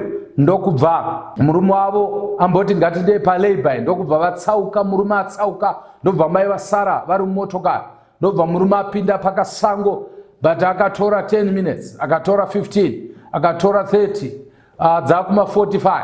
Mai vave worried, vabuda mota, vadaidzira vambotanga kutarisa, havasi kuona chinhu until pakazouya imwe mota, asi vanhu vakanga vachibva area yeresort. Ndokubva zvaita sei, ndokubva varume vavati ko zvaita sei panapa, ndokubva mudzimai ati murume wangu aenda, ndobva vati aenda kupi, kanzi aenda akadai, ndobva vafamba. Pavakafamba vakawa noise yechinhu chiri kuti cho pasi. Pavakatarisa vakaona maiwe kwangosara bhutsu chete dzakadai, vakaona kuti shato kana ichimedza haikururi munhu bhachi, inomedza zvese zvokuti nyanga kana dziri nyanga dzinongoramba dziri mukati kusvika dzaora. Nduru yacho ndo inopisa. Inonzi kana ichinge yamedza chinhu chihombe inogona kugara ipapo gore iri papo chichiora. Satani anogona kukumedza iwe nemudzimai nevana muri mumuromo nemudumbu raSatani. Ndiri kunzi shato kai. Shato inogona kumedza kambani yese muchifamba muchidhiraivha but mudumbu reshato. Saka panapa kwanzi iye akabatwa ende inyoka yakare, kureva kuti hasi wanhu asina experience. Usadherera uchiti kwai Satani haugoni kumudherera iwowo. Satani hasi wemakombiyuta weindaneti yeine ari kumberi, anoziva zvako zvokuti ndombonona mukomana ndombonokwera ndiri ko muchidini uchida kuita mastaira uchizviisa pamuromo wemuperi. One day the Bible says ndiye diabolos, munyengeri naSatani, akamusunga kwemakore mangani 1000 years ari murimandi. Vamwe vanoti kwete haisi 1000 since apa pachitaura kuti symbolic language iri kutaurwa, as I'm going to show you. So they say this is not 1000 years, but vanenge vachiti it is 1000 times 360, which means it's 360,000 years. Ndokufunga kwevamwe. But however, I subscribe to the literal translation to the years, because zvirapa zvese asi zvese zvatingati zviri symbolic, because angel is literal, heaven is literal, but the chain is symbolic. Why? Because Satan haasungwi nechain dzatinoona idzi, kureva kuti ari kusungwa nesituation. Gomba is symbolic. Why? Because hakuna gomba richacherwa, asi kuti ivara riri kutaura kuti pakadzika, nokuti vari kudenga pano pakadzika, ndo gomba racho iroro. But however, you need to notice kuti vachasungwa for 1000 years, but anenge asiri mujeri, asati apiwa sentence. Come on. Anenge ari murimand, hapana bail out, habvisi kubero, nokuti hapana achazonge achitaura naye. Saka situation yekusungwa kwaSatani ndeyekuti kana Jesu achinge vadzoka, mukaverenga chapter 19 zvakazarurwa kuna iko kwatiri kubva, ende pari kuuya chiitiko ichi after ichocho chinotaura pamusoro pekuti vanhu vaMwari kana wamandiarira vachatorwa vachienda kudenga. Vai vachawanikwa vari vapenyu vakanaka, Mwari uchavashandura vobva vabatana nevakanaka vanga vakafa vachibva mumakuva voenda kudenga, voita boka 1 from 2 to 1. And then kana wamandiarira Jesu achiuya, John akamboitaura kuti zvino ndakaona kudenga kwakazaruka, ndokubva ndaona denga richipetwa sebhuku yakanga ichipetwa, ndokubva ndaona apa pakazaruka, ndobva ndanzwa vanhu vachitiza vachitaura makomotiwirei. You remember the sermon yatakataura pamusoro pekuti kuchamhanyiwa. Saka the Bible is saying Satani achasungwa sei? Achasungwa nesituation, hakuzobatwa nenketani chaiyo, asi situation inenge yakamira sei? Vakaipa vanenge vakafa, Jesu paanodzoka vacharamba vakafa. Maibata kai? Vakaipa vanenge vari vapenyu pachadzoka Jesu vachafa. Vanofane kupenya kwa Jesu, vanofane kupenya kwekudenga, vanofane kupenya even kwengirozi dzenge dzichiuya, vanofane kuda kwemunondo wakataurwa naJohn waibuda mumuromo maMwari wakanga uchipisa semoto, kuroti shoko raMwari ravachataura apo vatsvene vachiumuka richauraya vakaipa, kuchamhanyiwa vanhu vachitsvaka pekuvanda. This is where we see kuti panopanyika panenge pave naSatani chete, nenga rekuti vakanaka vanenge vaenda kudenga. Vese vari mumakuva vachamuka, vakanaka vanenge vaenda kudenga naMwari. Vari panopanyika vanenge vakafa, vakafa kudhara vasingamuki, nevachazofa pakudzoka kwaJesu kana pane mufiro. Ganditi gara wafa namata kuti ufeye zvino urege kumirira kuzofa nekupenya kwaJesu, nokuti iye zvino vari kufa zvino muromboenda kuchipatara monzimbo manye nawo mpe mapirisi, but apa hapana mapirisi, hapana ambulenzi chakutakurapa, because umwe neumwe anenge achimhanyira gwake. Ipapo shoko rinonzi Jeremiah akaiona kanzi pesi papa mufudze, hapana anoviga, hapana meseji emariro. Vese vanoita zvekuviga vanhu vanenge vabhuroka, because havapinda, hapapinda undertaker, havapindi vakomana vekudhavs apa, havapindi vakomana vekunyaradzwa. I hope ndichataura vakawanda so that ndisadvertise. Vese vanoita zvekuviga, kunyange barrier society inoshayiwa basa apa, because hapana achakwanisa kuviga hama yake. Why? Vatsvene vanenge vaenda, vakaipa vanenge vari pano. Inzwai, Satani akaipa zvokuti haagoni kutokuviga iwe uri munhu wake. Mwari akanaka zvokuti pakafa Moses, the Bible says Mwari akamuviga mugomo ari one. Satani anotoda kutoona zvituna. This is why akainda pagomo panga pavigwa Moses. Jesu achida kumutsa Moses akanzi usamutse. Satani anotokuda uchinhuhwa, haabati tsvina, asi ndiye anoitisa tsvina.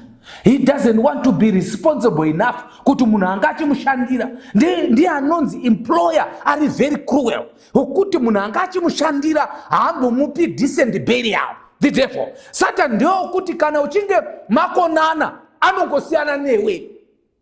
Satan ka azokutandara naye, munomuda zvenyu because mechida mari dzake netunhu twake twaanokuvaradza, but kana aronga kuti akufuratira Mwari ari nani, hansoda umukombe na Satan, but ndiri kureva pakumbocheuka vanhu vake inyangomatiza. Satani kana ukamfuratira akangowana mukana nokuuraya, but Mwari zvavanoita ukamfuratira, Mwari vanozama kukunyengetedza. That's why chita mari dzoka. Makamboona vanhu vachiparidza zvatiri kuita mazuva ano izvi, kuti muswere pamharidzo, kuti kuchechi ezvochero chavavhura inongove mharidzo, kutsvakwa ikoko kuna Mwari. Mwari ane tsitsi newe zvokuti anokutsvaka, but Satani anouraya, haneine munhu. Kana pane munhu ajaira ndiye imanjo. Saka vachasara vari pano vakafa, vatsvene vaenda kudenga for 1000 literal years.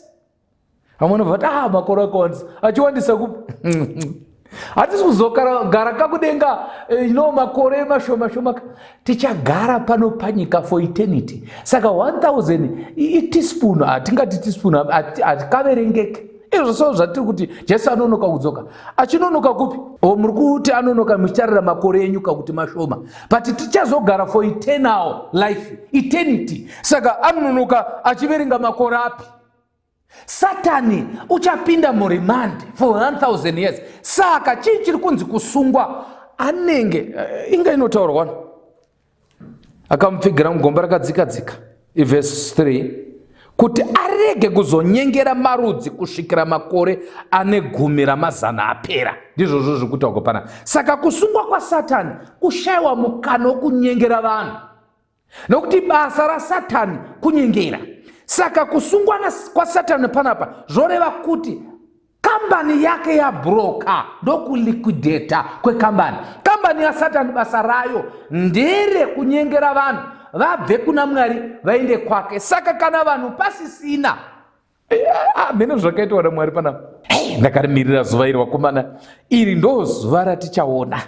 Rega ndikuudze munhu waMwari, actually hapana munhu asingazofili presence yaMwari nepresence yaSatani. Vachaponeswa vachanzwa pacharira hwamanda, vachanzwa kuti iye zvino zvitava naMwari takuinda kudenga. Hapana kana 2 ways. Vacharaswa futi vachaziva kuti isusu tatoraswa tiri pano panyika. Satani uchabatwa nengare kuti vanhu vakanaka vanenge vaenda kudenga, vakaipa vanenge vari pano asi vakafa. Saka hanawo kunyengera, ndo pari kunzi achasungwa makore 1000. Ndada kuti tipedze rusando runo nekunamata. Ini ndo zvandafunga kuti tiite. Amen. Hana kujaire munhu uyu. Usafunge kure. Mumba menyu hana kujaire iri. Kana uchiti uongo ajaira. Ndoda kuona message yako. Nyora pasi apa ngoti ajaira pastor. Ajaira. Ndiye ari kuita kuti mudzimai atedze kugara zvakanaka nemurume. Ajaira Satani. Vana chaivo. Ndo vana vari kubatwa chibharo. Who is that? Ndiye Satani kai. Ndiye ari kuita kuti kumakotsuko kuzare nyaya dzedivorce. Ajaira. Ndiye ari kukonzeresa kuti even zvinhu zvakanaka vanhu vanotadza kufara nemhuri dzavo. Ndiye ari kuita kuti kuite pressure kumakuva vanhu vachida kunoviga. Ndiye ikawo ajaira zvisingamboiti. Kana pane munhu ajaira uyu akajairawo tamirira musi apo hwamanda icharira, and then we will see him being arrested. Handizivi kuti vemedia vanenge vari kupi.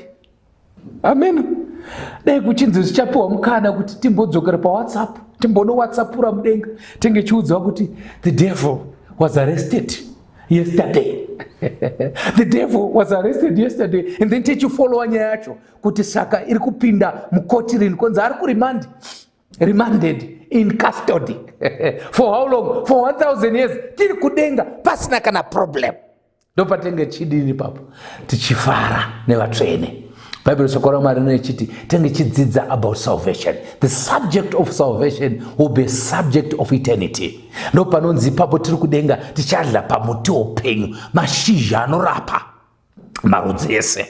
Muti unobereka zvibereko 12 zvakasiyana same muti but zvibereko zvakasiyana. Ndopanonzi papa ndopachange chikurukura makundiro atakaita panyika. Ndopatenge chionana kai papa. Ndopatenge chionana hama neshamwari. Inzwa Mwari ndine kamaridzo kangu hanza ndaparidza kandiri kuti mugozo katsvaka kandakaparidza kanotaura shoko rinotaura kuti kudenga kwakona ndo musoro nyaya kudenga kwakona because vamwe tichavashaiwa vamwe chimanya kuti vatete kunzi uye kuno mwana zvanzengu voruvanamisana kunzi maiwe zvakafamba sei kuti handimbozivi kuti ndiri muno mudenga zvakamira sei munozviziva ime ndaisanamata ini pati kuti Mwari wandiitirei asi ndakabatikana pamharidzo yakaitwa paTV pakanzi ajaira Satani moyo wangu wakabatikana. And after that I don't even know. Munoziva kuti munhu akamboita accident, anoziva kuti munhu akaita accident yezvinezvi akazomukira muchipatara anokudza kuti handizwisisi ndongoziva ndichinzwa noise. And then ndazoona ndaa muchipatara ndave kupi. Ndozvatichaitezvo kana chinge taponeswa vanenge vafa vanongomuka, vachingomuka vanobva vangoona kupenya kuti ndave kupi. Jesu anofanira kuwazivisa kuti mama kafa for 69 years rechi 70 makabva mamuka. Saka tenge tiriko chikurukura makundiro atakaita panyika. Kurunzira misi yese kwakatipoteredza mangwanani masikati nepanguva dzeusiku pamabasa misi yese apo tozozorora tozonyatsa kuzviziva garega hama tinoti garega rekuti tazokunda tichazosangana pamwepo tichitaura nyaya dzemakundiro ayo takakunda nayo zvirunzi. Tichange chiimba kudenga tapedza nhamo dzese hapasina kuvhunzana mari yerendi. Handiti pamwe musati mabhadhara hapasina achavhunza kuti muchaendei kukeshera here. Hapasina bhajeti, hapasina nyaya yekuenda kubasa, hapasina nyaya yekudonha kwedhora, hapasina nyaya yegovernment, hapasina nyaya yekuvhota, hapasina nyaya yekuenda kukorokosa kana even kumunda, hapasina nyaya yekuchadha pano panyika, hapasina nyaya yekuchera makuva, hapasina nyaya even yekubatana nhamo pamaWhatsApp nenhamo nematambudziko, hapasina kana kuchema. There will be no more weeping, there will be no more mourning. Hapasina kana munhu anonzi ari kurwara, no mapirisi, no pharmacy.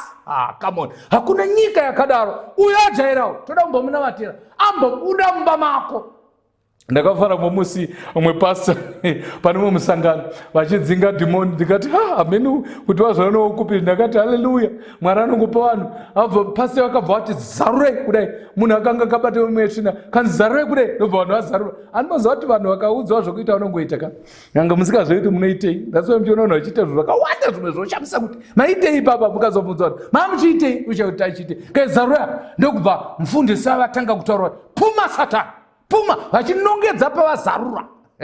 Kana hwamanda ichinge arira, hapana anozonzi akabatawo nemweya yetsvina, nokuti zvese sara pano pasi takirosa taenda mukati memasambara. Ndopandichati ini ipapa muchaonerera, muchandiguta, because inini ndine tunyaya twangu toda kutaura naMwari chakurukura. Vamwe vakazoti musi kuzotaura zvinoendepi and so forth, ndikati indine nyaya dzangu dzinachakurukura naMwari kuti pai zvaimbofamba sei pai. Actually ene niweti anondifadza kunonzi nekuda kwemafaro anenge ave ikoko, hapana munhu acharangarira zvipano panyika zvokuti unenge uchifunga kuti ko murume wangu akazofa sei, kanzi haiwa noziva kana wava nemafaro handimoziva kuti kana wava mumari hauchambozivi kuti wakanga usina. Anomuziva izvozvo.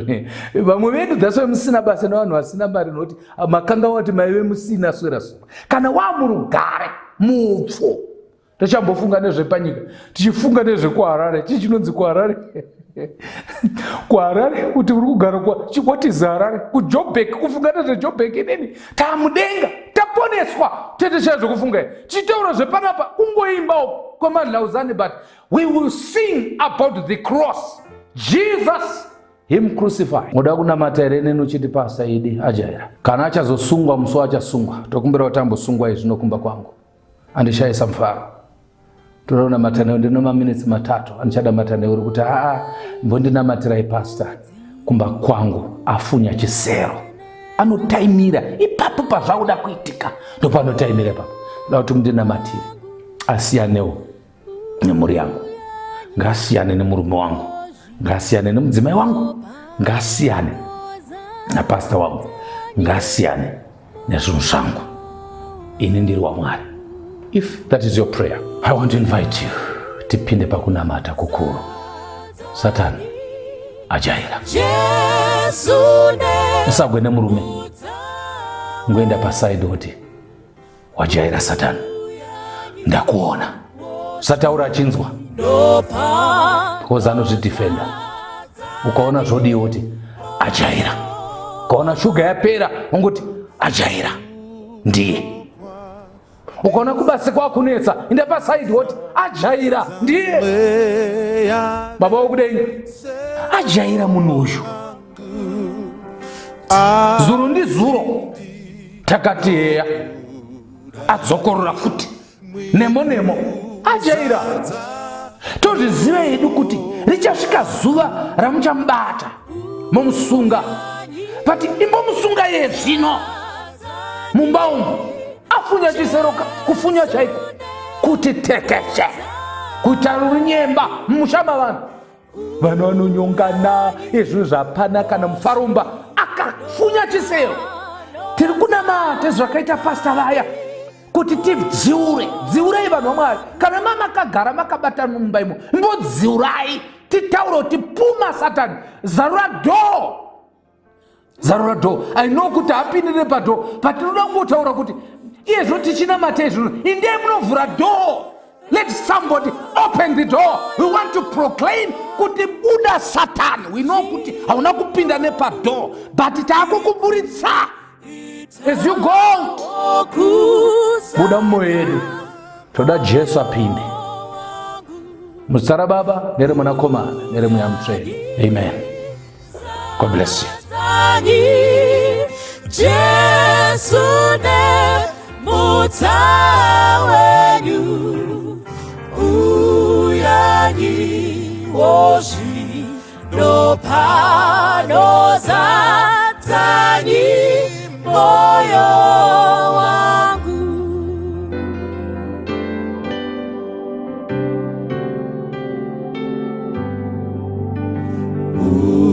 Utimu unoyera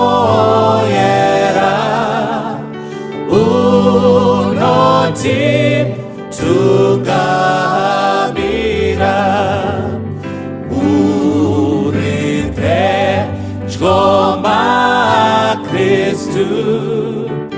watewe riva Jesu vaneti vanofara mzimu unodaiza watiwa fambi uyanditewe lekumusha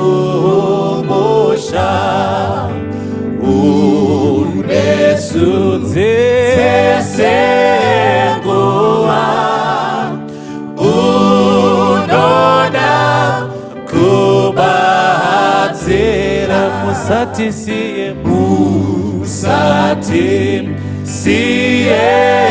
tegati kufamba nimadabudzo rino moyo yedu Baba, moyo yedu enozoneta watiwa fambi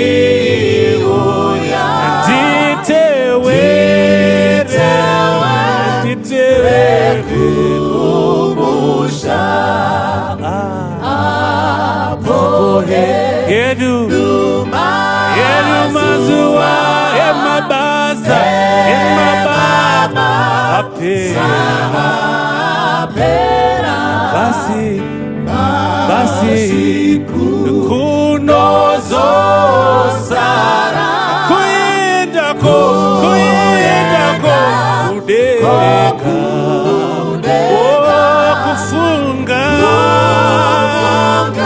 kufunga mazita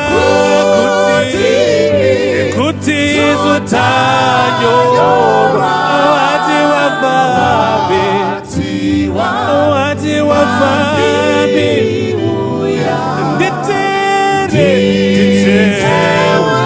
nditewe kumbusha ngati imbe pamwetese kudzazitaro tenzi mbiri ya mambo ya Mwari kudzazitaro tenzi mwese kudzanyizitara tenzi kudzazitaro tenzi mwese kudzanyizitara tenzi kudzazitaro tenzi Jesu zita remasimba kudzazitaro tenzi rine simba kuponesa kudzazitaro tenzi mwese kudzanyizitara tenzi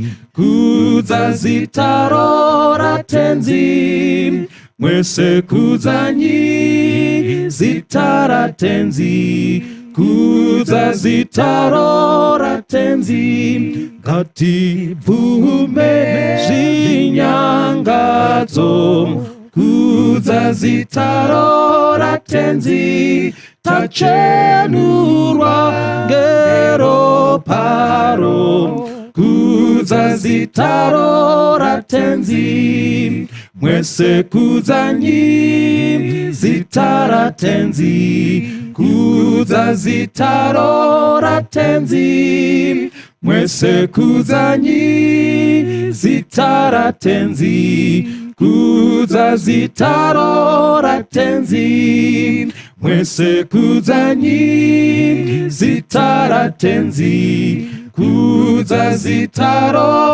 tenzi mwese kudzanyizitara tenzi kudzazitaro tenzi.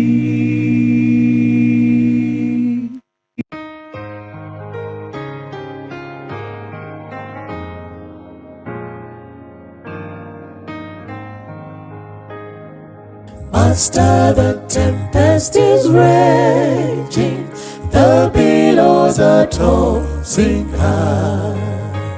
The skies are shadowed with blackness, no shelter or help is nigh.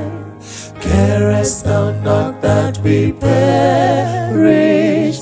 How canst thou lie asleep, when each moment so madly is threatening, grabbing the angry deep? The winds and the waves shall obey my will. Peace, peace, peace, peace, peace. Whether the wrath of the storm tossed sea, or demons or men or whatever it be, no water can swallow the sheep will lie. The master of ocean and earth and sky,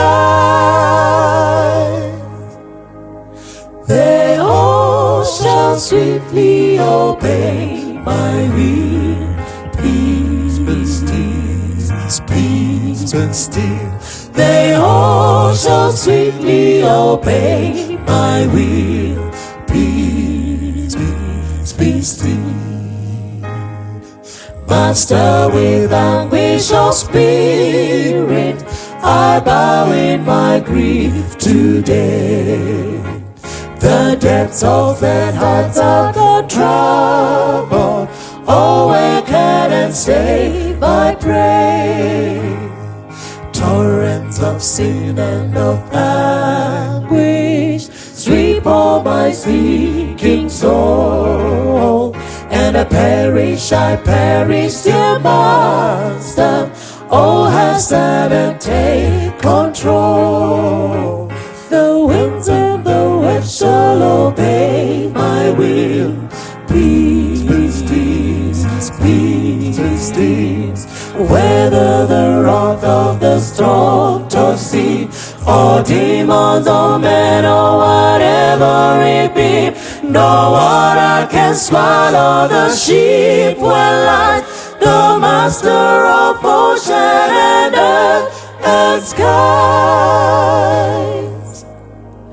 they all shall sweetly obey my will. Peace, peace, peace, peace, peace, still, they all shall sweetly obey my will. Peace, peace, peace, still. Master, the terror is over, the elements sweetly rest, and sun is uncovered the mirror, and heaven's breathing my breath. Linger, O blessed Redeemer, leave me alone no more, and with joy I shall make the blessed harbor, and rest on the peaceful shore. The winds and the waves shall obey my will. Peace, peace, peace, peace, peace, peace.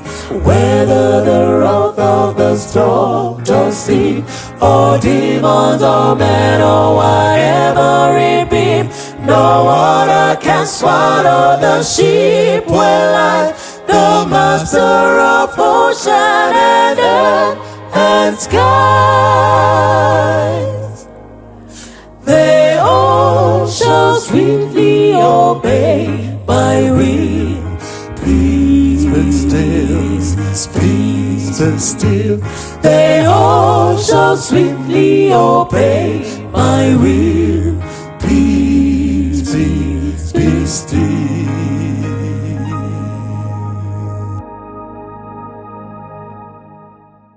Greetings to you all, my dear brothers and sisters in Christ. I'm so excited to be with you, and that you have taken your time to join to be with us so that we can learn together and be instructed of the Lord out of His Word.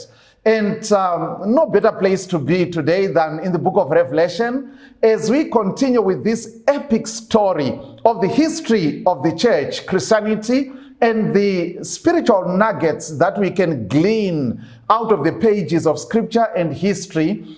In our last presentation, we talked about the church that was in Ephesus, of course the city, and then the church.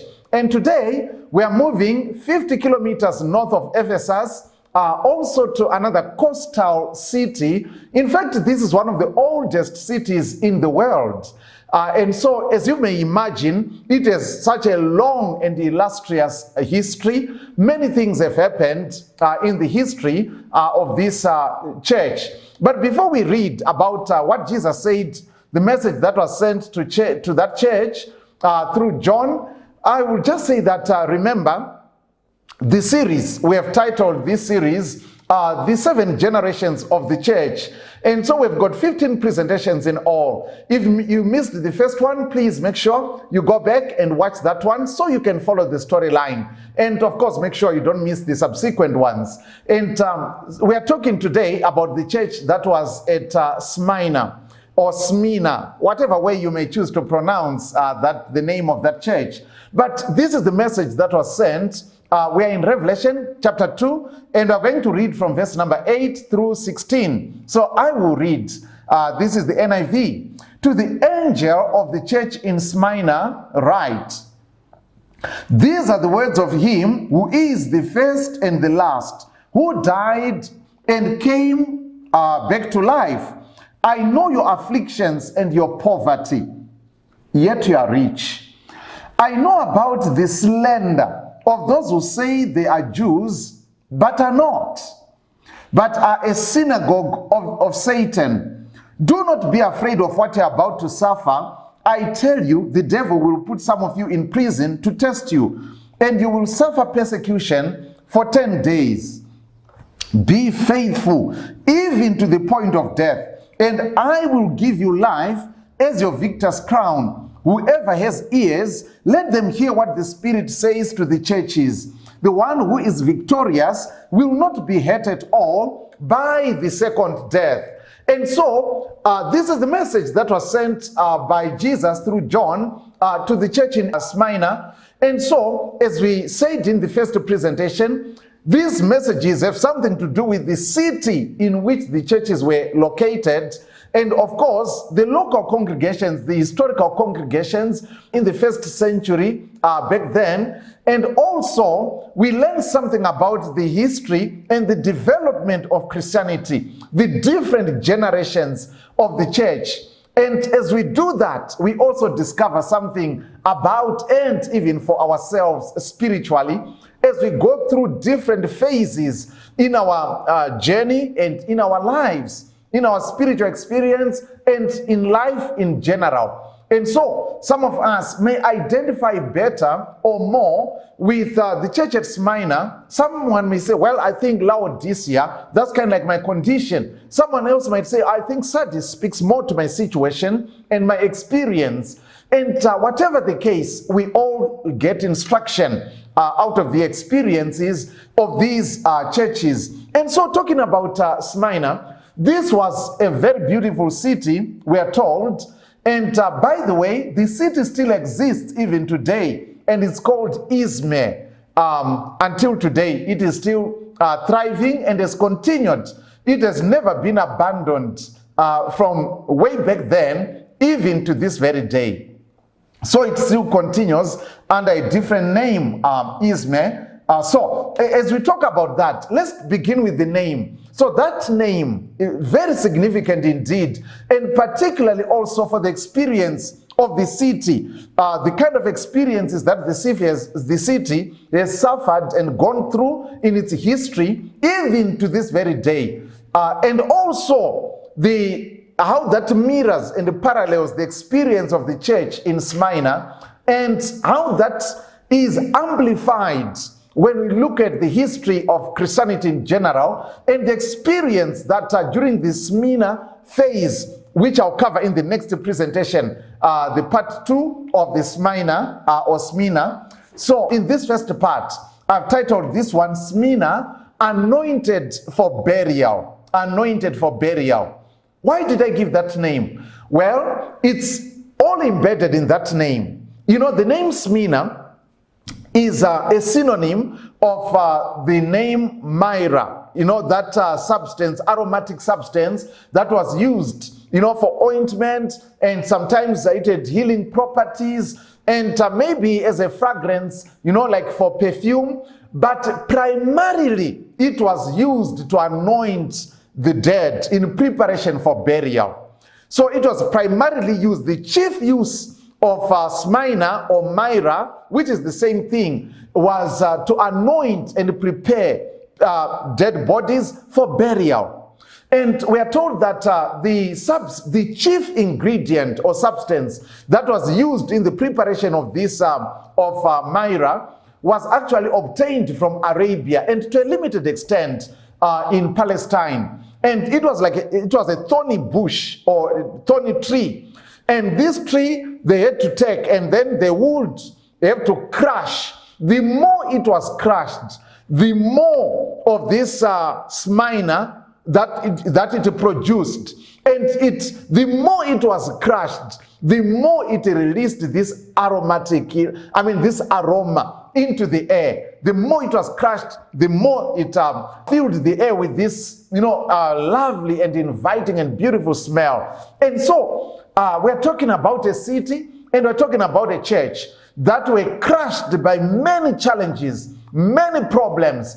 And out of that crushing experience came things that were beautiful, and that have filled, the pages and the ages of history with something beautiful, something remarkable, something that we can even look back to and say, wow, those Christians, those people of old, and how they held on to in their faith to Jesus. And so we've got something beautiful that we get out of their bitter experiences. Of course, as I said earlier on, the city of Smyrna was a beautiful city. And in fact, it is said to have rivaled Ephesus to the south and Pergamos to the north in beauty. The architectural beauty and the buildings that were there and everything, how the city was planned and organized. It was such a marvel. It was a beautiful place to be in for anybody.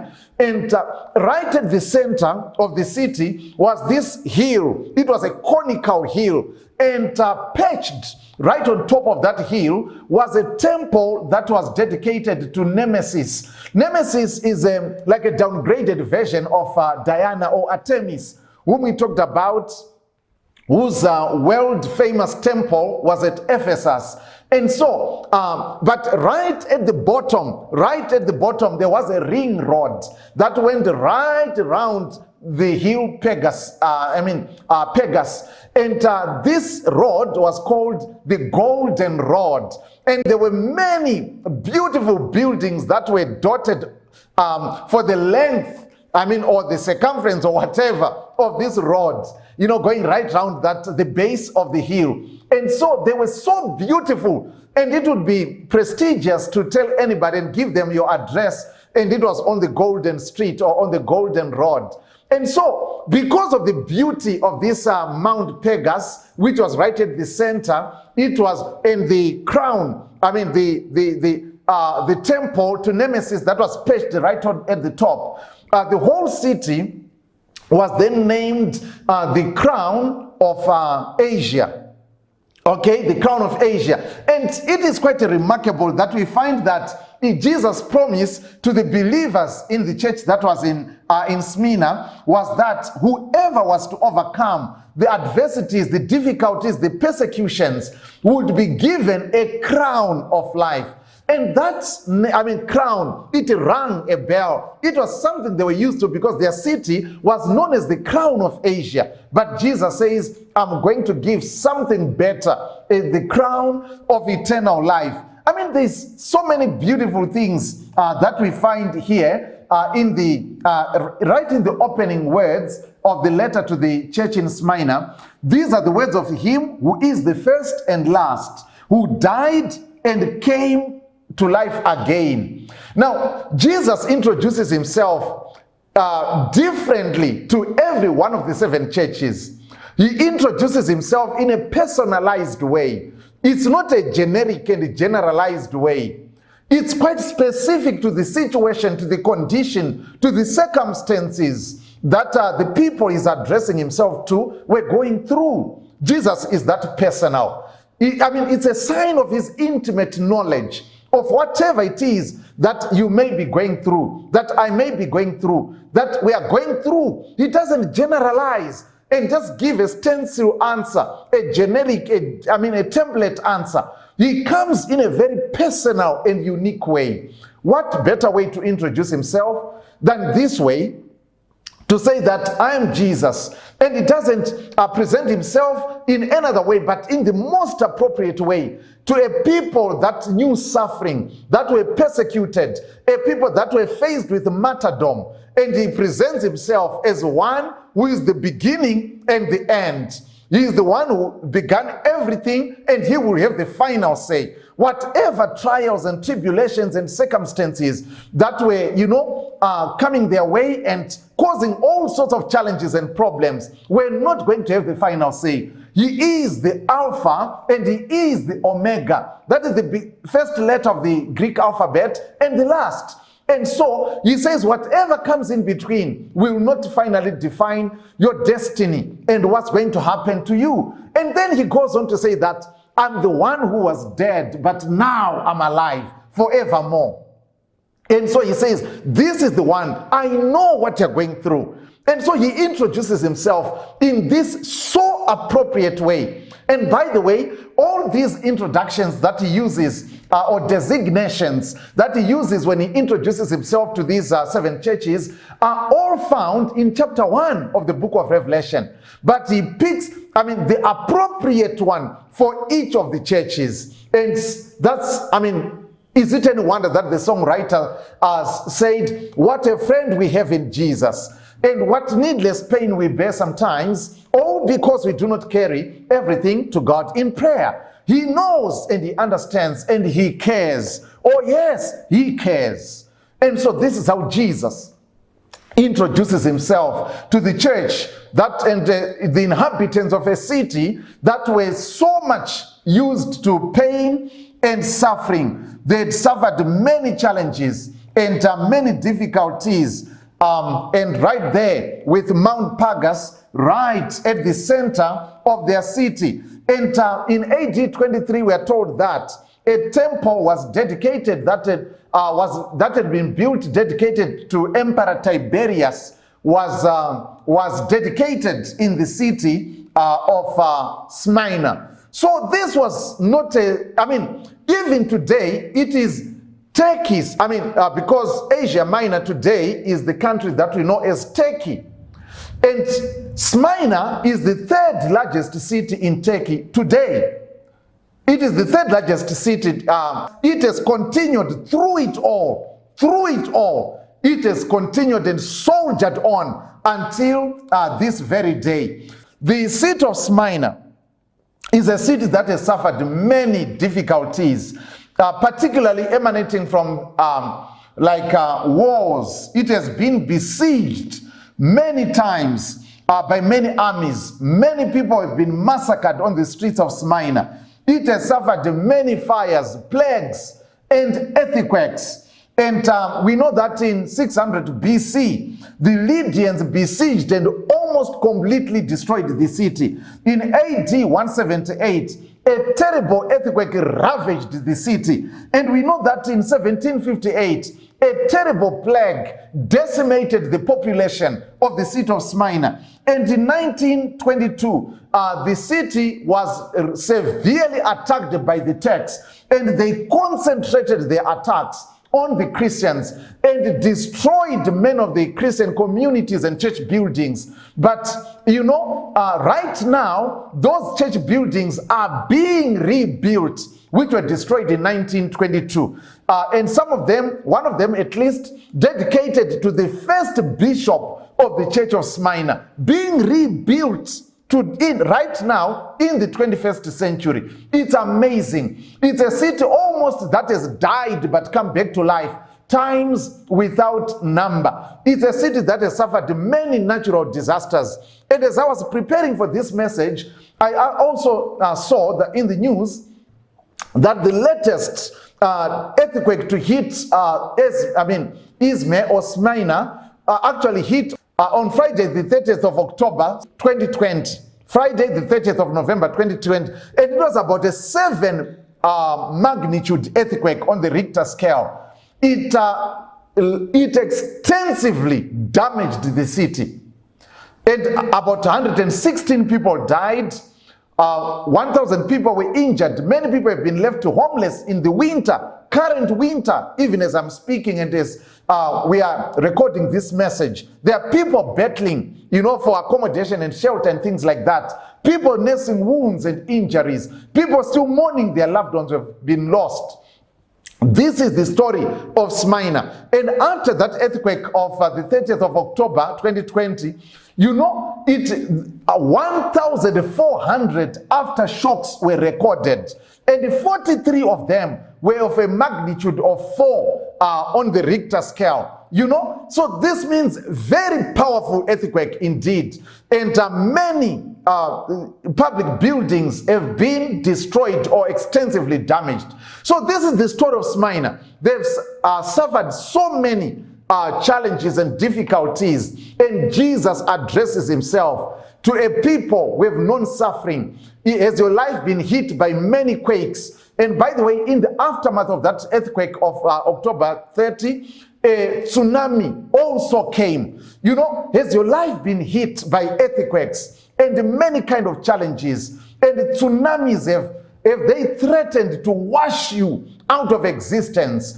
And have you suffered these kind of things? Jesus speaks to you in your pain, in your misery, in your agony, as you have many questions. Why do I have to go through all this? And Jesus says, I am the first and the last, the beginning and the end.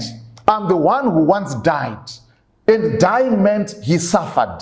But he says, I'm alive again. And being alive again means victory. So we may be going through the pain and the suffering, but there is a victory that is promised at the end. And it is God who's going to have the final say. It's not the trials and tribulations. It's not the earthquakes and the tsunamis. It's not the massacres and being besieged by whatever armies may besiege the walls of your life.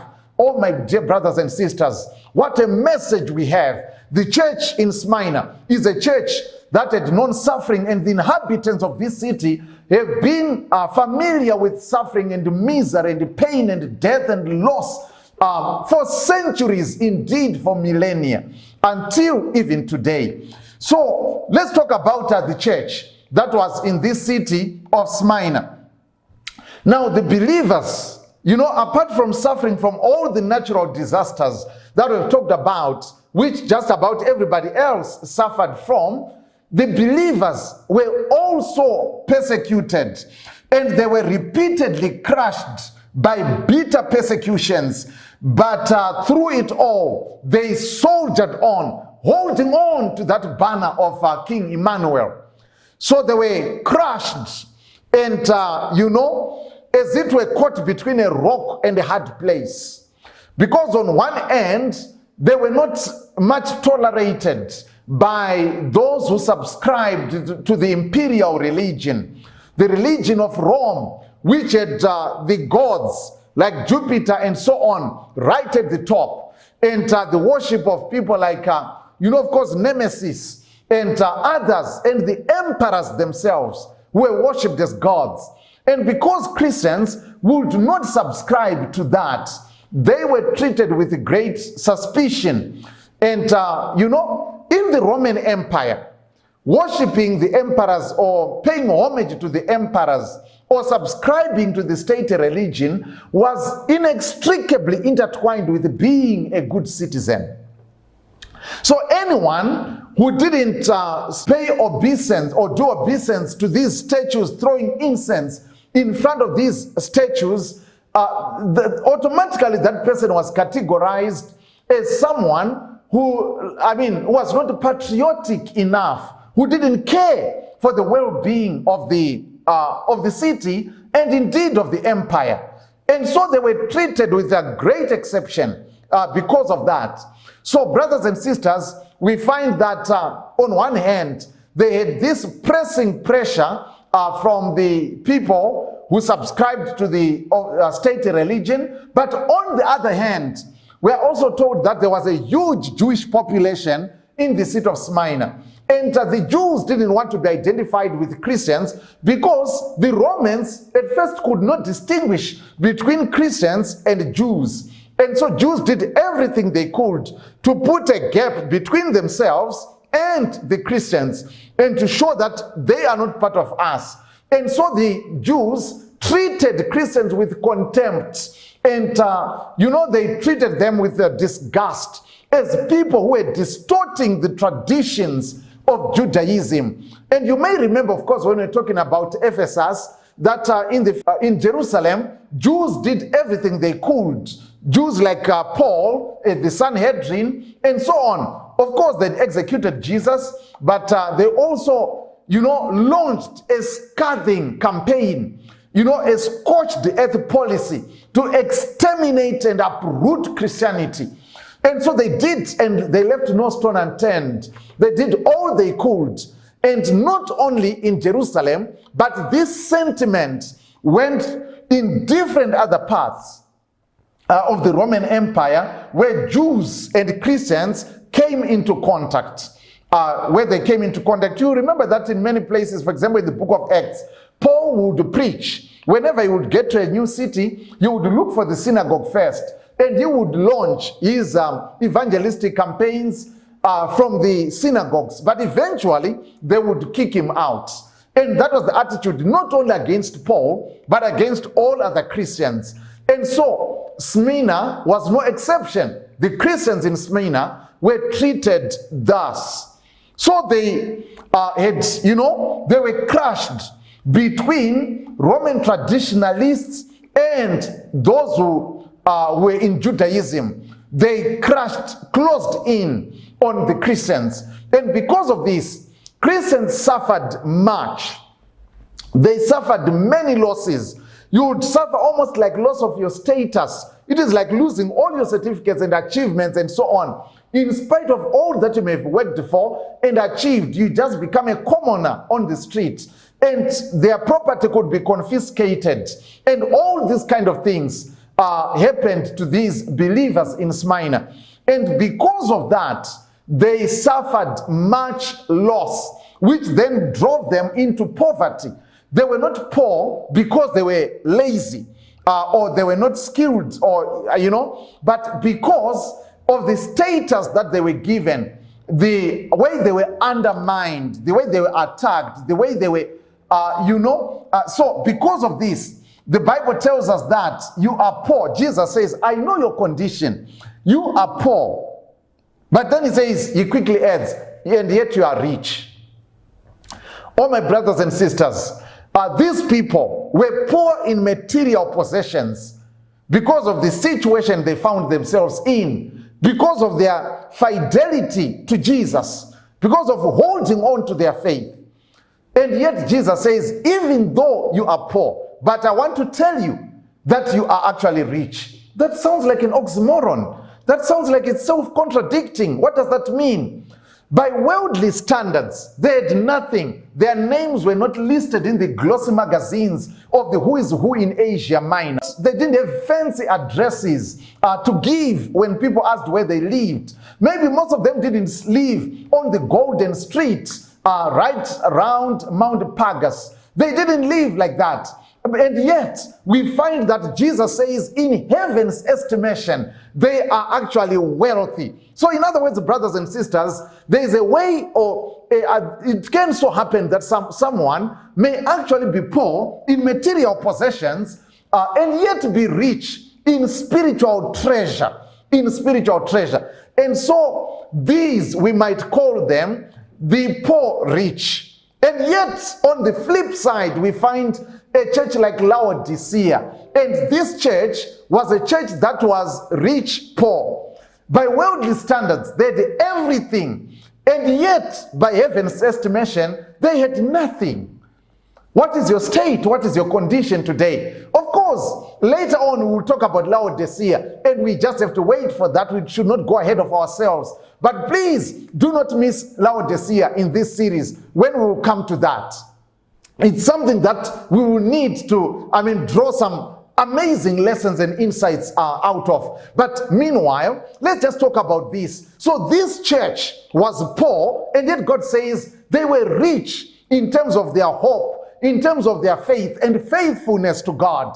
They were rich, and they held on to that gospel banner, and they wouldn't renounce or give up on their faith in spite of the persecutions which they suffered and the difficulties and adversities that visited them. So, brothers and sisters, someone said it aptly when they said that isn't it sad that the first century church, or that early Christians could say, silver and gold have we none, but in the name of Jesus, rise up and walk. But the modern church can no longer say, silver and gold have we none. And even more tragic, neither can it say, in the name of Jesus, rise and walk. I think we ought to pray and plead with God to be the kind of people that He purposed for the church to be. Is the church still a battleship, or it has been turned now into a cruise boat? And we're just chilling and, just cruising and enjoying the scenery as we go along on the stream of time. Brothers and sisters, these believers suffered many things, and yet they've left us a record of their faithfulness, and some of them sealed their testimony with their own blood.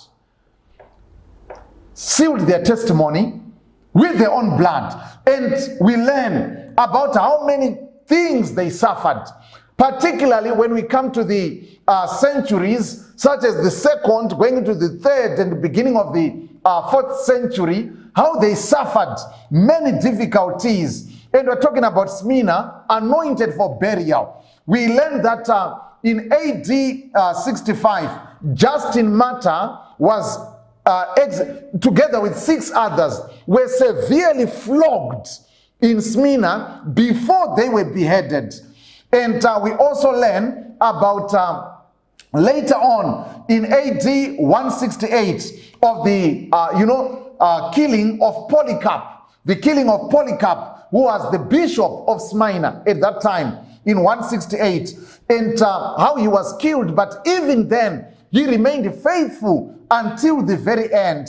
They felt the full force of the Roman persecution. We are told that when Polycarp was apprehended, he was living in the countryside, and he was brought to the capital city. And when he was brought to Smyrna, he was asked to renounce. He was given an opportunity almost as a favor, because the ruler didn't want to do this, but giving in to pressure from the public, they eventually said, well, let's get Polycarp. And so Polycarp, they say he was given as a privilege, as a favor, an opportunity to renounce, so that if he would renounce as the pastor, as the bishop, then they would tell the rest of the church that if your pastor himself has renounced, who are you to hold on to this faith which your pastor has himself defiled? And so Polycarp is said to have said, I'm 86 years old now, and this Jesus has been faithful to me all these years. How can I renounce him now? And of course, that testimony has come through to us, echoing and reverberating through the ages. And many things have been said, and even in our days, new songs are still being written from the testimony of Polycarp before he was assassinated, before he was executed right there, foot of Mount Pagus in Smyrna. Oh, brothers and sisters, we are told that Polycarp had actually been given this, or dedicated to this position by John himself, the one who wrote the book of Revelation. And we've got the testimony of many of the leading early Christians, such as Tertullian, Irenaeus, Eusebius, and Jerome. They concur that Polycarp knew John, the one who wrote the book of Revelation. And so Polycarp is one of those people faithful to the end. And we learn that Cyprian in 258 AD was executed under Emperor Trajan, and Victorinus was executed in 304 under Diocletian when he was emperor of the Roman Empire. And so we learn also about many others and the persecutions that visited the church. For example, in 1424 and in 1922 by the text that we have talked about already. So we are talking about a church that suffered many difficulties and yet remained faithful. And Jesus says, hold on. There is a prize that is coming your way. But things will actually get worse before they get better. Because now the devil is about to throw some of you into prison. And some of you are actually going to suffer martyrdom. But he says, just to hold on. To whoever holds on, I will give the crown of life. I will give the crown of life. So brothers and sisters, no matter what we might be going through, nothing takes God by surprise. He even knew what these people were going through before they happened. The things that they were going through, even before those things had taken place. And so nothing is taking him by surprise. And he says, somewhere else, Paul says, no temptation has overtaken you except that which is common to all people. And God is faithful. He will not allow you to be tempted beyond what you can endure and what you can stand. Together with that temptation, He will also provide a way to escape. And so we find that in 1 Corinthians chapter 10, and so the Bible tells us, brothers and sisters, God is faithful. And we also find in Romans chapter 5, verse number 3 to 5, where the Bible says here, not only so, but we also glory in our sufferings, because we know that suffering produces perseverance. Perseverance, character.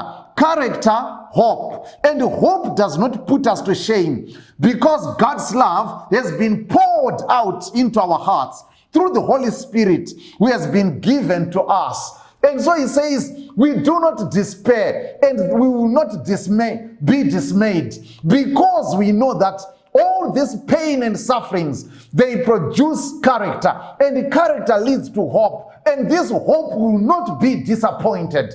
And so he says something is happening even as you go through difficulties and all those frustrations. Of course, nobody knew this better than Job himself, as we learn from Job chapter 13, verse number 15, where Job says, though God slay me, yet will I trust in him. I will surely defend my ways before his face. And so he says, though God slay me, yet I will trust in him. Even if I go through all this pain and suffering, yet I will not give up on my faith and on my trust in God. Job 23, verse number 10. But he knows the way I take. When he has tested me, I will come forth as gold. And Job says, God knows what I'm going through. God knows what you're going through, my dear brother, my dear sister. He understands. And Job says, God is not careless. He is not reckless. He is not temerarious. He is not, he knows. And that's why he says to the church in Smyrna, I know what you're going through. I know. And he introduces himself as one acquainted with suffering himself, and one who is able to see them through. And he tells them, hold on until the end. I don't know what you are going through, but the Bible says, when the devil is done with all his trials and tribulations, we will come on the other end, tried and pure as gold. And this is my desire. Oh, my dear brothers and sisters, I'm not sure what losses you have suffered because of your faith in Jesus, because of your faithfulness in God. Some people have forfeited and lost great opportunities, employment opportunities. Some people have lost great academic opportunities. Some people have been kicked out of university programs and out of colleges because of their faith in Jesus. Some people have suffered in their families. They've lost some people that were, precious to them because of their faith. Whatever it is that we have suffered, oh my dear brothers and sisters, or whatever common suffering you may have suffered, or it could be ill health, it could be loss of, things that you had worked for, it could be loss of your family, a family breaking apart, children rebelling, maybe a husband who has just gone haywire, and whatever the situation, the Bible says whatever suffering, we know for a fact that when God is done with us, we will come on the other side pure as a tried and refined gold, with all the dross taken out and remaining in the refinery, in the crucible of our experiences. And so the message to the church of Smyrna is that God cares. He knows what you're going through. And what does Paul say in 2 Corinthians? 2 Corinthians, this is chapter 4, and we're going to read verse number 8. I think this is one of those very beautiful or most beautiful passages of scripture. 2 Corinthians chapter 4 verse number 8, where the Bible says here, maybe let's take it up from verse number 7. But we have this treasure in jars of clay to show that this all-surpassing power is from God and not from us. We are hard pressed on every side, but not crushed, perplexed, but not in despair, persecuted, but not abandoned, struck down, but not destroyed. We always carry around in our body the death of Jesus, so that the life of Jesus may also be revealed in our body. For we who are alive, always being given over to death for Jesus' sake, so that his life may also be revealed in our mortal body. So then, death is at work in us, but life is at work in you. It's almost contradictions that are in this passage. And he says, we are, I love those words. I love those words. I just want to hear them again. Where he says here, we are hard pressed on every side, but not crushed, perplexed, but not in despair, persecuted, but not abandoned, struck down, but not destroyed. And so he says, we always carry the death of Jesus in our body. Even though death is working in us, yet Jesus is working life in us. Oh, amen. Glory to God. What an amazing God. And Paul says, this happens to show that this is not just ordinary human power or an ordinary human initiative. God himself is at work. The city of Smyrna, the church in Smyrna, struck down many times those believers, but not destroyed. Persecuted, but never abandoned. As Jesus superintends and watches everything they are going through. This is the God we worship. He knows and he cares, whatever it is that you may be going through. And of course, we need to bring this to a close. The Bible says in Romans chapter 8, verse 28, where Paul says, of course, we know that all things, how many things? All things work together for good to those that love the Lord and are called according to his purposes. So no matter what happens, God will always make sure that in the end, his purposes are worked out through the ups and downs and the vicissitudes of life. And I love the way Paul finishes that thought in Romans chapter 8. And I'm reading here verse number 35 through 39. Verse 35 through 39. That's where we are ending at. And the Bible says here, verse number 35, yes, who shall separate us from the love of Christ? Shall trouble or hardship or persecution or famine or nakedness or danger or sword? As it is written, for your sake we face death all day long. We are considered as sheep to be slaughtered. No, in all these things we are more than conquerors through him who loved us. For I am convinced that neither death nor life, neither angels, nor demons, neither the present, nor the future, nor any powers, neither height, nor depth, nor anything else in all creation will be able to separate us from the love of God that is in Christ Jesus our Lord. Amen. Doesn't that sound like believers in Smyrna? And Paul says, no matter whatever the devil chooses to bring it on. In the name of Jesus, we will face it head on and we will go through. And the church, Jesus says, on this rock I'll build my church, and the very gates of hell will not prevail. Yes, this old ship of Zion, it may look like it's about to sink, but it's going to dock on the shores of glory. Get on board, somebody. Get on board. This ship is bound for the shores of glory. It may look so old and rusty, but it is going to make it all the way. Jesus says, I built my church, and the gates of hell will never prevail. That's why Paul says, neither height nor depth, not even angels or demons, nothing will separate us from the love of Christ. Smyrna suffered it all. There are people who lost their loved ones. Some of them were orphaned. Some were widowed. Some of them were caught up in those diseases and earthquakes and all those disasters. But they've soldiered on. And Christianity is still alive, even today, in Izmir, that old Smyrna. Brothers and sisters, I don't know what you've gone through and what life has thrown at you, but all I know is that Jesus cares. And he cares supremely.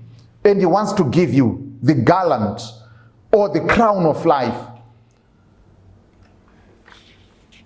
As we close, these words by the songwriter, when he says, does Jesus care when my heart is pained too deeply for mirth or song, as the burdens press and the cares distress, and the way grows weary and long? Does Jesus care when I've said goodbye to the dearest on earth to me, and my sad heart aches till it nearly breaks? Is it aught to him? Does he see? And the refrain comes again and again. Oh yes, he cares.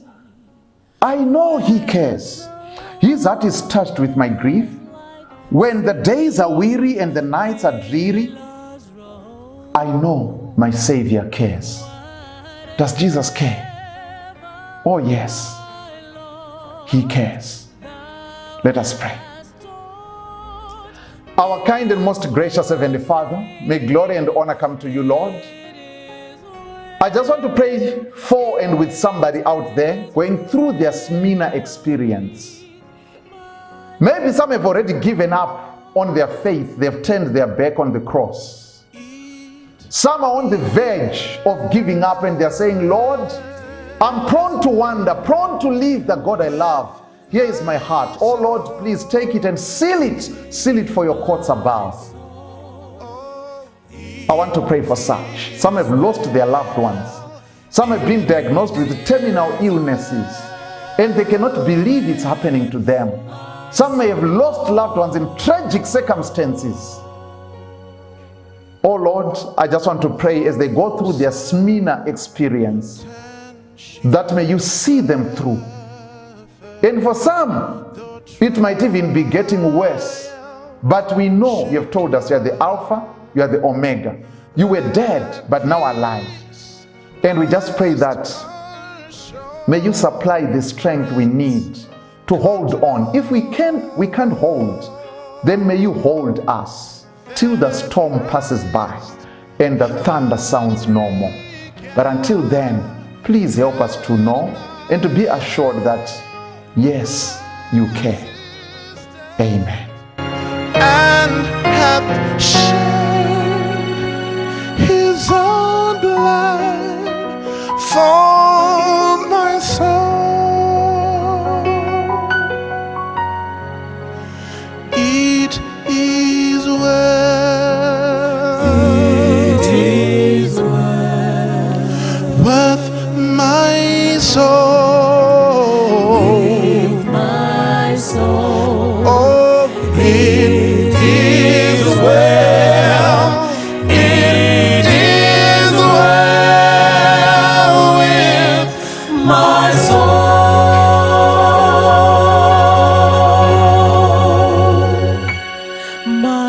sin. Oh, the bliss of the glorious thought. My sin not in part, but the whole is nailed to his cross, and I bear it no more. Praise the Lord, praise the Lord, oh my soul. It is well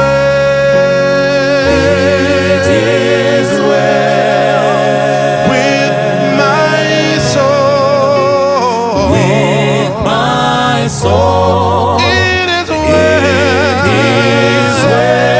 well. It is well with my soul.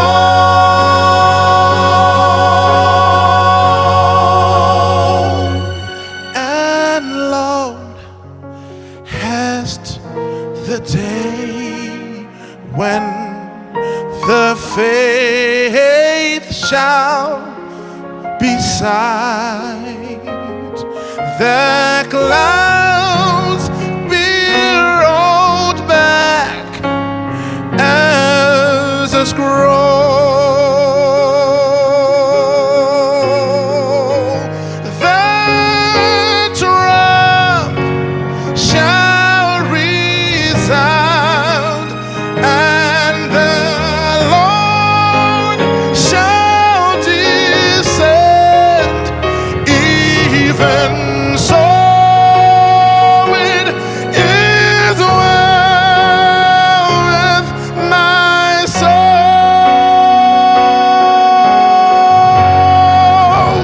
It is well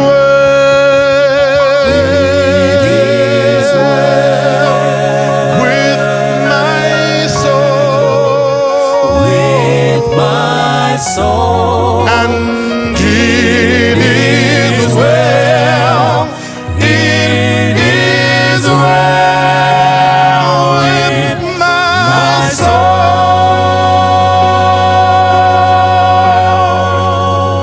It is well. It is well with my soul. with my soul. Oh, it is well. It is well with my soul.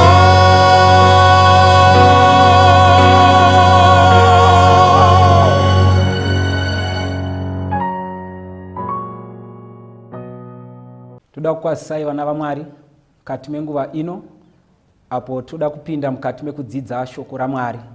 Toda kutenda Mwari panguva ino vanotipa mukana wekuti tive nenguva yekudzidza shoko ravo. Saka panguva ino apo takuvhura shoko raMwari, rega tive nenguva yekunamata. Baba vedu vari kudenga, tinokutendai nemukana uno apo takuvhura shoko renyu.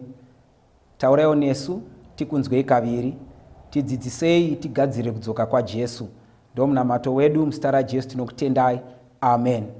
Toda kutenda Mwari pazuva ranhasi tichitarisa nyaya inokosha yatinoda kubata muzuva ranhasi yatinowana kubhuku raJudges chapter 2 verse ya 8 kusvika pavhesi ya 11. Judges chapter 2 verse ya 8 kusvika pavhesi ya 10 or 11. Takatarisa musoro wenyaya unoti iwo rumwe rudzi, another generation. Ndichaverenga Judges chapter 2 verse ya 8. Zvino Joshua mwanakomana waNuni muranda waJehovha akafa, ava namakore ane 110. Verse 9.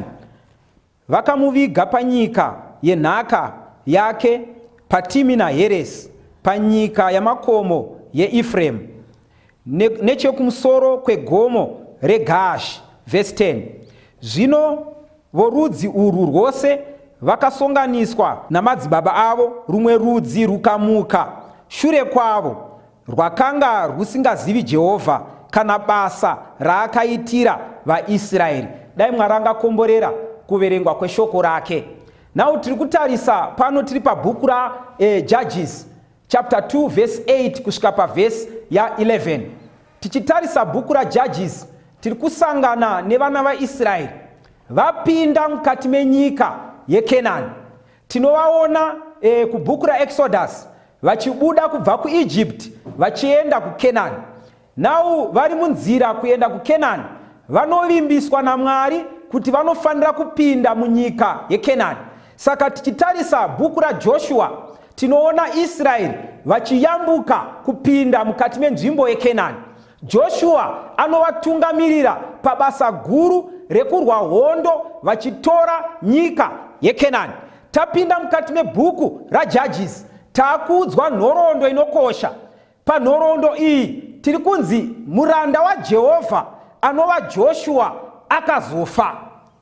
Iye afa nevose rudzi rwakakurosa Jordan vachibva mugwenga vachipinda muKenani vakasvika pakufa. Now chapter 2 iri kutitaurira pachena kuti Joshua nemaelders madzibaba ose afa. After them pakamuka rumwe rudzi. Now macharacteristics erudzi rwakamuka ndiwo akuburitswa pachena. Zvinonzi rudzi urwu rwakanga rusingazivi Mwari. Number 1. Number 2, rudzi urwu rwakanga rusingazivi zvakaitirwa vanhu vaMwari naJehovha. Saka tichitarisa rudzi urwu rwakazomuka after Joshua nemaelders, ruri kunzi rudzi urwu rwakanga rusingazivi Jehovha. Number 1, rwakanga rusingazivi zvakaitirwa vanhu vaMwari naJehovha. Now apa pakuita confusion. Nemhaka yei? Nekuti kana tichirangarira rudzi rwavaIsraeri vakanga vari vanhu vairayirwa naMwari, vakanga vari vanhu vaidzidziswa naMwari, vakanga vari vanhu vaiva nenhoroondo yezvose zvakaitirwa Israeri naMwari.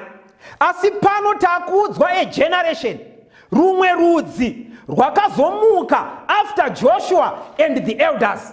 After Joshua and that generation yakakrosa from the gwenga ichibva kuwilderness vachikrosa Jordan vachipinda mukati menzvimbo yeKenani. Saka after this generation yevanhu ava, generation yaJoshua and the elders, pakumuka another generation, rumwe rudzi rusingazivi Mwari. Rudzi urwu rusingazivi zvakaitirwa Jehovha naMwari. Nemhaka yei? Israeri yaiziva kuti mageneration anotevera ose vaifanira kudzidzisa vanhu pamusoro paMwari uye nezvose zvakaitirwa vanhu vaMwari naMwari. Kureva kuti kubva pavakabva kuEgypt vachikrosa Red Sea, vachipinda mukati megwenga, vachidya mana, vachinwa mvura inobva padombo, vachiitirwa zvose zvavakaitirwa naJehovha, hondo dzavakarwirwa naJehovha. Mwari vakarayira vakati magenerations ose anotevera vanofanira kuziva nhoroondo yose iyi nezvayakaita. But apa taakusangana negeneration isingazivi Mwari, and this generation is after Joshua and the elders. Uye generation isingazivi zvakaitirwa vanhu vaMwari naJehovha. So confusing. Nemhaka yegeneration isiri kuziva iyi, nemhaka yevasiri kunzi havasi kuziva. Nekuti tikadzoka pakukroswa kweRiver Jordan, vanhu vachifamba pakaoma, vasati vapedza kukrosa pakaitwa mukana wekupiwa announcement naMwari, zvikanzi pasati pavharika pachiri pakaoma, endai munotora according to tribes dzeIsraeri matombo anokwana kuita 12. Kana matora matombo aya munofanira kunovaka a monument, munofanira kuvaka a pillar inovakwa nematombo aya. Kana magenerations achizouya anotevera anofanira kuzobvunza kuti nemhaka yei matombo aya aripo. Munofanira kuvaudza kuti nemhaka yekuti takakrosa Jordan pakaoma, ndo patakatora matombo aya Jehovha vaita zvikuru. Saka we expect kuti generation iyi yaifanira kunge yakadzidziswa pamusoro paMwari. Pavaitarisa matombo iwayo vaifanira kutarisa those 12 rocks, vorangarira kuti kuna Mwari akakrosesa madzibaba avo river Jordan. Saka generation iri kunzi haizivi Mwari, uye generation iyi yakanga isingazivi zvakaitirwa vanhu vaMwari naMwari. So confusing. Nemhaka yei vari kunzi havazivi? Kana tichitarisa mukati meBhaibheri tikadzoka kubhuku raJoshua tikaverenga pana Joshua chapter 24, mukaidzidza zvakanaka, Joshua anoita mashoko ake ekupedzisira kune vana vaIsraeri asati afa. Joshua achitaura mashoko ake ekupedzisira anotanga kurondedzera kubva kuna Abrahamu zvakaitirwa Abrahamu naMwari. Anorondedzera vana vaIsraeri vachipinda muIjipti, anorondedzera Israeri ichibuda muIjipti kusvika vaenda kuKenani. Saka it is very confusing kuti generation yakateverai iri kunzi haizivi Mwari, uye generation iyi yakanga isingazivi zvakaitirwa vanhu vaMwari naMwari. Nemhaka yei ivo vakaudzwa just before Joshua afa. Saka Joshua chapter 24 tikuona ari kutaura nhoroondo, ari kubatsirana navo achivaudza pamusoro pezvakaitirwa vanhu vaMwari naMwari. Asiko zvino takuudzwa kuti generation after Joshua and the elders havazivi Mwari, uye havazivi nhoroondo yezvakaitwa naMwari kune vanhu vake. Kana tichiverenga zvekare tichaverenga pana Judges chapter 6, toda kuverenga pavhesi ya11 kusvika pana 13. Apa tiri kutarisa nhoroondo yaGideon. Gideon was one of that generation. Gideon vanoti vari muutapwa, vakatapwa neMidian. Gideon anosarudzwa naMwari, ngirozi yoita apie kwaari. Saka ngirozi painosvika kuna Gideon inosvika ichiti munhu waMwari wasarudzwa naMwari. Jehovha wakusarudza to be a judge, kuti vakushandise kusunungura vana vaIsraeri kubva mukati memaoko emuvengi. Toda kuverenga pavhesi ya11 kusvika pavhesi ya13. Inoti, zvino mutumwa waJehovha wakasvika akagara pasi pomuwi oiki wakanga uri paOfra, waiva paJoashi muEbhiezeri. Gideoni mwanakomana wake wakanga achipura zviyo pachisviniro chewaini kuti azvivanze nokuda kwavaMidhiani. Verse 12. Ipapo mutumwa waJehovha akazviratidza akati kwaari, Jehovha unewe, iwe murume une simba neumhare. Gideoni akati, verse 13, Gideoni akati kwaari, haiwa ishe wangu, kana Jehovha anesu, ko izvi zvose zvakagotiwireiko? Zviripiko zvishamiso zvake zvose zvataiudzwa namadzibaba edu, kuti Jehovha haana kutikwidza here achitibudisa Ijipita? Mwari akomborere kuverengwa kweshoko rake. Nau tiri kusangana nemurume anonzi Gideoni, asvikirwa nengirozi yaMwari, audzwa kuti wasarudzwa naMwari, Jehovha anewe. Iye akuita mubvunzo kuti kana Jehovha ainesu, zviripiko zviratidzo zvaaitaurwa nemadzibaba edu kuti ndo zvaakaita, iye achitisiya tiri muutapwa sezvatiri? Saka Joshua ari kutestify kuti madzibaba akavaudza nezvaJehovha. Saka Gideoni ari kutestify kuti madzibaba haana mhosva. Hatigone kupa madzibaba mhosva panyaya iyi, kuti havana kudzidzisa this generation, kuti havana kudzidzisa rudzi urwu. Saka nemhaka yei rudzi urwu ruri kutaurwa kuti rwakanga rusingazivi Mwari, vakanga vasingazivi zvakaitirwa naMwari. Iye Gideoni ari kutestifya kuti takatoudzwa namadzibaba edu zvakaitirwa vanhu vaMwari kubva kuIjipita kusvika munyika ino. Saka nemhaka yei Jehovha ari kutisiya tiri muutapwa. Saka kureva kuti pane chirahwe chiri kutaurwa neBhaibheri. Vanhu ava vari kunzi vakanga vasingazivi Jehovha, vanhu ava vakanga vasingazive zvakaitirwa naMwari, vanhu ava vakanga vari kuziva. Pane nyaya iri kutaurwa neBhaibheri kuti kunyange vakanga vari kuziva, asi vakasarudza kuiginowa zvakaitwa naMwari. Vakasarudza kuiginowa Mwari wacho nezvakaitirwa vanhu vaMwari naMwari. That is the generation yati kutaura nezvayo. Musoro wenyaya uri kuti iwo rumwe rudzi, another generation. Saka tiri kuona generation iri kumuka, generation yevanhu vaMwari vasina hanya naMwari, number 1. Generation isina hanya nezvakaitirwa vanhu vaMwari naMwari.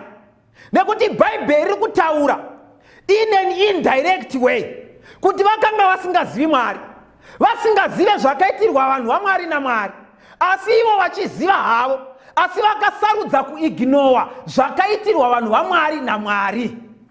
Gandimbobvunza muteereri, hausiriwo here part of rudzi urwu? Hausiriwo here uri parudzi urwu runonzwa kutaura kwaMwari, runonzwa kudzidzisa kwaMwari, asi vanosarudza kuiginowa zvinotaurwa naMwari? Hausiriwo here pati yerudzi urwu runoti zvinotaurwa naMwari zviripo, asi iye anosarudza kuti handina basa nazvo?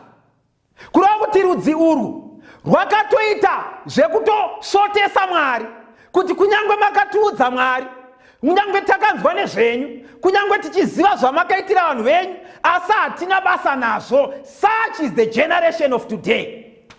Vanhu vasinei naMwari, kunyange shoko rikataurwa vanovhara nzeve dzavo, kunyange shoko vakarinzwa they choose not to obey. Iko zvino ndichitaura kuna vazhinji vari kunzwa shoko iri, nerimwe shoko rinonzwikwa kumashure, nerimwe shoko richanzwikwa kumberi. Uripo here pavanhu vanonzwa shoko raMwari nekuriita shoko iri? Kana kuti uri pakati pevanhu vanonzwa shoko raMwari vorega kuriita, vochuza kuriiginowa sezvakaitwa nerudzi urwu? It was a generation isina hanya nezvaMwari, kunyange vakadzidziswa.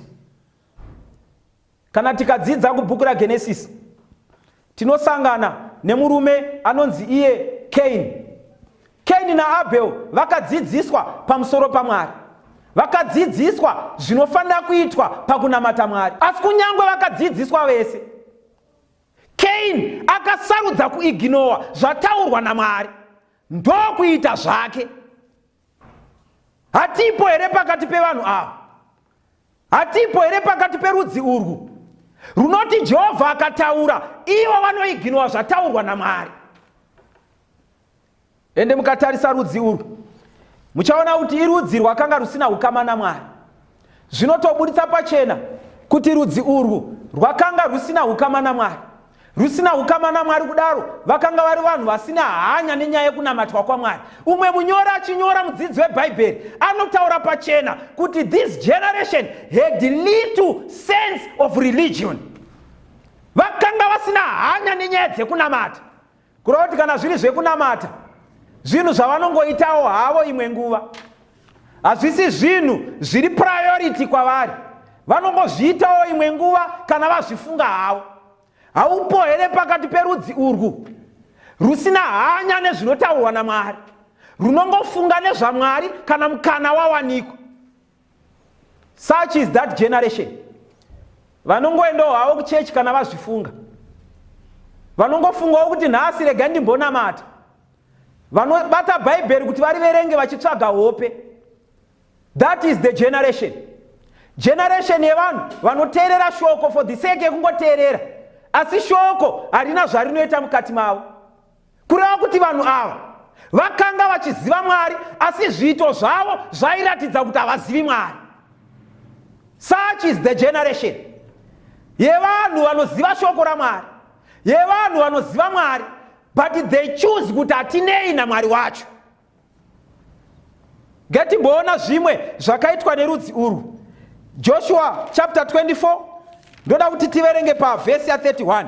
Joshua chapter 24, toda kuti tiverenge pavhesi ya 31. Inoti iyo, vaIsraeri vakashumira Jehovha mazuva ose aJoshua namazuva ose avakuru vakanga vachiri vapenyu Joshua atofa. Ivo vakanga vakaziva mabasa ose akanga aitirwa vaIsraeri naJehovha. Pano vhesi 31 yakutitaurira kuti Joshua mazuva ake ese akararama nevanhu vose maelders vaiziva Jehovha. Ndiyo nguva yakanamata Israeri zviri serious.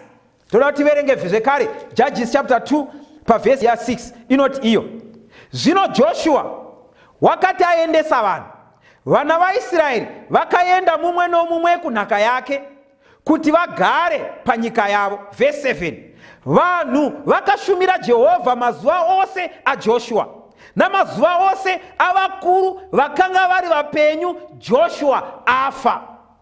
Verse 8, Joshua mwanakomana waNuni muranda waJehovha akafa ava namakore ane 110. Verse 9, vakamuviga panyika yenhaka yake paTimina Heres. Verse 10, zvino vorudzi urwu rwose vakasonganiswa namadzibaba avo.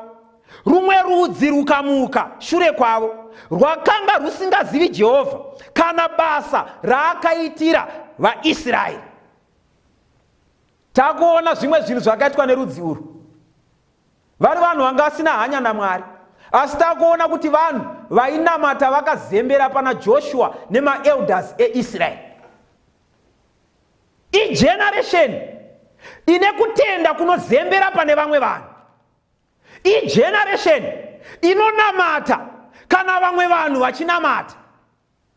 Igeneration inonamata kana Joshua nemaelders vari vapenyu. Kureva kuti havana kutenda kunomira kuri koga, vane kutenda kunozembera pane umwe munhu.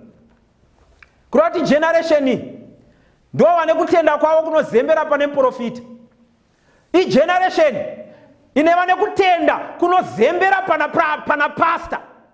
Vanhu vari kutenda vane midzi dzavo dzakazorora pakutenda pane munhu ari pachechi, kwete pana Jesu. Saka tikuona generation iyi, it was a generation isina hanya naMwari. Rwakanga ruri rumwe rudzi rusina basa nezvinotaurwa naMwari. Rwakanga ruri rudzi rune kutenda kwakazembera pane vatungamiriri. Mutungamiriri kufa kwake ndo pakafawo kutenda kwavo. Mutungamiriri paakafa ndo pakafira nhoroondo yekunamata kwavo. Igandibvunze muteereri, kutenda kwako kwakazorora panani? Kutenda kwako kwakaisa midzi panani? Are you sure kuti mutungamiriri wako akafa unoramba uchinamata?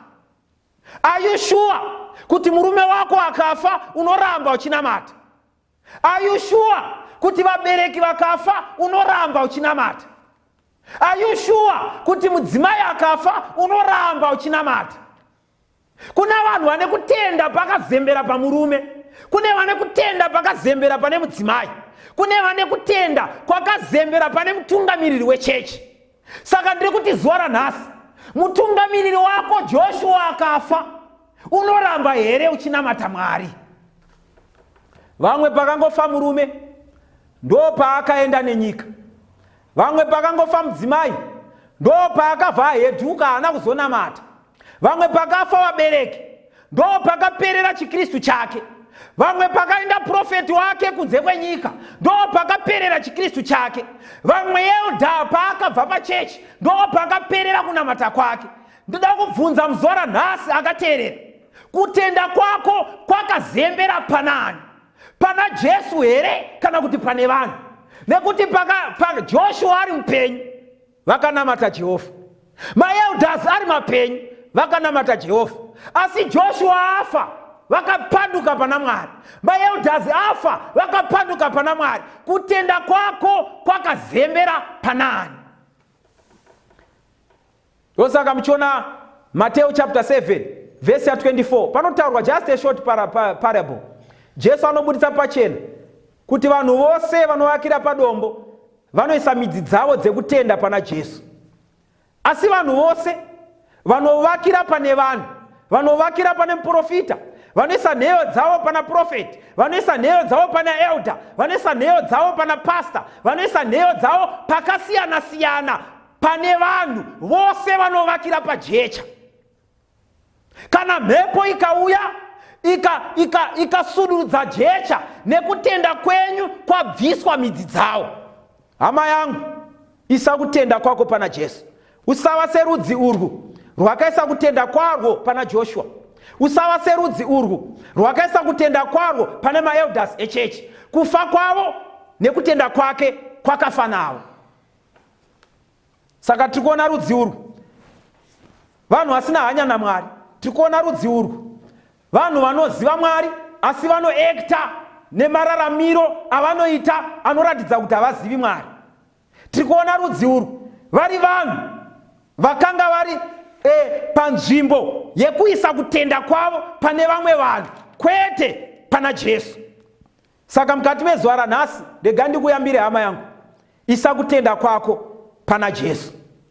Now kana tichiverenga pana vhesi ya 11 ya Judges chapter 2 pa vhesi ya 11 inoti iyo, vana vaIsraeri vakaita zvakaipa pamberi paJehovha, vakashumira vana Bhaari, vakarasha Jehovha Mwari wamadzibaba avo wakanga avabudisa munyika yeIjipita, vakatevera vamwe vamwari vavanhu vakanga vakavapoteredza, vakavafugamira, vakatsamwisa Jehovha, vakarasha Jehovha, vakashumira Bhaari naAshtoreti. Mwari akomborere kuverenga kweshoko rake.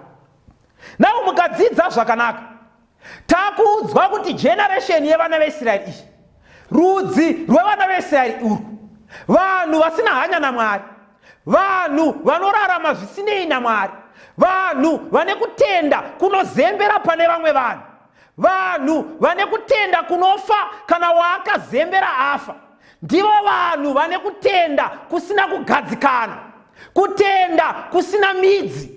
Medzisiro yavo vanorasa Mwari. Vapedza kurasa Mwari vana vaIsraeri, chii chavakaita? Vakatanga kunamata vana mwari vedzimwe ndudzi, vakatanga kunamata vana mwari vevaKenani vakanga vakavapoteredza, vakatanga kunamata vana mwari vavaAmori, vakatanga kunamata vana mwari vevaFiristia, vakatanga kunamata vana mwari vemaKenanites, ndudzi dzakanga dzakavapoteredza.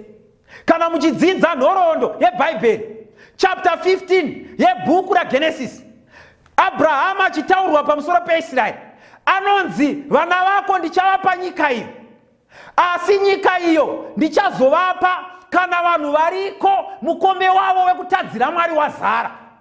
Saka Israeri painobva Egypt ichienda kuKenani, mukombe wekutadza kwevanhu ava vanonamata zvifananidzo wakanga wazara. Saka vana vaIsraeri vaifanira kusvika vaine instruction yekuparadza vose. Saka mistake yavakaita, havana kuparadza vose, vakasiya vamwe. Pavakasiya vamwe, ndo vanhu vana naMwari vakatanga kuva esne, vakatanga kuva musungo kune Israeri, vakatanga kunamata vana Mwari vavo. Saka pavainamata vana Mwari avo, vainamata umwe mwari anonzi iye Ashera kana kuti Ashtoreth.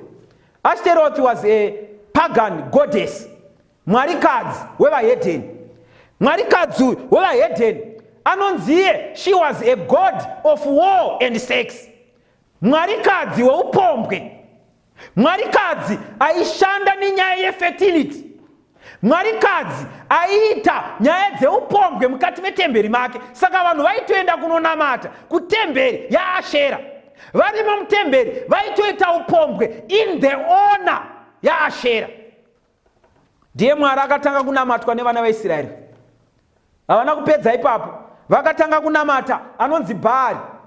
Vanodzidza nyaya naMwari ava vanoti Bhaari ndiye akanga ari mwari rume, the chief god yevaHedheni. He was the chief male god pavaHedheni.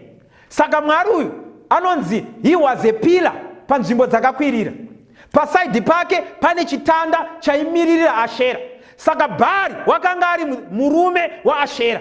Saka vari vose panzvimbo dzakakwirira ndo pavainamata vanhu vachiita upombwe in the honor yevana Mwari avo. Kana kuchinaya in the rainy season, vainopinda mukati metemberi vachinoita prostitution dzavo, vachiita zvakasiyana siyana in the honor yana Mwari avo. Saka ndivana Mwari veupombwe, ndivana Mwari vanonamatwa nevanhu vanoita zvisina kururama pamberi paMwari. Saka mukati mezuva ranhasi kana uri kuita zveupombwe, uri kungoteedzerawo kunamata kwevanhu vekare vaingonamata vana mwari veupombwe, kana uri kuitawo zvemasmall house nezvakasiyana siyana, uri kungonamatawo namwari akanamatwa nevana vaIsraeri panguva iyi. Saka ndiwo vana mwari vakatanga kunamatwa nevana vaIsraeri. Ndosaka tiri kuona kuti there were such a snare kune vana vaIsraeri, nekuti nyaya dzeupombwe idzi dzairamba dzichingodhonza vana vaIsraeri, dzaingoramba dzichingovakweva vana vaIsraeri, dzairamba dzichingovadhonza vana vaIsraeri. Rangarirei vasati vakrosa kupinda munyika yeKenani, vakanyengerwa futi nenyaya yeupombwe nevakadzi veMidhiani vakatsamwisa Mwari.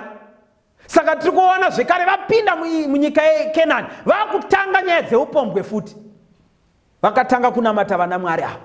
Mukadzidza zvakanaka kunyangwe nababa vaGidheoni kuna chapter 6 yebhuku raJudges, tinoona kuti kuseri kwemba yavo vakanga vatori nemonument yaitomirira vana mwari ava pamba pavo, kureva kuti generation iyi yakatoita chivindi chekutora kunyangwe vana mwari vedzimwe nyika kuunza mukati menyika yeIsraeri. Zirwe vanhu vaMwari kutora vana mwari vekunze. Saka vana vaIsraeri vakatsamwisa Jehovha, vana vaIsraeri vakatsamwisa Mwari, vana vaIsraeri, that generation, irwo rudzi urwu rwakaita zvakaipa pamberi paMwari. Nemhaka yei? Vakanga vasina kutenda kwakasimba pana Jehovha. Ukatadza kuita kutenda kwakasimba pana Mwari, unopedzisira wonamata vana mwari vose vose.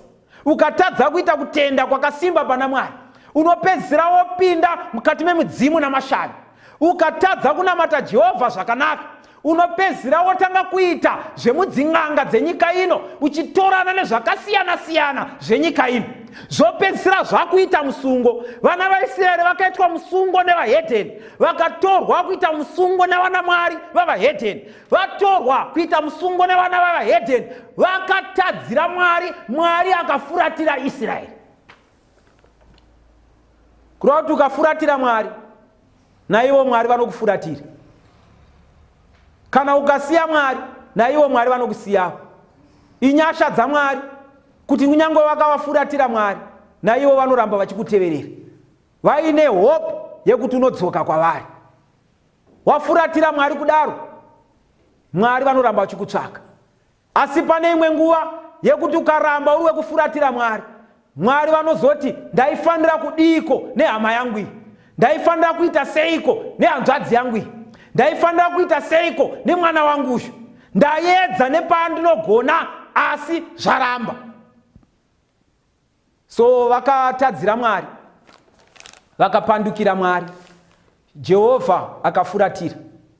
Jehovha akafuratira upenyu hauite zvakanaka. Jehovha akafuratira mabhizinesi haafambi mushe. Jehovha akafuratira hakuna chinofamba muupenyu. Jehovha akafuratira nekubasa hakufambi zvakanaka. Jehovha akafuratira kunyangwe nevana zvinhu hazvifambi zvakanaka.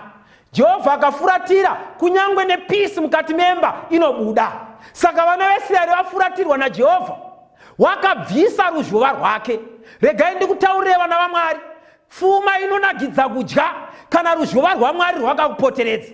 Pfuma inonakidza kuselebreta pairi kana Jehovha vakakukomberedza. Asi Jehovha vakakufuratira, hakuna chinonakidza mukati meupenyu. Saka vakafuratira Jehovha, Mwari akavasiya, abvisa ruzhowa rwake.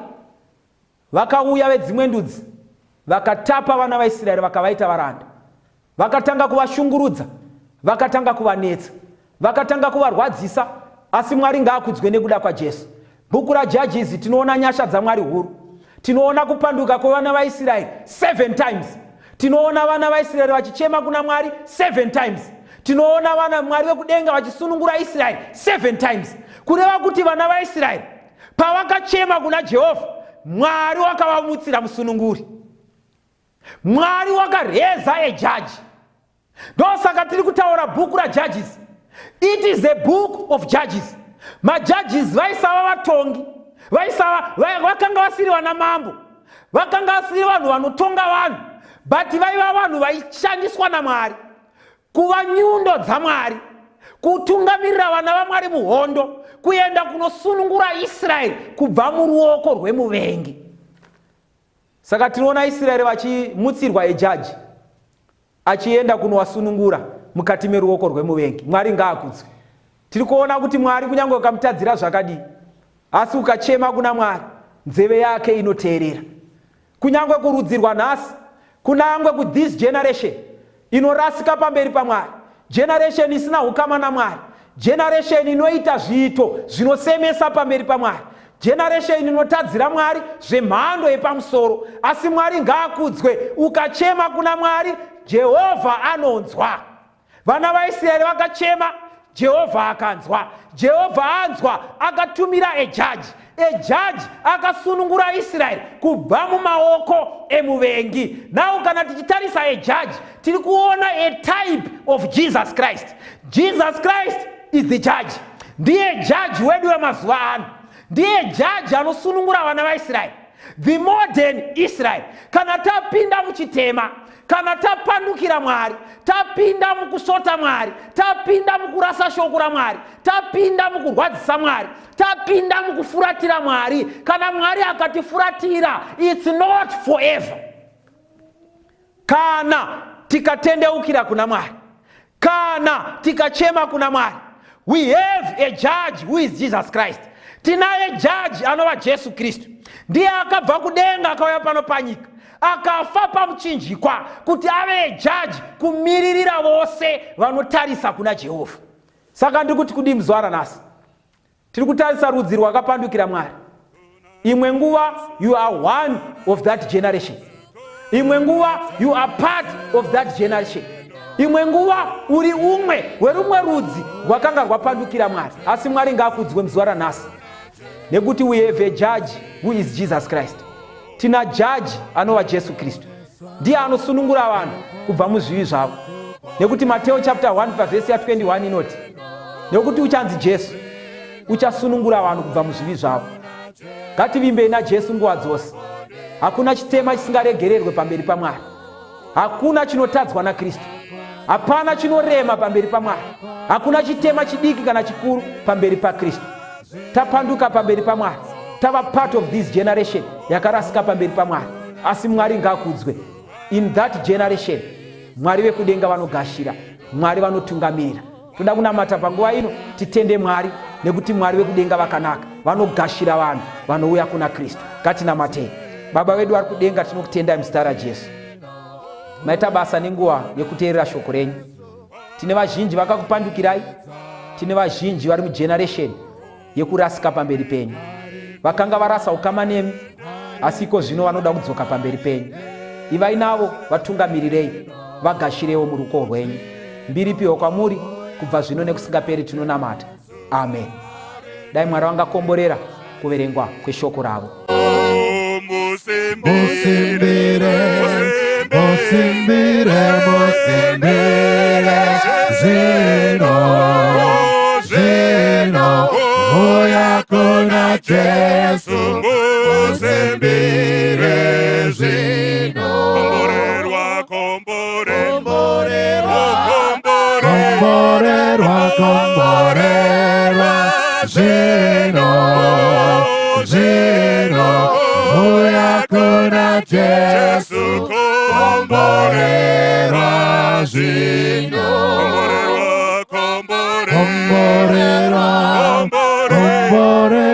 komborerwa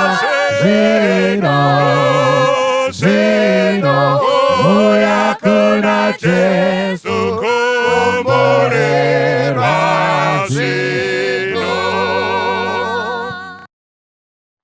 Iri kuna Mwari nezvakaita, wakada pasi wakabva rumbwana, wakafira izvo zvitema zvedu, wazarura musiwo tipinde tese, kuzanye ponesi pasingari munzwe, kuzanye ponesi vanunga wafare. Uya kuna Baba nebo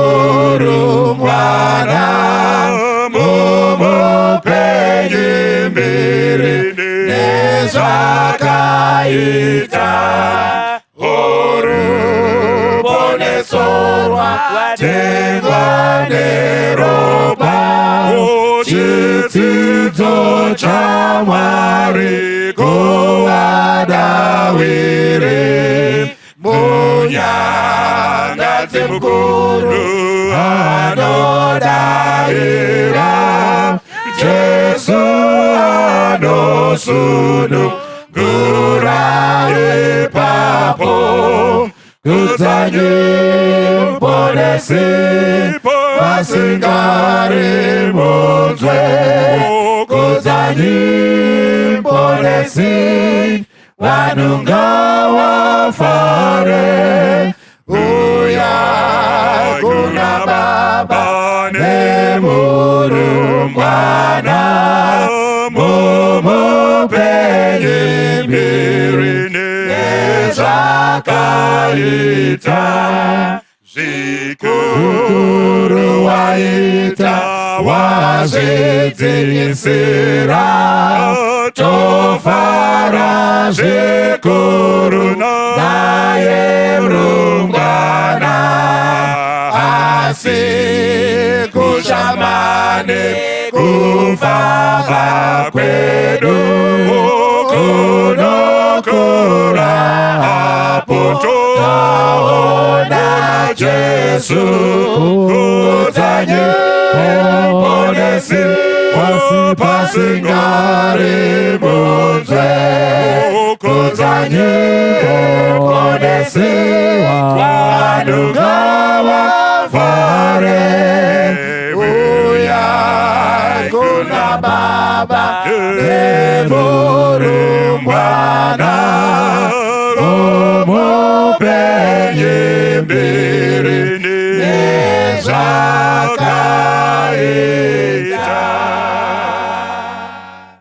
uya mweya wakachena mundikomborerenyi kuti moyo wangu ucha kukudza nguva dzese ndidzidzisenyi kukuda kuziva zvakanaka zvechikariro chembiri chinondipa kufara ndauya kune mwitenzi munozondibatsira ndinosimbira kunemwi mundisvitse kumusha Jesu wakanditsvakisa ndanga ndiri mufambi mudambudzo